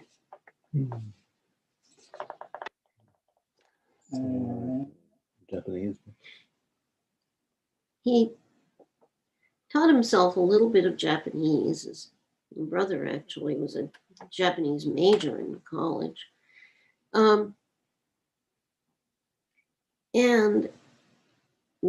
I had a visiting nurse for a time who was a native of Japan. And whenever she came, he would emerge from his room for a moment and speak with her in Japanese.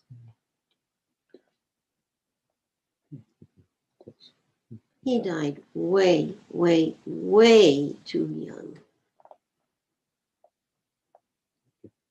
Thank you very much. I'll cheerfully talk with anybody. Christina and David, thank you very much for your testimony. And it's quite obvious that your son lives on in your hearts, and he sounds like a terrific young man. I can picture him jumping down those steps and landing on that foot with a big smile, as well as delivering his bumps and berries on one knee. So, but thank you. And I'm not seeing any questions at this time. I appreciate you folks being here, and I'm very sorry for your loss. You have a great afternoon. Thank you. Thank you.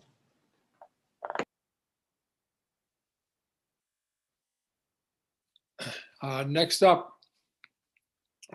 speaking for is Carol Schurbaum. Good afternoon, Carol.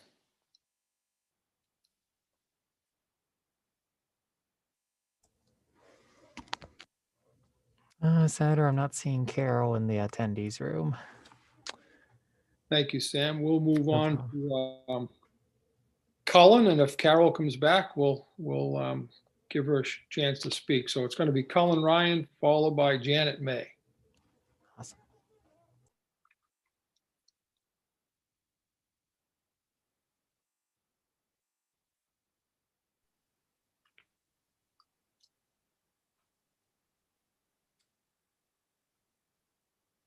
All right, good afternoon. Thank you for having me here today. Senator Rafferty, Representative Brennan, and members of the Education and Cultural Affairs Committee. My name is Cullen Ryan. I work at Community Housing in Maine. We house an awful lot of people, about 1,100 of the most vulnerable. But I also serve as chair of the Maine Coalition for Housing and Quality Services, which is a grassroots coalition of 4,000 people. And it consists mostly of parents, but it's also everybody else that's involved in the world of intellectual and developmental disabilities. And this coalition really works to try to design a system of quality housing and personal supports that's person-centered, with choice, dignity, and efficiency being at the forefront of efforts. And I also serve as chair of the Maine Developmental Services Oversight and Advisory Board. And I'm testifying in support of LD 924. My testimony is brief, but I just wanted to say that Betsy Mahoney has some testimony that has been submitted, and I urge you to read it because it will describe a little bit more of some of the work that the Maine Coalition for Housing and Quality Services has done to design a continuum of care, and it speaks to those points more broadly, and I hope you take a moment to read that. But the idea of creating a task force to figure out how to best provide services, education, and additional opportunities for young adults with intellectual and developmental disabilities after high school is an important endeavor. We know that many young people not only fall between the cracks, but often have a painstakingly and carefully constructed skill set from special education and children's services. and that skill set quickly begins to atrophy from falling between the cracks while on waiting lists for adult services. I watched my own son, who's 24 years old, have a gap in services, and I watched him move backwards in terms of his capabilities. He lost a lot of ground, and it was really only a matter of months, 6 months or so, while the gears turned to get him into services.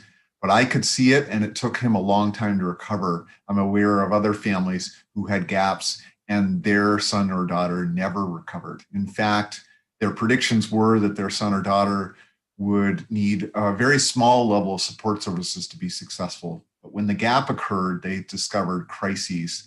And after that period, they suddenly needed a much higher level of support services, and that has continued, costing a great deal of money. So when we get this right, it costs less. When we meet a person where they're at, they do well. And that's what we're looking for. So we want people to live up to their full potential so that we don't all lose. It's a good idea to gather the right group of people around the table to figure out how to ensure that there's continuity in services and adult learning so people can reach their full potential. And this bill is thoughtful about including people from all backgrounds who will offer many different perspectives. And I will tell you that the coalition has had great success bringing a broad group of people together for broad discussions, and this process works well. So I encourage you to support this legislation, and happy to answer any questions. Thank you. Thank you, sir. Any questions, please, at this time of Mr. Ryan? Again, seeing none, sir, thank you. Whoa. Sorry, Senator, I'm on my iPad and I cannot find my raise hand quickly enough. I do have one kind of question, not really. Thank you, Mr. Chair. Mr. Ryan, I have tons of questions, which is why I have supported each time this bill that's come before this committee, because I want all of the experts to get into that room and hopefully come up with some real solutions. So I don't want folks who are coming to testify today to interpret the lack of questions for the lack of interest. It's more a recognition of the bill that's before us is about a work group that hopefully will come up, will help answer all of the questions that are swirling in my head. So thank you for, Senator, for letting me not ask a question. Thank you for saying that, Representative. Thank you. Anything else at this time for Mr. Ryan? So seeing no questions and hands raised, sir, thank you very much for your testimony. We look forward to, and hopefully we'll hear from you at our work session. Thanks. Thank you.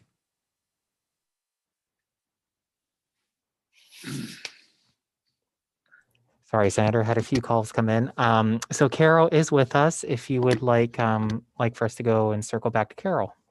We can do that. And then Carol will be followed by Janet May and Greg Bush. All right. Thank you.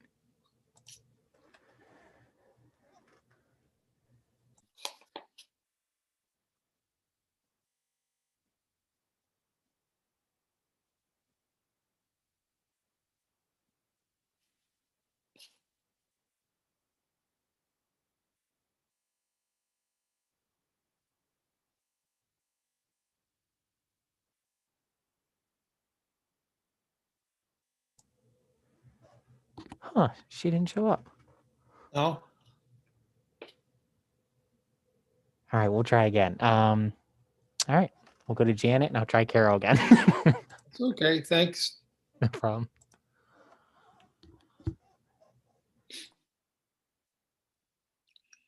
Good afternoon, Ms. May.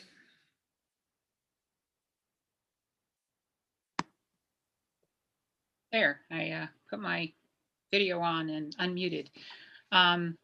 Thank you for this opportunity to speak on behalf of LD 924. My name is Janet May, and I work as a coordinator of transition adults and adults at the Center for Community Inclusion and Disability Studies at the University of Maine, and also known as CCIDS. Our center is Maine's federally funded University Center for Excellence in Developmental Disabilities. and it's authorized under the Federal Developmental Disabilities Assistance Act. I also just want to note before I talk about the bill in particular, and specifically rather, is that I'm submitting this material on behalf of our center and myself, and it's not for the University of Maine or the University of Maine system as a whole. We believe that LD 924 is a good idea because it clearly offers an opportunity for a wide range of stakeholders and state agencies to consider better ways to integrate people with disabilities from the age of transition into adulthood and midlife, and also into broader society. We think that this is a really good idea, and it's timely given new opportunities offered by the expansion of free appropriate public education mandate until a student's 21st birthday. And given the possible long deferred of addressing wait lists and workforce issues impacting home and community-based services through state and local legislation. The task force proposed in the bill also seems to be broadly appropriate, given our commitment at our center to people with disabilities, developmental disabilities, and our wish for them to exercise self-determination, independence, and productivity. We especially applaud the addition or the inclusion of, excuse me, people with disabilities, and also the Department of Labor and the task force. We do have two suggestions for you to consider in terms of the verbiage that's currently in the bill. And that includes in section 2 of the bill, there's item 9L, and it has, currently, it's a single category for the task force, but it includes both parents and guardians, excuse me, and direct support providers. And we think it might make sense if parents and guardians were considered and then direct support providers became a separate category, since putting them together, they're both important, but they're different. The second item we wanted to suggest is that the committee consider adding an authorization for the Joint Standing Committee on Education and Cultural Affairs, Health and Human Services, Labor and Housing to introduce legislation based on the final recommendations from the report. Thank you.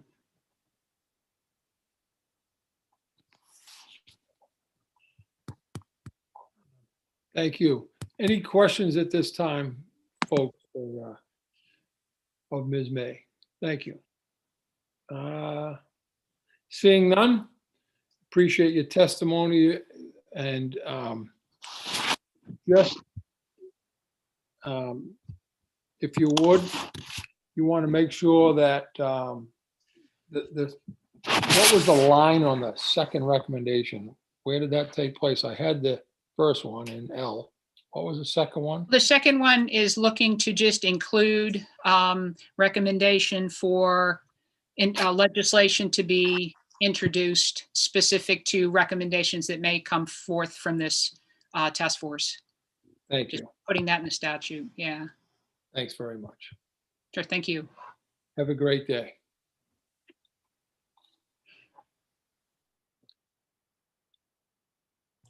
So Now I promise we have Carol. okay, Carol. Either that or there's some Zoom condition I've got now. Oh, good afternoon. Okay, the internet seems to have a problem with us, or we with it. Representatives and affairs, thank you so much for listening to us today.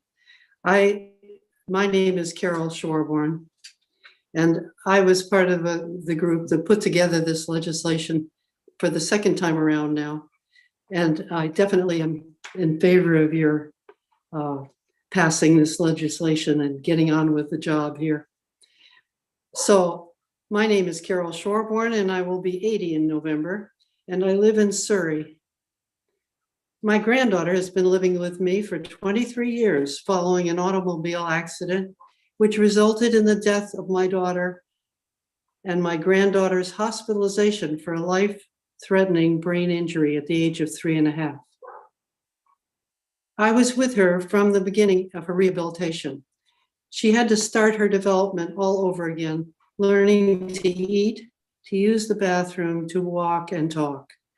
Imagine if your grandchild changed from a bright and bubbling toddler who talked your ear off, could run and play and laugh and sing, to a child who needed to learn to do everything all over again.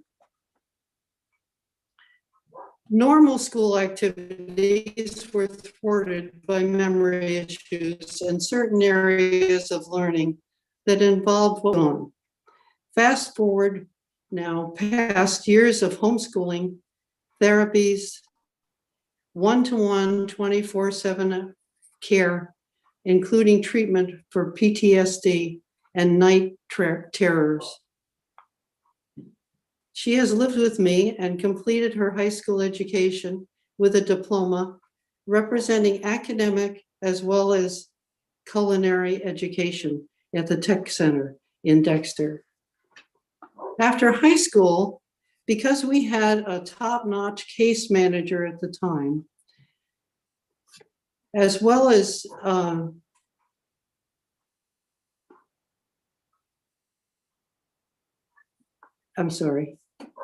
after high school, she became part of an adult community life program. It's named Amicus in Bangor under DHHS Section 29. She had a passion to learn sign language and a mentor who taught her sign language in her home with her deaf grandson. At Amicus, she used sign language with the other adult participants and their leaders. We commuted 2 hours round trip every day, 3 days a week, which meant either I stayed in Bangor for the day or made 2 trips. The commute was productive time for her because we brought another participant to the program who was deaf. So they used sign language in the car and in the program. That was the best part of the socialization of that experience. However, driving has been my job to whatever she's needed, whether it was for medical treatments, counseling, community life, education, or just for recreation. We took 2 college classes in sign language together. I helped her with the academic. She did the sign language. We both managed to pass the course. She has 6 college credits. She dreams of using sign language to help people. She is currently working with Voc Rehab to find work. So what's missing? Well, it was determined, for instance, by Alpha One, a Portland, Maine disability assessment and adaptive program, that she could not drive a motor vehicle. She will always need to rely on other sources of transportation for the rest of her life. Other than me, there is no other source of transportation. I'm not going to be able to help my 26-year-old granddaughter in the future as I age and will need to find my own sources of transportation. We are not the exceptions to the rule. Most of the population of adults with intellectual disabilities are dependent on transportation, housing, personal support, and supervision provided by aging parents, grandparents, or others for the rest of their lives. Without transportation, she will not be able to be a productive citizen, take classes she needs, do the normal functions of living, working, shopping, having a social life. She will always be reminded of her disabilities rather than feel proud and included in her community. My life here and hers revolve around transportation, not uncommon for most Maine people, but especially an issue for those who cannot drive themselves. This is not a problem that can't be solved for this population. It requires a will to do so from communities, partners, and coordinated resources. This bill will need to assess and address this issue and the others of education, housing, and personal support. And following this study, we'll need to take action to solve the problems. This is a large problem but it's not insurmountable. Since COVID-19, we have lost a job training opportunity, moved into a new age of technology, Zooming, which you could see we were having problems with. We have a weak to no internet service. It costs $300 extra a month for data coverage to do these tasks, and even more dependence on me for the IT, which you can see I'm struggling with, for driving, for safety and supervision. The social service, education, and home support systems for adults with disabilities has been an unbelievably slow, tangled, and extremely costly labyrinth to find our way through. Our story is one of life-changing, consuming 24 hours a day advocacy that needs to be heard to fully understand. Pass this bill now. Let's get on with the job of the study and finding some solutions for the futures of our precious citizens whose lives are waiting. I thank you for listening to me, and I have someone else here for you to listen to. And Darian will tell you her story from her point of view at this time in her life. My name is Darian Gatewood. I am 26 and I live with my grandmother in Surrey, Maine. I have an acquired brain injury from a car accident I was in when I was 3.5. I had to learn how to do everything all over again.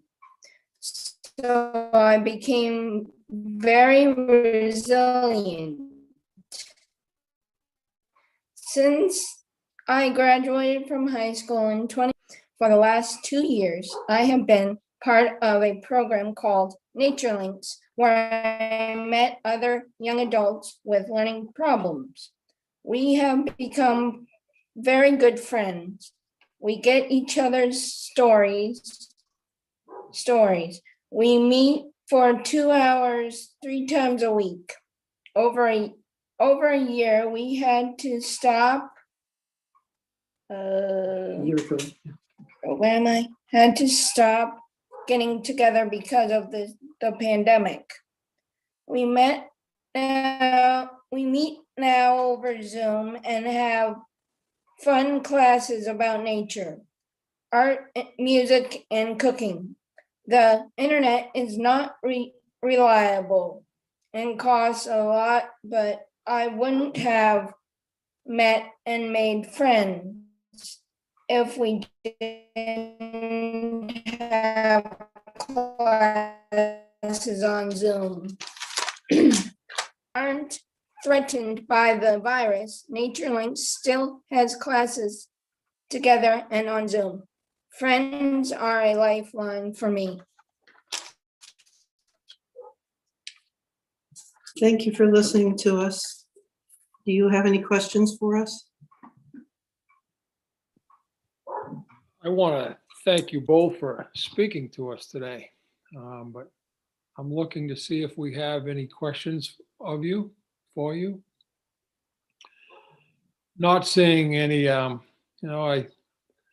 you folks, it's a heart-wrenching story, but it's uplifting to see that the gift you have certainly is one another. And I wish you well this afternoon and moving forward, and hope we have an opportunity to meet with you folks face to face someday. Thank you for your testimony. Thank you. Thank you.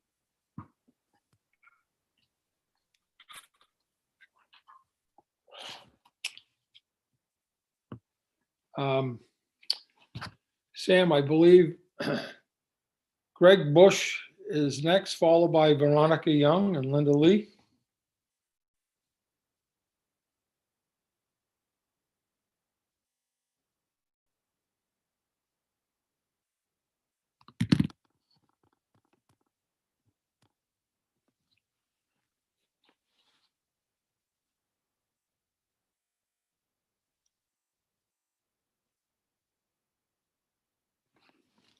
Good afternoon, Mr. Bush.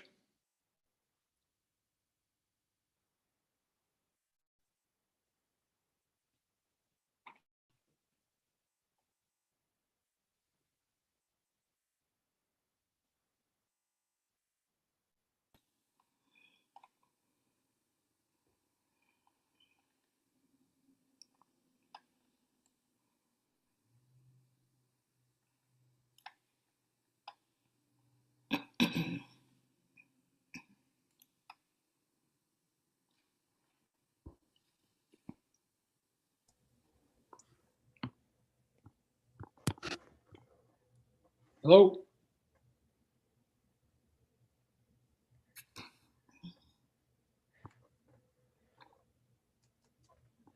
Good afternoon.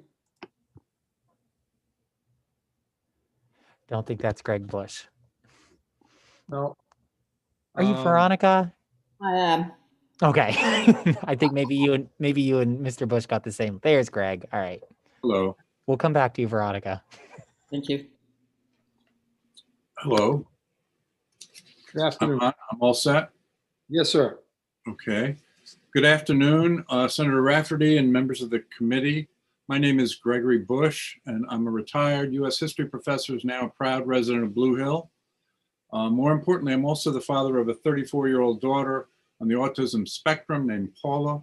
Seeking quality education for her and others, I started Nature Links first in Miami in 2007 and now in Maine, and it addresses the often unmet needs of post-secondary young adults with intellectual disabilities. I've learned much about the state system here in our new state in the past 4 years.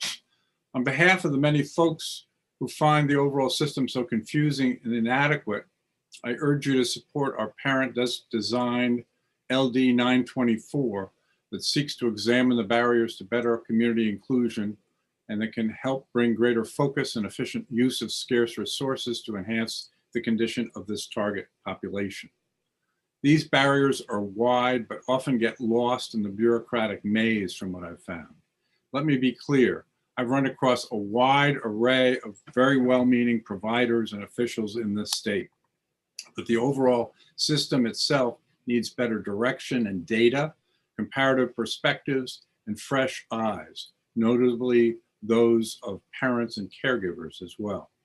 We live in a post-Pineland world, as presumably a lot of you know, in which person-centered planning, singular job training, and community inclusion are the reigning bureaucratic buzzwords, mandated in part by the federal final rule, and many of them are good up to a point. And yet it is my observation that the complex realities of caregivers and young adults get obscured by this process itself and the myriad levels of providers involved. My concern is to simplify the system of providers and rights so that everyday young adults and caregivers can get meaningful, realistic help, notably in rural areas where the isolation has often been compounded. Let me speak from my direct experience. In Nature Links, over the last year, we've witnessed the extraordinarily creative power of regular Zoom meetings that involve local presenters and a targeted cohort of learners spread out over a wide area that help build an online community. We yearn to get back to live instruction as well, integrating our learners from around the state with challenging curriculum units, often produced by our learners themselves, reflecting their interests through, within a general framework drawn from local communities and the natural world.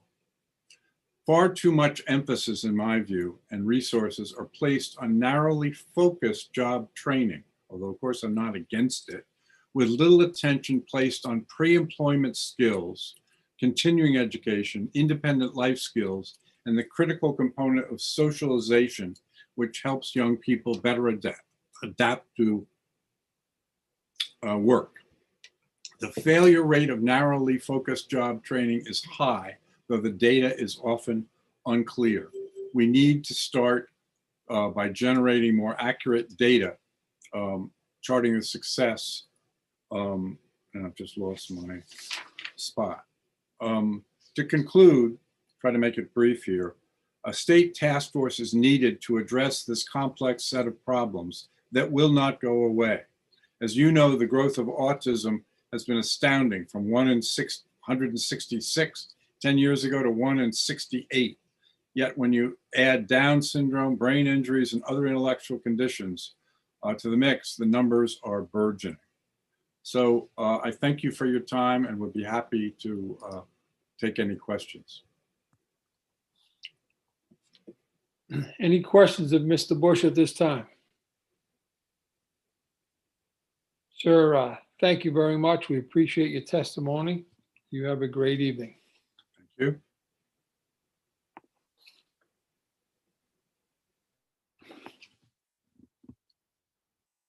And I believe Veronica is next up, Sam, followed by Linda Lee. Yes, Senator. Thank you.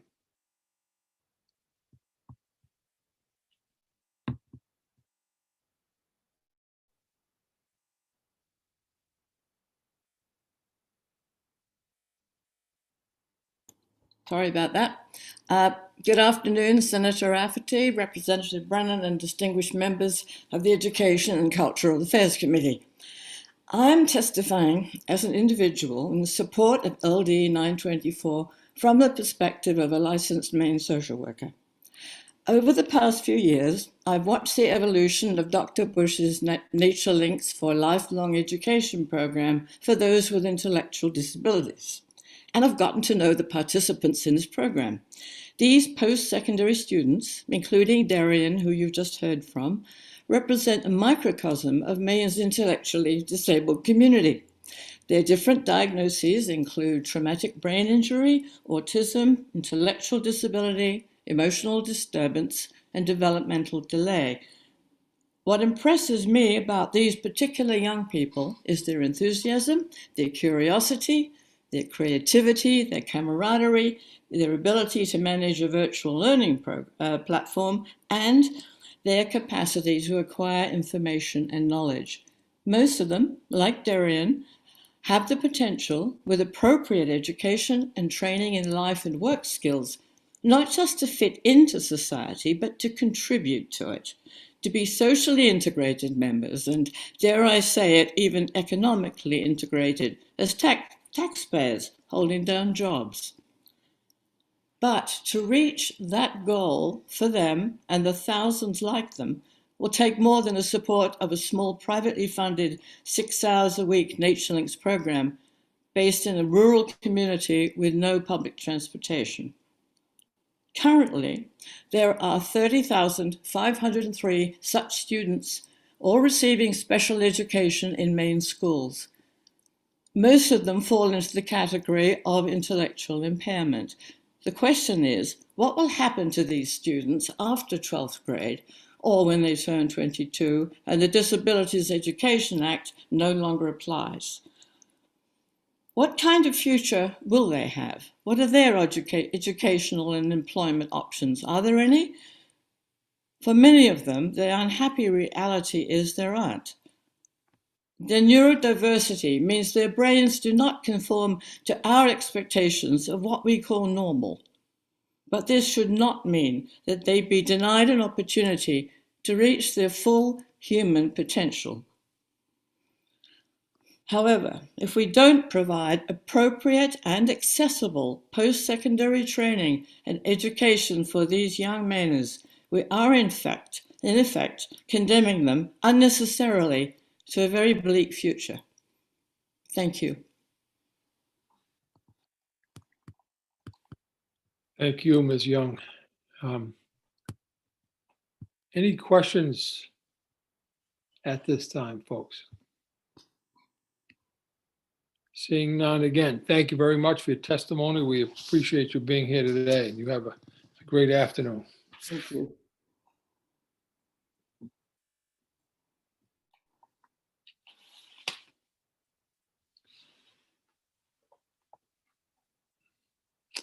Next up, is it Linda? Linda Lee.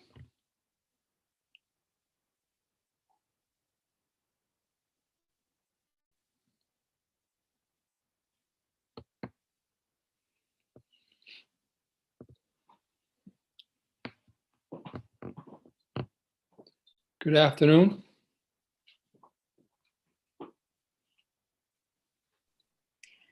Hi, good afternoon.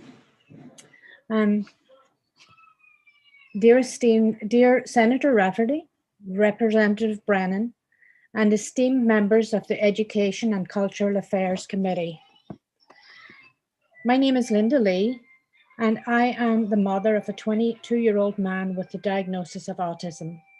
We live together in Belfast, Maine, and have been in Belfast for over 9 years.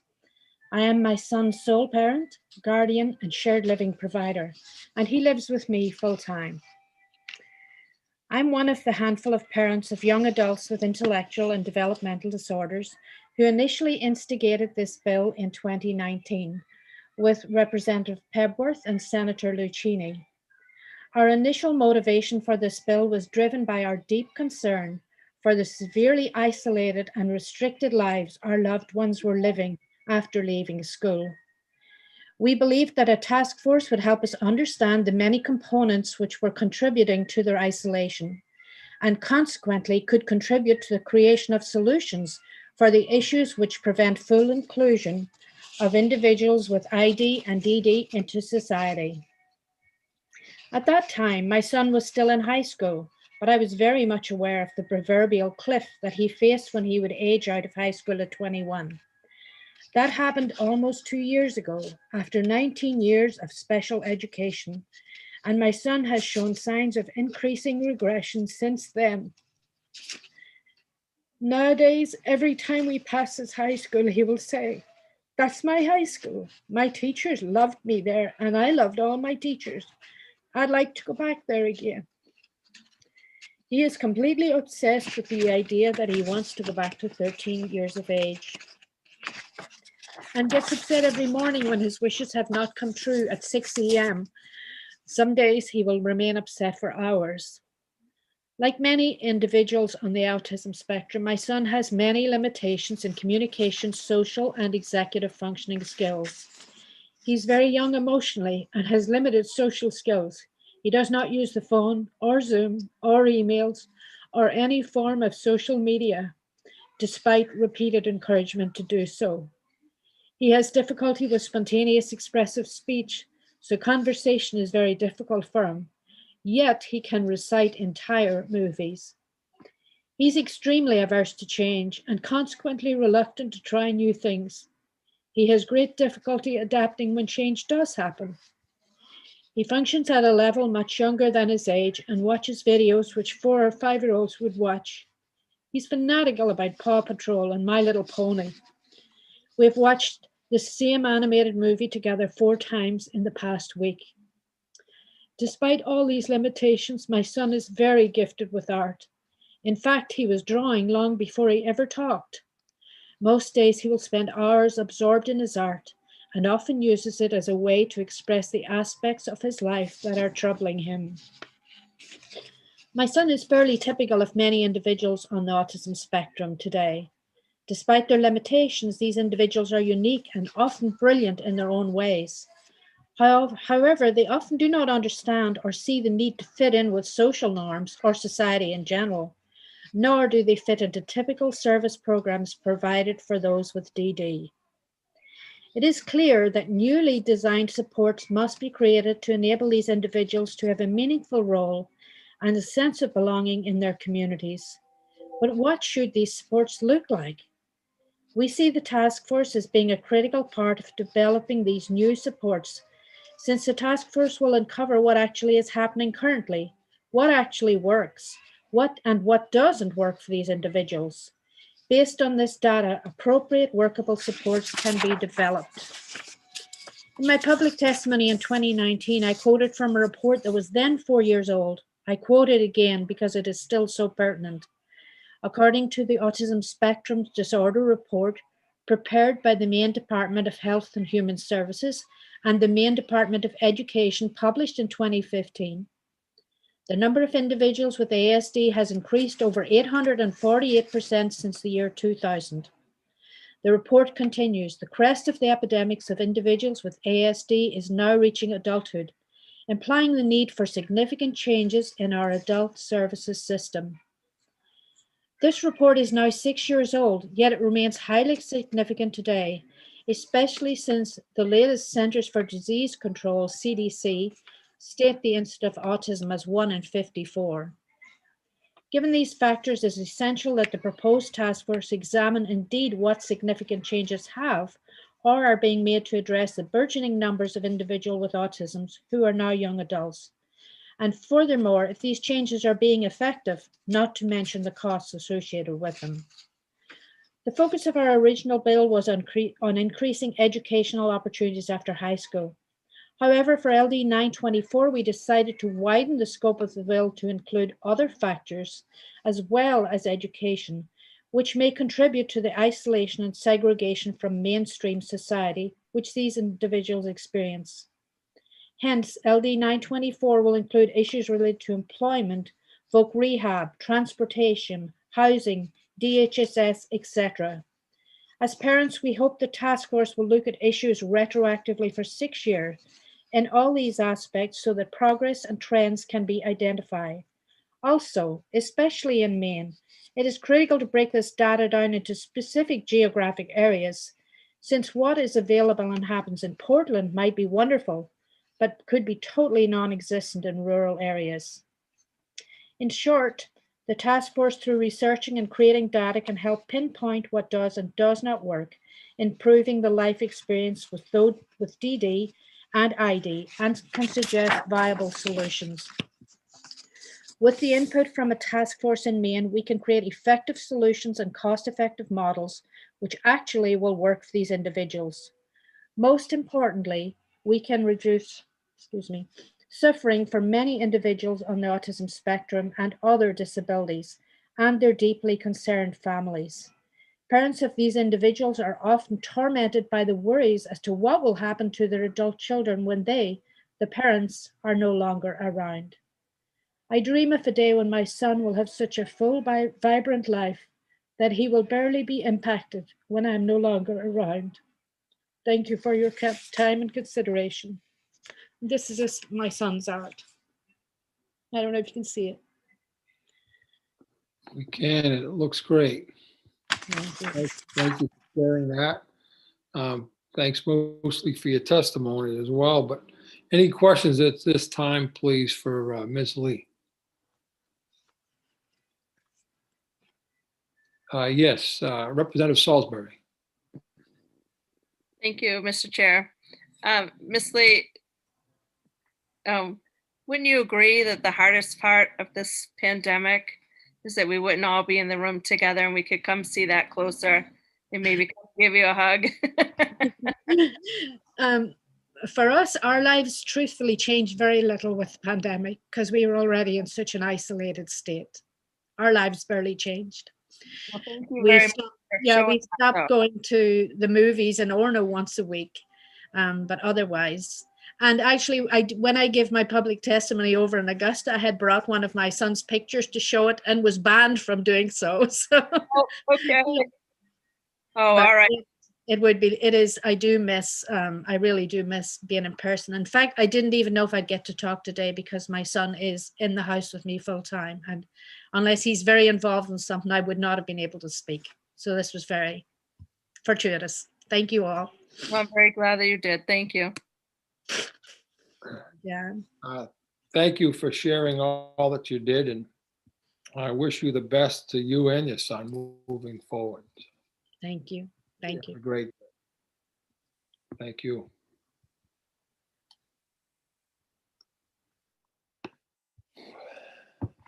Sam, any other folks to testify?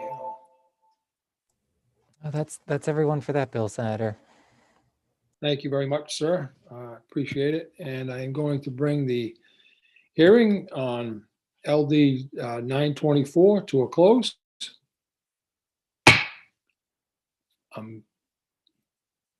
I put my head down. Did I miss something? Oh, I forgot Representative Pebworth was still there. Not seeing her, I would have. Well, I'll contact her later. Thank you for bringing this forward.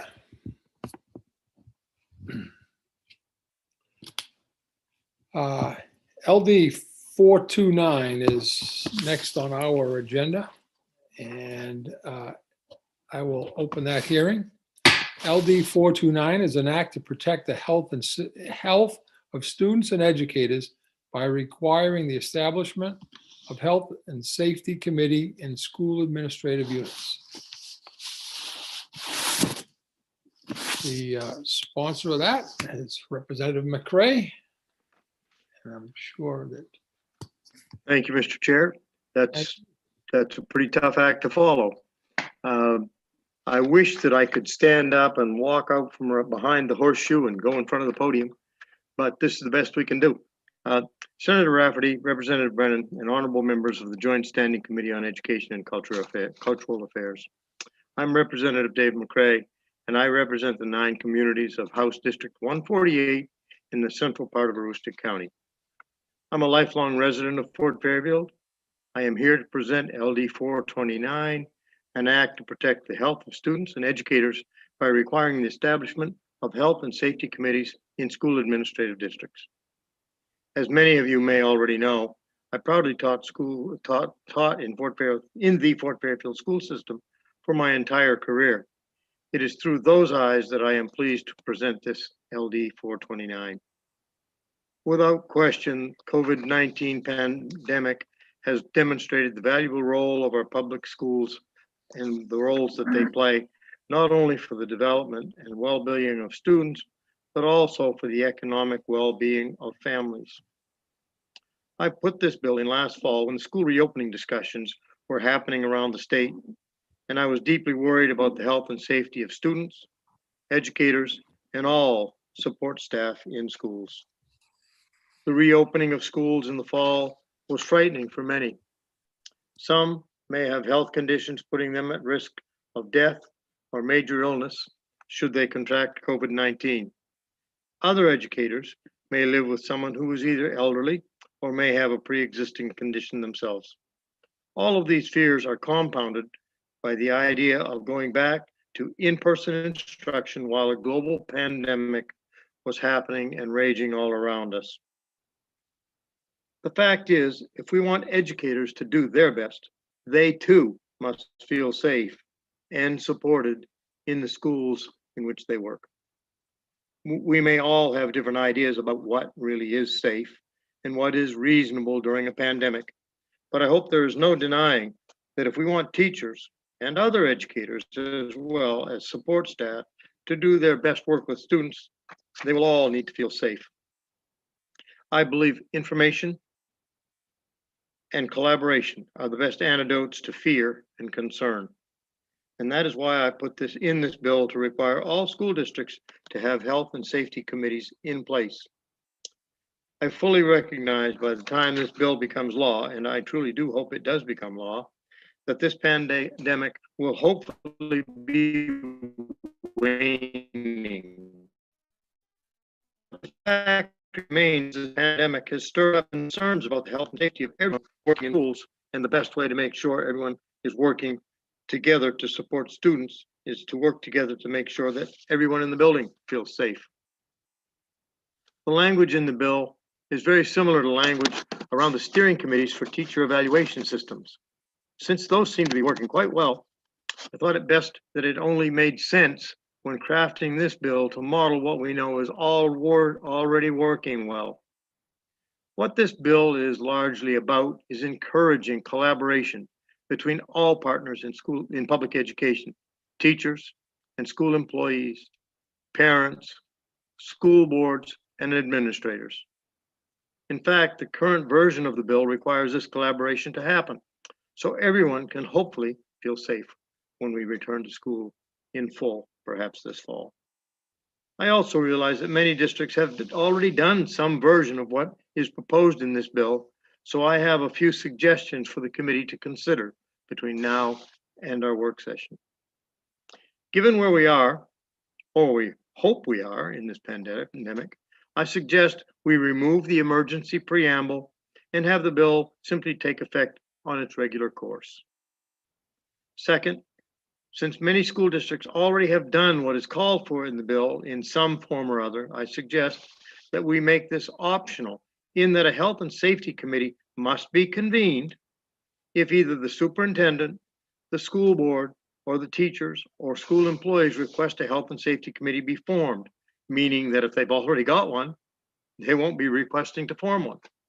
I don't intend to disrupt areas where something similar has been done or is currently in place. Instead, the purpose is to encourage the collaboration in places where there have been problems or issues.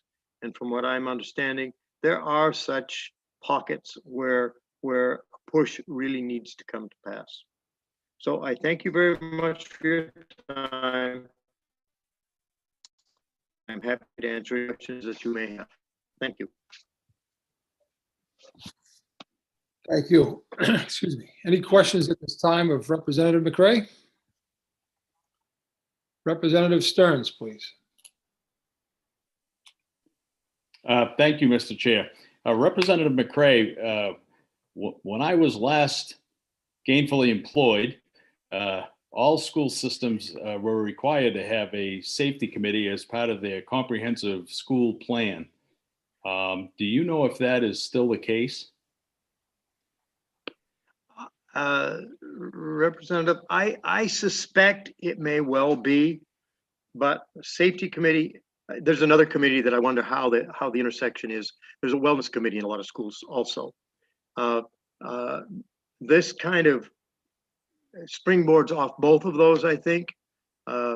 If they're doing a good job, it should be no big deal to have a health and safety committee going forward to address issues as they come. Surely to God, we all hope there's not going to be a pandemic, but it would be good to have these in place should they become necessary on any given issue. So I think the safety committee is to make sure that old Dave McCray doesn't climb up a stepladder to put something on the top shelf in a closet behind his desk, or whatever. I mean, anything that would be a quote unquote safety issue. So I'm pretty sure they must have those. And if they don't, maybe we should put in another bill. But I'm kind of looking at this as a health and safety thing. And it was the impetus was brought on by the pandemic. But the more we thought about it, the more it became obvious that it really is a pretty good idea. And to put it in place, if there's already something mimicking the intent, is almost no job at all. And if they haven't put something like this intent in place, then I really believe they should. So that's. Thank you. I believe it's a requirement, and if we could have that available, that information for the work session, that would be helpful to me. Very good. Thank you for the question.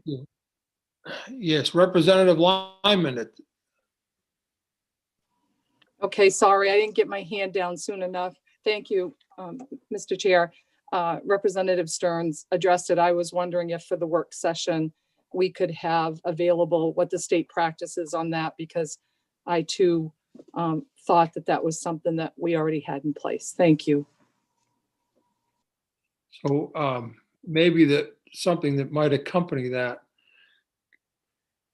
would it be? There may be somebody in the waiting room that can shed some light on that better than I can. Perhaps. If not, we can ask that the definition of the safety committee be defined or clarified. Any other questions? Seeing none, I think that we have a speaker 4. Coming up next would be Nate Williams. Thank you. Thank you.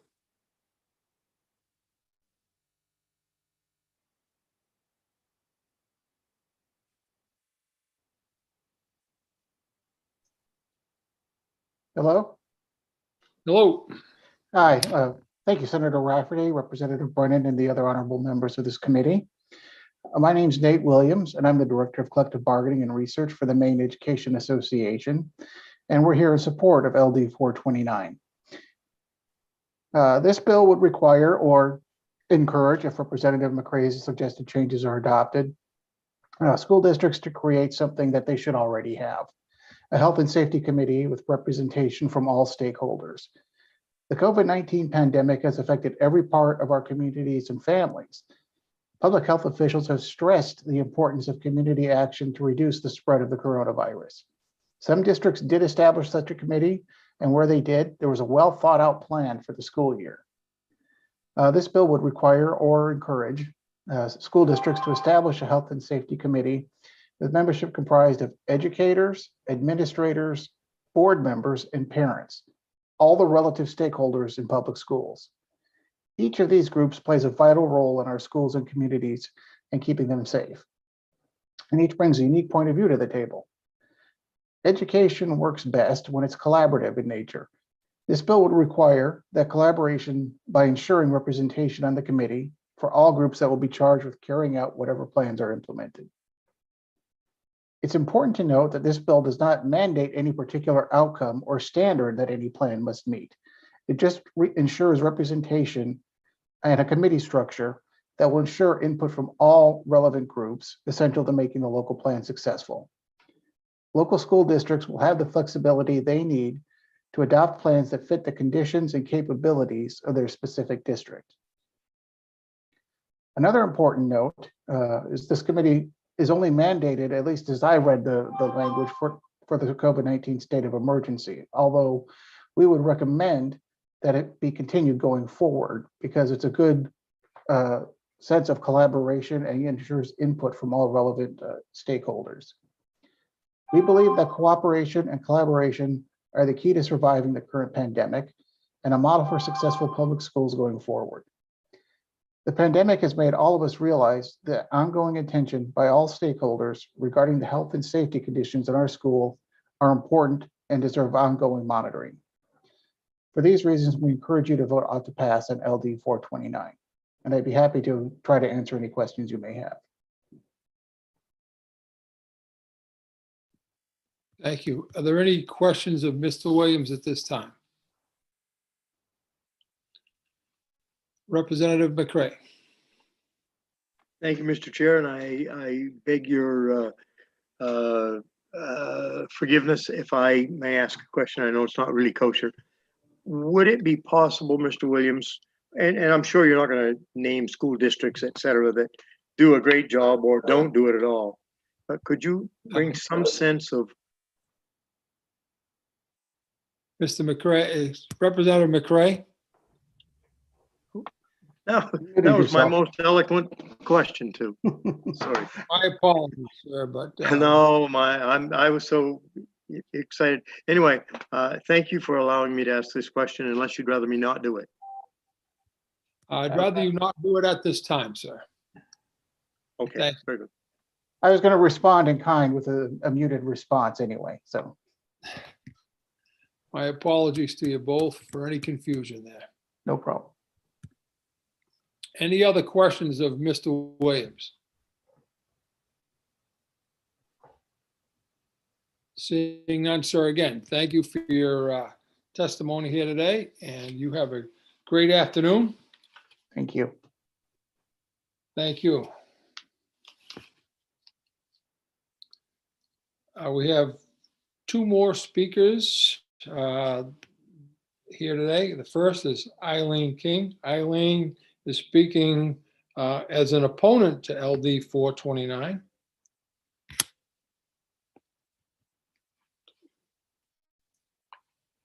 Good afternoon. Good afternoon, Senator Rafferty, Representative Brennan, and members of the Educational Cultural Affairs Committee.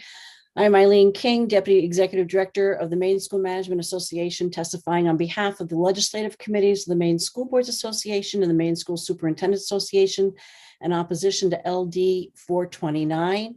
I'd like to start off by saying to the Representative McCray that I completely appreciate the flexibility in the language that you discussed today.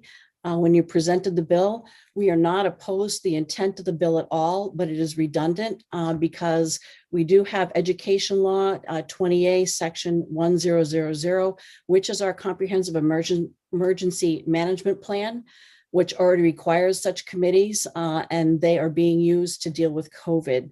I won't go on to read my testimony. It does talk about what the law says, that the school board will annually approve a comprehensive emergency management plan developed by the school unit administration, working with school teachers, staff, staff and local county and state public safety officials, firefighting personnel, emergency management officials, mental health officials, law enforcement officials, to identify and deal with hazards and potential hazards. So what I do want to support Representative McCrae's is that there were a lot of committees that did do excellent work, that were very collaborative throughout planning for the pandemic. I oftenly did say to my colleagues, whoever has the owner's manual for the pandemic, would they please share it? Because we are all trying to figure out how to bring our children back and our staff back as safe as possible. There are areas that did incredible work, and there are areas that, yes, did need support. And the relationship that's been established between the educational organizations had all of us working together to identify who are those areas and who needed that support. And personal phone calls were made and encouraged people to continue to work collaboratively and develop plans. So I appreciate the flexibility. I believe that I support what Representative McCrae is saying, that if it works, let them keep doing it. And if they need support, let's give them the support. And so thank you for your time, and I'd be happy to answer any questions. Folks, excuse me, any questions of Ms. King at this time? Again, seeing none, thank you very much for your testimony. We appreciate you being here today. Thank you, and have a good evening.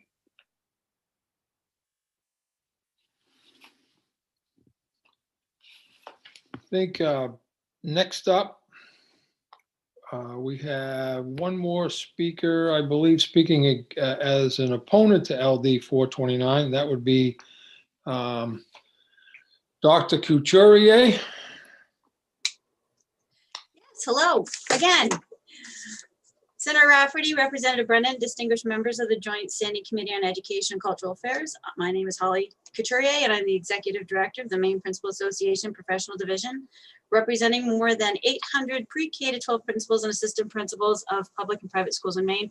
As Eileen, Representative, I want to let you know that I also appreciate the amended language. And when the MPA Legislative Committee created this testimony, we wrote it based off of what was written at the time. So I'm going to echo essentially everything that Ms. King did recognize in her testimony. The one additional piece that I would just like to add, for those schools in those districts who have a very effective and efficient safety committee, that's fantastic. For those who don't, we want to be able to provide support for them, but we would also like to see either a school nurse or a health care person added to that list of identified people to serve on that committee. That was one area that my committee wanted to make sure that we testified on.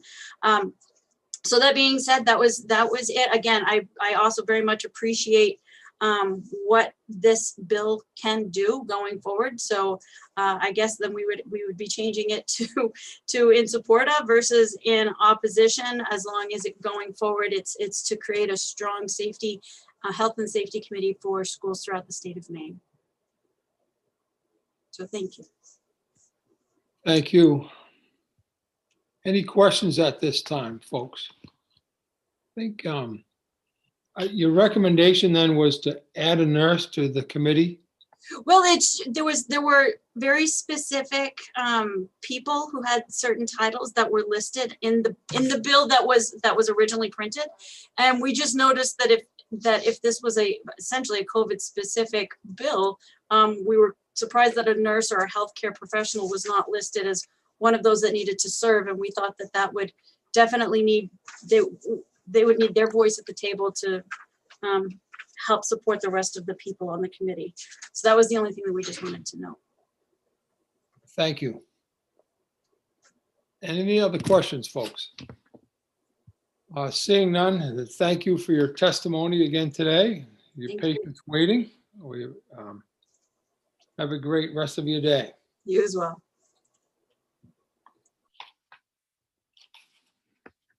Sam, I believe that brings us to a closure on LD 429.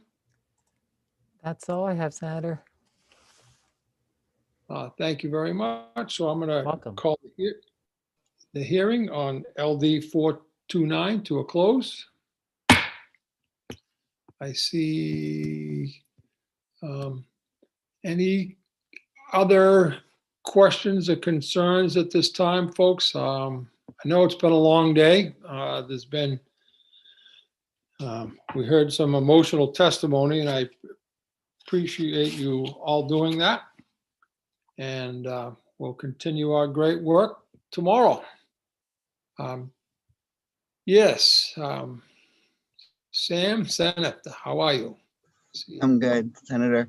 Just a note that there is an email to chairs and leads about scheduling this week. We can deal with that over email, I think, but Hillary did have one go out. Thank you. Sam, I did respond to that. Thank you, Representative. Okay. But it looks like Representative Stearns is not available, and neither am I or Senator Rafferty. So if you'd like to meet with Senator Whitson.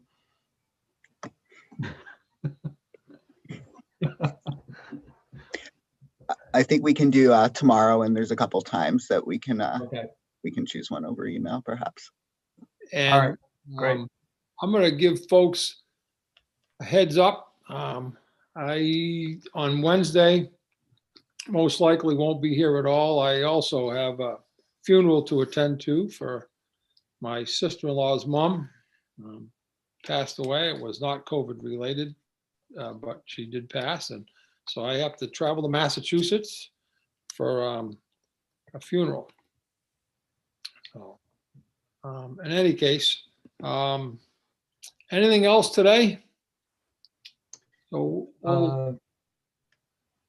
I do want to remind that I think that we have tomorrow. We're back tomorrow.